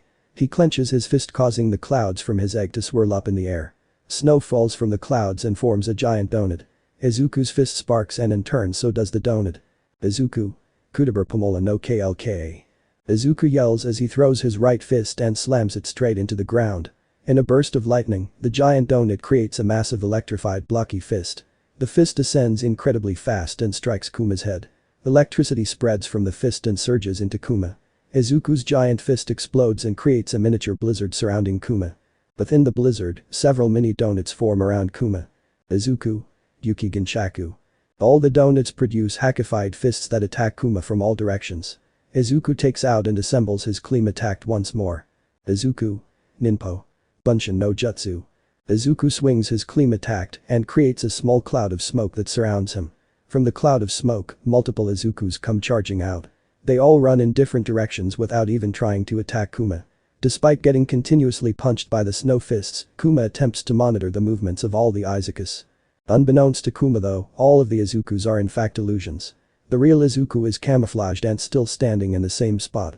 He's currently charging up a laser in his palms and taking aim at Kuma. Izuku. I have to aim this just right, otherwise it won't be enough to take him out. Yosh, here it comes radical beam. Izuku fires his charged up laser aimed at Kuma's head. The cyborg's eyes glow red and it quickly raises one of its palms up in defense. Izuku. He sensed my attack. Kuma raises up his other palm and holds it next to his right palm. The laser bounces off both palms and gets redirected at Izuku. Izuku. Oh crap. Izuku tries to jump out of the way, but unfortunately still gets his leg pierced by his own laser. Izuku winces in pain. His mirages and snow attacks fade and disperse. Izuku. Arg, shit, he could tell where I was. Even though he's a pacifista, he can still use hockey. Izuku is then suddenly pierced in the chest by another laser. Izuku clenches the hole in his chest and looks at Kuma. He can see smoke coming from Kuma's mouth. Izuku. Damn it. Izuku lands on the ground on his side. He rolls over on his back while panting heavily. Kuma then appears standing above him, causing Izuku to panic. Kuma raises his palms up in the air and Izuku in response hackifies his internal organs and bones. Kuma. Sapari pad ho. Kuma thrusts his palms downwards rapidly and launches a barrage of air blasts at point-blank range. The blasts phase through Izuku's body, leaving the boy in extreme pain. His hockey doesn't seem to help much as Izuku can feel some of his bones breaking. The human weapon then starts directly deflecting against Izuku's stomach, squashing him against the ground like a tomato. After about a minute, Kuma stops thrusting his palms. He opens his mouth and fires 3 lasers into Izuku's stomach. Smoke trails from Kuma's mouth as he looks down upon Izuku. The young pirate is laying there with his mouth agape and eyes whited out. He pays Izuku no further attention and walks back to the celestial dragons. Charlos. Finally. Took him long enough. Shaurya. Does this mean we can go home now? Rosward. Yes. Contact the boat for me, Shaurya. Tell them to ready me dinner and a bath. Jarlos. Come on now, child. We're leaving. Jarlo says as he pulls on the chain connected to Eri's collar. The little unicorn child doesn't move though. She's standing still and looking at Izuku in complete shock. Jarlos. Did you not hear me? Come. Jarlos pulls on Eri's chain which tugs on her neck. Eri gets a bit of whiplash from the sudden jerking motion, but manages to keep standing. She grabs her collar and pulls against Jarlos. Jarlos. Eri. Deku. Eri starts pulling harder and moving a bit closer to Izuku. Eri. Please, be okay, please get up. Jarlos. You sure have a bit of muscle for a child, but I'm getting sick of your attitude. I'll be sure to break it later. Oi, robot, hurry up and restrain her. The sound of the ground cracking causes everyone to go silent. They look to Izuku to see him sitting up in his crater. He slowly manages to crawl out of it all the while Kuma walks back to him. Panting heavily, he gets up and takes a stance by placing his right fist on the ground and his left hand on his knee. Izuku. Bartholomew Kuma, I'm aware of what you've done for the crew. Understand that the crew, even me, are grateful for it. But know this. Izuku stands up straight and raises his right hand up above his head with his open palm pointed to the sky. A large black ball forms floating above his palm. Izuku. I'm taking Eri back. Even if I have to break you into pieces. Izuku says with a stone-cold glare directed at Kuma. He then hurls the black ball at Kuma like a baseball. Kuma raises his paw pad up in order to defend against the attack. Izuku. Gomu Kenpo. Smash fireworks. The ball suddenly expands in size and a countless number of black fists and feet shoot out from it from all directions. Kuma uses his paw pads to deflect the majority of the blows, but some slip by. Izuku then bursts through his own attack and deals a devastating flaming back kick to the center of Kuma's chest. Izuku. Bow strike. Kuma goes flying from the blow, leaving a spiraling trail of flames behind him. Izuku vanishes and reappears in front of Kuma. He delivers a flaming vertical kick to Kuma's back and launches him straight upwards. Izuku. Anti-manner kick course. Izuku draws Nidai Kitetsu, Kiku's sword and Yamajiri. He hackifies all three of them and points them upwards at Kuma. He jumps straight up while spinning his hand blades. Izuku. Ichidai Sanzen Daisen Sekai. Izuku slashes Kuma's back with all three blades and sends him flying even higher upwards with all three blades. Izuku quickly sheathes his blades and fires two black whip arms at Kuma. The black whips form hands and grab onto his ankles. Izuku engulfs the black whips in black flames which spread to Kuma. Izuku skywalk to launch himself down to the ground. He yells as he swings his black whips and slams Kuma face first into the ground. He lands and retracts his black whips so that his actual hands are grabbing Kuma. He lifts him off of the ground, twists his body and slams Kuma into the ground again. He repeats the process several more times, thrashing the former warlord like a ragdoll. He stops by spinning with Kuma and tossing him to the side. While Kuma is down, Izuku concentrates on his arms. Izuku. Focus. Maximize the power output while limiting the percentage. This'll allow me to deal powered up blows while minimizing the backlash on my body. Red veins appear over Izuku's haki and cover his arms up to his shoulders. The veins disappear and his arms bulk up a bit to slightly larger proportions. Izuku. United Smash Fists. 50%.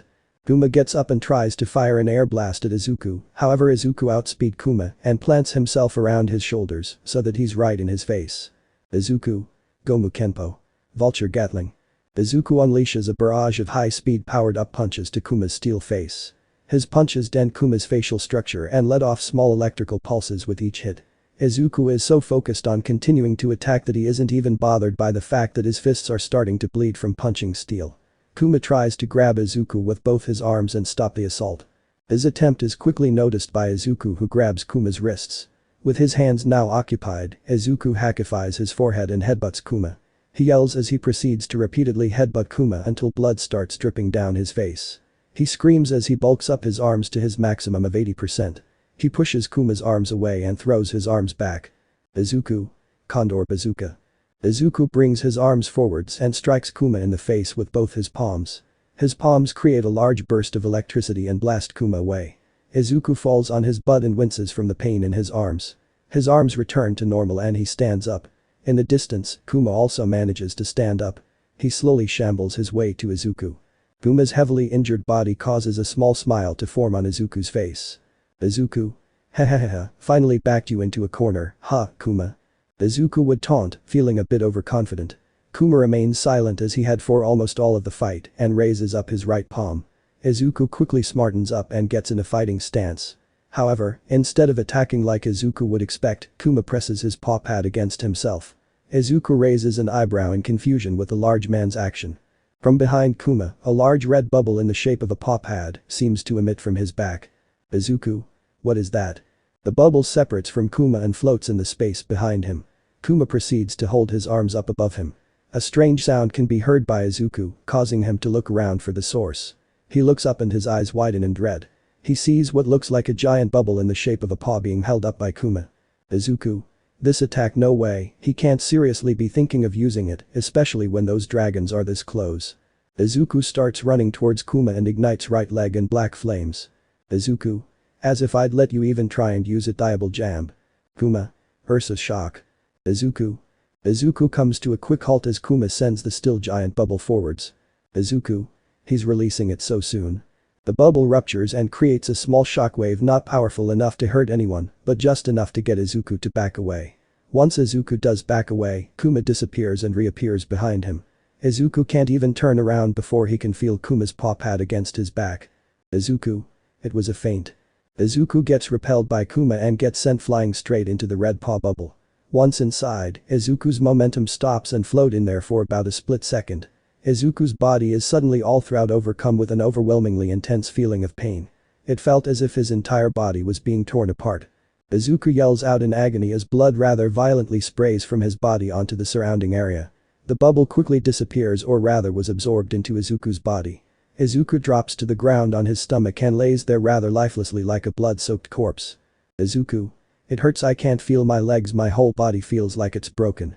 I see, so that's what it was. He reflected all the damage I did right back at me. Izuku uses his nigh broken arms to push his torso up. Izuku? I can't fight like this, he's in top shape while I can't even walk, I need help, I need. Izuku's eyes land on Eri, who's watching him. Izuku? Eri.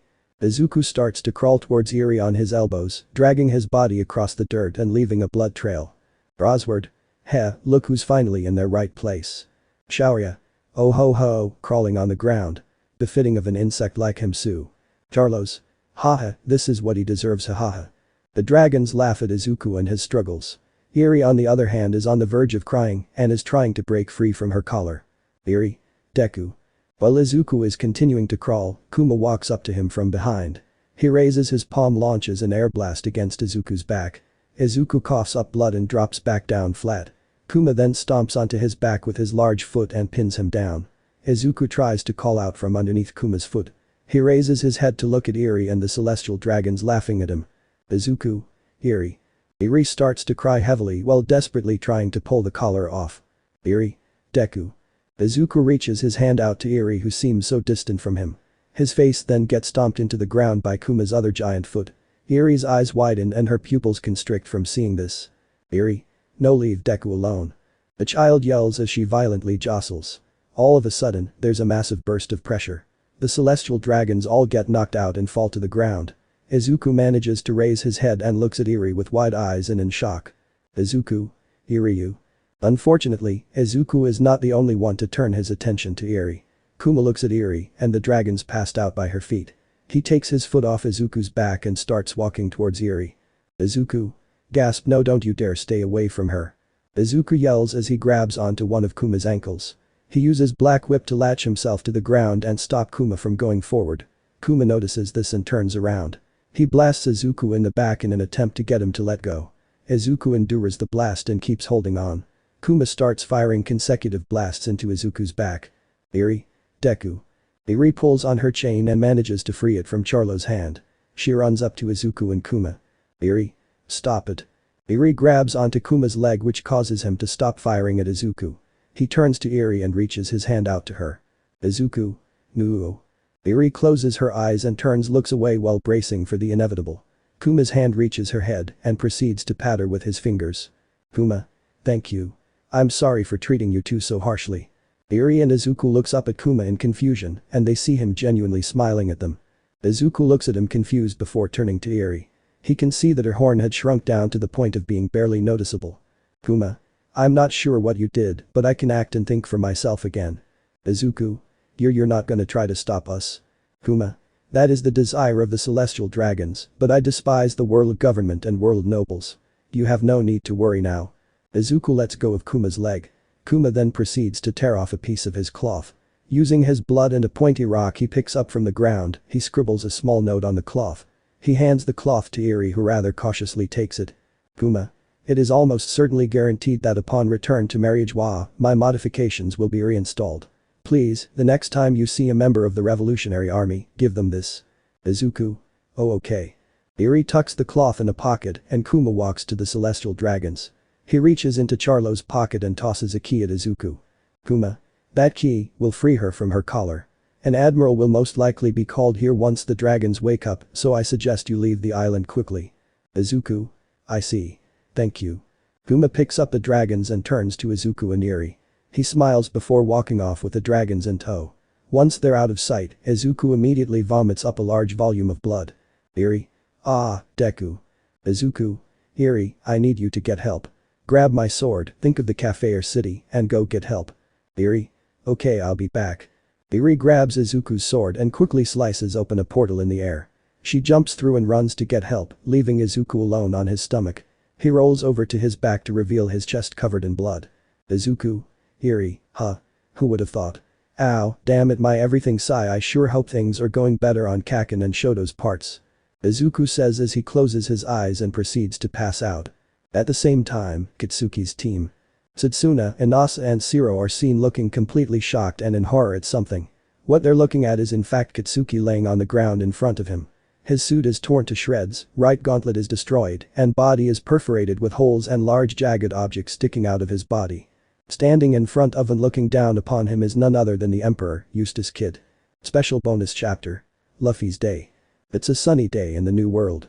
The Thousand Sunny is sailing peacefully on the surprisingly calm waters, making its way slowly to the island of Dressrosa. In the men's quarters, the captain of said ship, Luffy, is rather roughly stirring awake. He gets up with a drawn-out yawn and dons his straw hat. Getting out of bed, he first makes his way to the bathroom so he can brush his teeth. After freshening up, he heads over to the kitchen. He grabs a knife and fork and takes a seat at the table. Sanji, I'm hungry, let's eat, Luffy would yell out while still half asleep. After getting nothing but silence as a response, Luffy would at that point realize that there's no one else in the kitchen. Sanji. Guys.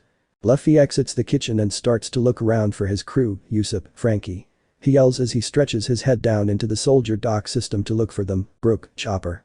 Peeking into the med bay, Luffy finds no one once again, Nami, Robin. Luffy asks while knocking on the girl's room door, Izuku, Zoro. Luffy would yell out as he busted down the bathroom door, dang it, where the heck is everyone? Luffy would ask himself as he walked along the deck. He suddenly comes to a stop though as he faintly hears what he thinks to be Izuku's voice. He looks at the source of his voice to find it coming from the crow's nest. He stretches up along the foremast and sticks his head inside the crow's nest. Inside, he can see his crew along with Kinemon, Momonosuke, a disgruntled Law and a chained and gagged Caesar. What are you guys doing in here? Hearing Luffy's voice causes everyone, aside from Law and Robin, to flinch from surprise. Luffy senpai, you're up early, his eye-patched strategist would exclaim nervously. Tone it down, Izuku, Usopp would whisper into the young greenet's ear.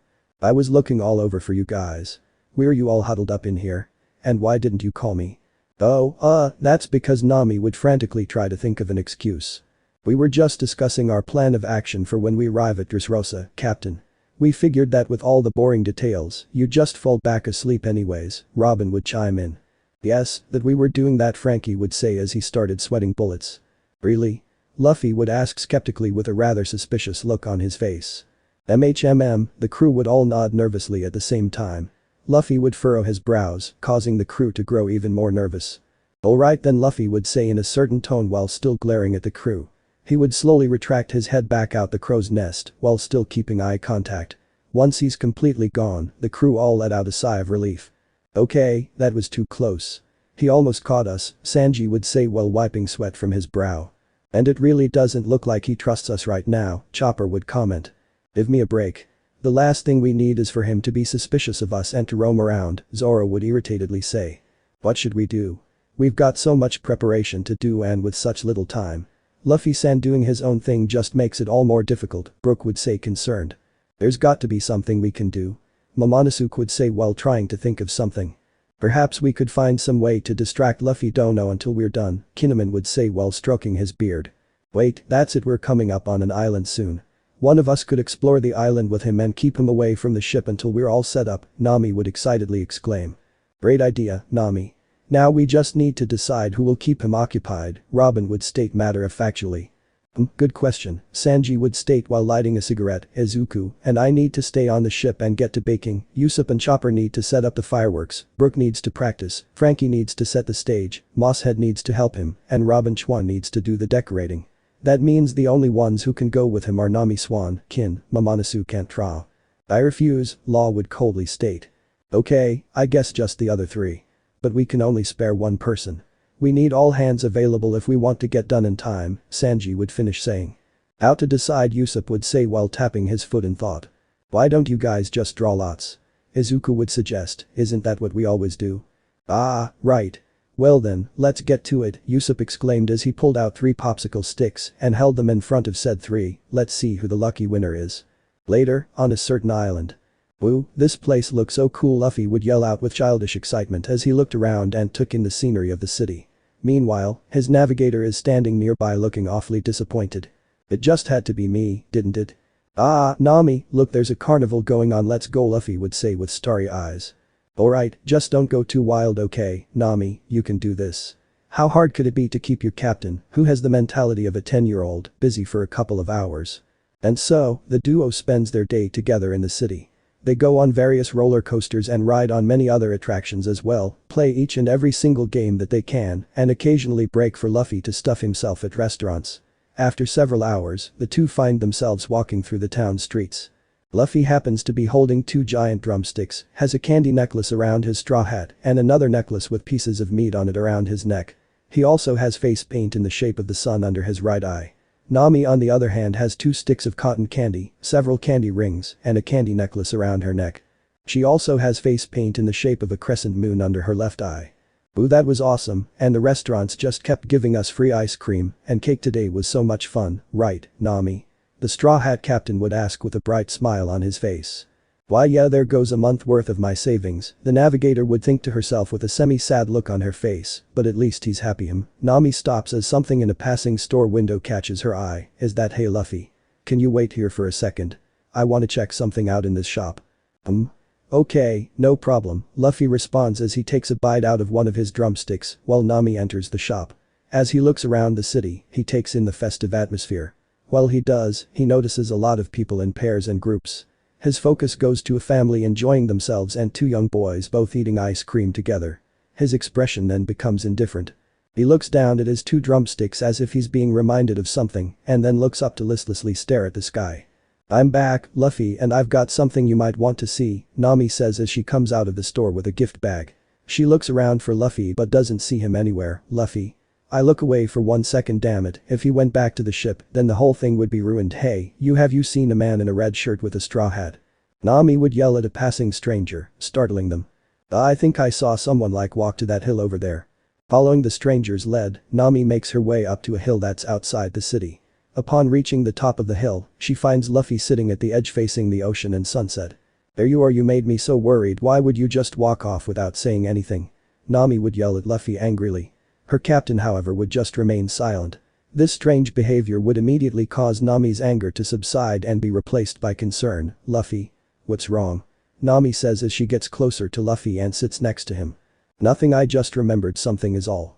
Every year around this time, Makino, someone from my home village, would bring me a cake. Me and Ace would eat it together along with everyone else at our home. After Ace left home, I didn't care about it so much anymore. But seeing everyone in town reminded me of it. And then I realized that now that Ace is gone, I'll never get to share a cake with him ever again, I'll never get to do anything with him ever again. Luffy lightly grips his pants as he says this, much to the notice of Nami. A single drop of water falls on his hand, shocking Nami. Sorry Nami. I know that sounds weird, Luffy says as he gets up while still looking out at the ocean. Let's get back home. I'm sure the others are. Luffy turns around and finds Nami standing there with her head lowered and holding out the gift bag for Luffy. What's this? Take it, Nami would say in a soft voice. I got it for you, take it. Luffy would look at Nami, genuinely surprised by her gesture. He'd slowly take the bag from her and peek inside. His eyes widen upon seeing what's inside and his hands start to tremble a bit. Luffy reaches into the bag, causing Nami's heart to start beating faster.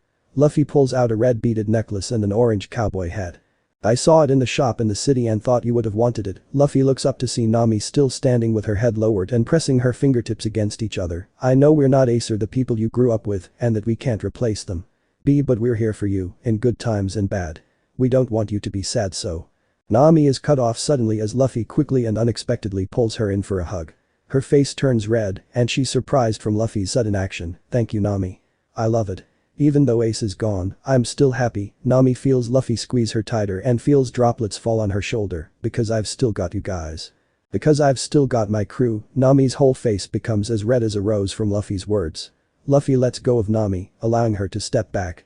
Before she can say anything, he places his straw hat on her head. It'd be a shame if I didn't try them on, Luffy says as he pulls the beaded necklace over his neck. He then gives a bright smile as he dons the orange hat. The moment he does, Nami's eyes widen as for a split second, Luffy's silhouetted figure, standing in front of the setting sun looks identical to that of his brothers, so. How do I look? Amazing just like Ace, Nami would reply in awe. Shishi, thanks, Nami, Luffy would say cheerfully with a smile brighter than the sun. His stomach would then grumble, catching his attention. Guess I'm hungry again. Come on, let's head back to the sunny and get something, Luffy says before joyfully marching back to the sunny. Nami however remains standing in the same place. She softly touches Luffy's straw hat on her head before placing both her hands on her chest. She feels her heart beating like a drum as the sun finally disappears below the horizon and the moon rises. Later. Stars have lit up the sky and the moon is up high. The two straw hats have found their way back to their ship. However, much to Luffy's surprise, all the lights are out and everything is pitch black. Did everyone else go to sleep already? Luffy asks aloud as he and Nami board the deck. Just as they do, they both can hear the sound of something launching up into the air. In a loud burst, two fireworks in the shapes of a straw hat and Luffy's face paint the night sky. The lights of the ship then turn on and the sound of party crackers popping can be heard. Happy birthday, Luffy. The whole straw hat crew along with Kinemon and Momonosuke would happily cheer with bright smiles on their faces. Luffy would stare wide-eyed in surprise at his crew and his ship. There were giant party balloons, streamers, decorations with his face on them hanging everywhere, a large stage in the center of the deck, and a giant cake decorated with various large pieces of meat. You guys, Luffy would softly say with his mouth agape. Sorry for keeping this from you, Captain. But we needed to set up for your super surprise party, Frankie would say before blowing through a party horn. Yo-ho-ho-ho, we put our heart and souls into this for you, Luffy-san. Not that I have a heart to put in, yo-ho-ho-ho. Brook would laugh loudly and enthusiastically. We've been planning this for months to make sure it'd be perfect, Usopp would ensure. It was a lot of work, but it was worth it. We wanted to make up for the past 2 years, Chopper would say as he tried to pull out some of the streamers from his horns. You may not talk about your birthday a lot, but it is a day to be celebrated, Robin says with a mature smile. Yeah, and it's only fair that a captain as great as you gets a party as great as this one, shishi, Izuku would chuckle. We hope you enjoy it, Luffy. Everybody's been excited for you the whole day, Momonosuke would chime in. Things might be pretty serious right now, but that doesn't mean we can't kick back and relax for a while, Zoro says as he raises a bottle. Celebrations certainly are in order for you reaching the age of manhood, Luffy don't know, Kinemon says as he lights a cake Sanji is holding out with his katana. Well, to sum up what everyone is trying, we've worked hard to make sure that this birthday is one you can enjoy and will be able to remember for years, Sanji says as he holds out the cake for Luffy and smiles brightly. Happy birthday, Captain. Luffy stares at the cake in front of him still with his shocked face. His lip starts to tremble to the notice of the others. He uses his right hand to cover eyes, causing the others to immediately worry. You guys, Luffy raises his head and faces the sky. Before anyone would say anything, Luffy's mouth becomes a wide toothy smile. He takes his hand off his face and looks back at his crew to blow out the candles on the cake. You guys are the best, Luffy says as he stretches his arms and pulls everyone in for a hug. The group all laugh at the birthday boy's joyful response. While their antics go on, the ship's navigator watches from the sidelines while drinking from a tangerine-flavored drink. I know we wanted you to keep him busy, but you certainly took your time, didn't you? Robin would ask, startling Nami a bit. Yeah, well, things happened, Nami says while watching Luffy proceed to the smaller cake hole. So it would seem, Robin says with a smirk while looking at Luffy's straw hat that Nami's still wearing. Yo-ho-ho-ho, Brook would laugh as he and Izuku took to the stage. Now then, before we can get this party crew sailing. We need to kick it off with some music, Izuku says as he pulls up a keyboard and uses his black whips to grab a hold of several other instruments. Who wants to join in? We do, the rest of the crew would respond cheerfully. Alright, then let's get it started, Brook says as he picks up his guitar. In 3, 2, 1. Luffy, Chopper, Nami, Robin and Izuku. We're not acquaintances, we're not friends. We are family.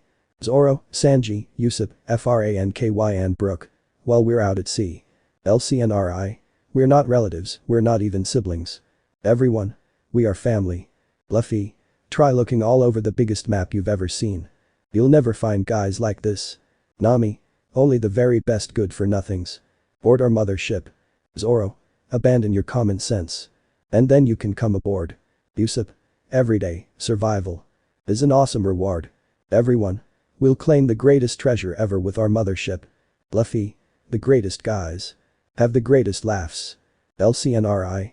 We're not acquaintances, we're not friends. We are family. ZSUFB. As long as there's adventure. LCNRI. We're not relatives, we're not even siblings. Everyone. We are family. Luffy.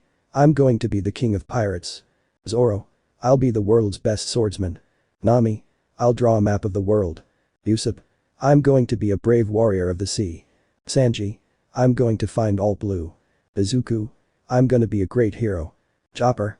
I want to see the world through my own eyes. Franky. An eye that sees real huge dreams. Brook. We'll never see anything but. Chopper. Only extraordinary dreamers. Izuku. Are allowed on our mothership. Sanji. Forget about being sentimental. All you need is a smile. Robin.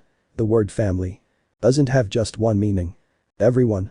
For food and tears, you can count on our mothership. Luffy. If you have the best crewmates, then you'll be strong together.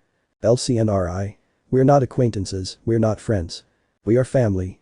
ZSUFB. Never be alone. LCNRI. We're not relatives, we're not even siblings. Everyone. We are family. Brook. Family. Franky. Ow. LCNRI. We're not acquaintances, we're not friends. We are family. ZSUFB. Well, we're out at sea. LCNRI. We're not relatives, we're not even siblings. Everyone. We are family. Robin. Let's find the truth about the Rio Poneglyph. Luffy. Alright.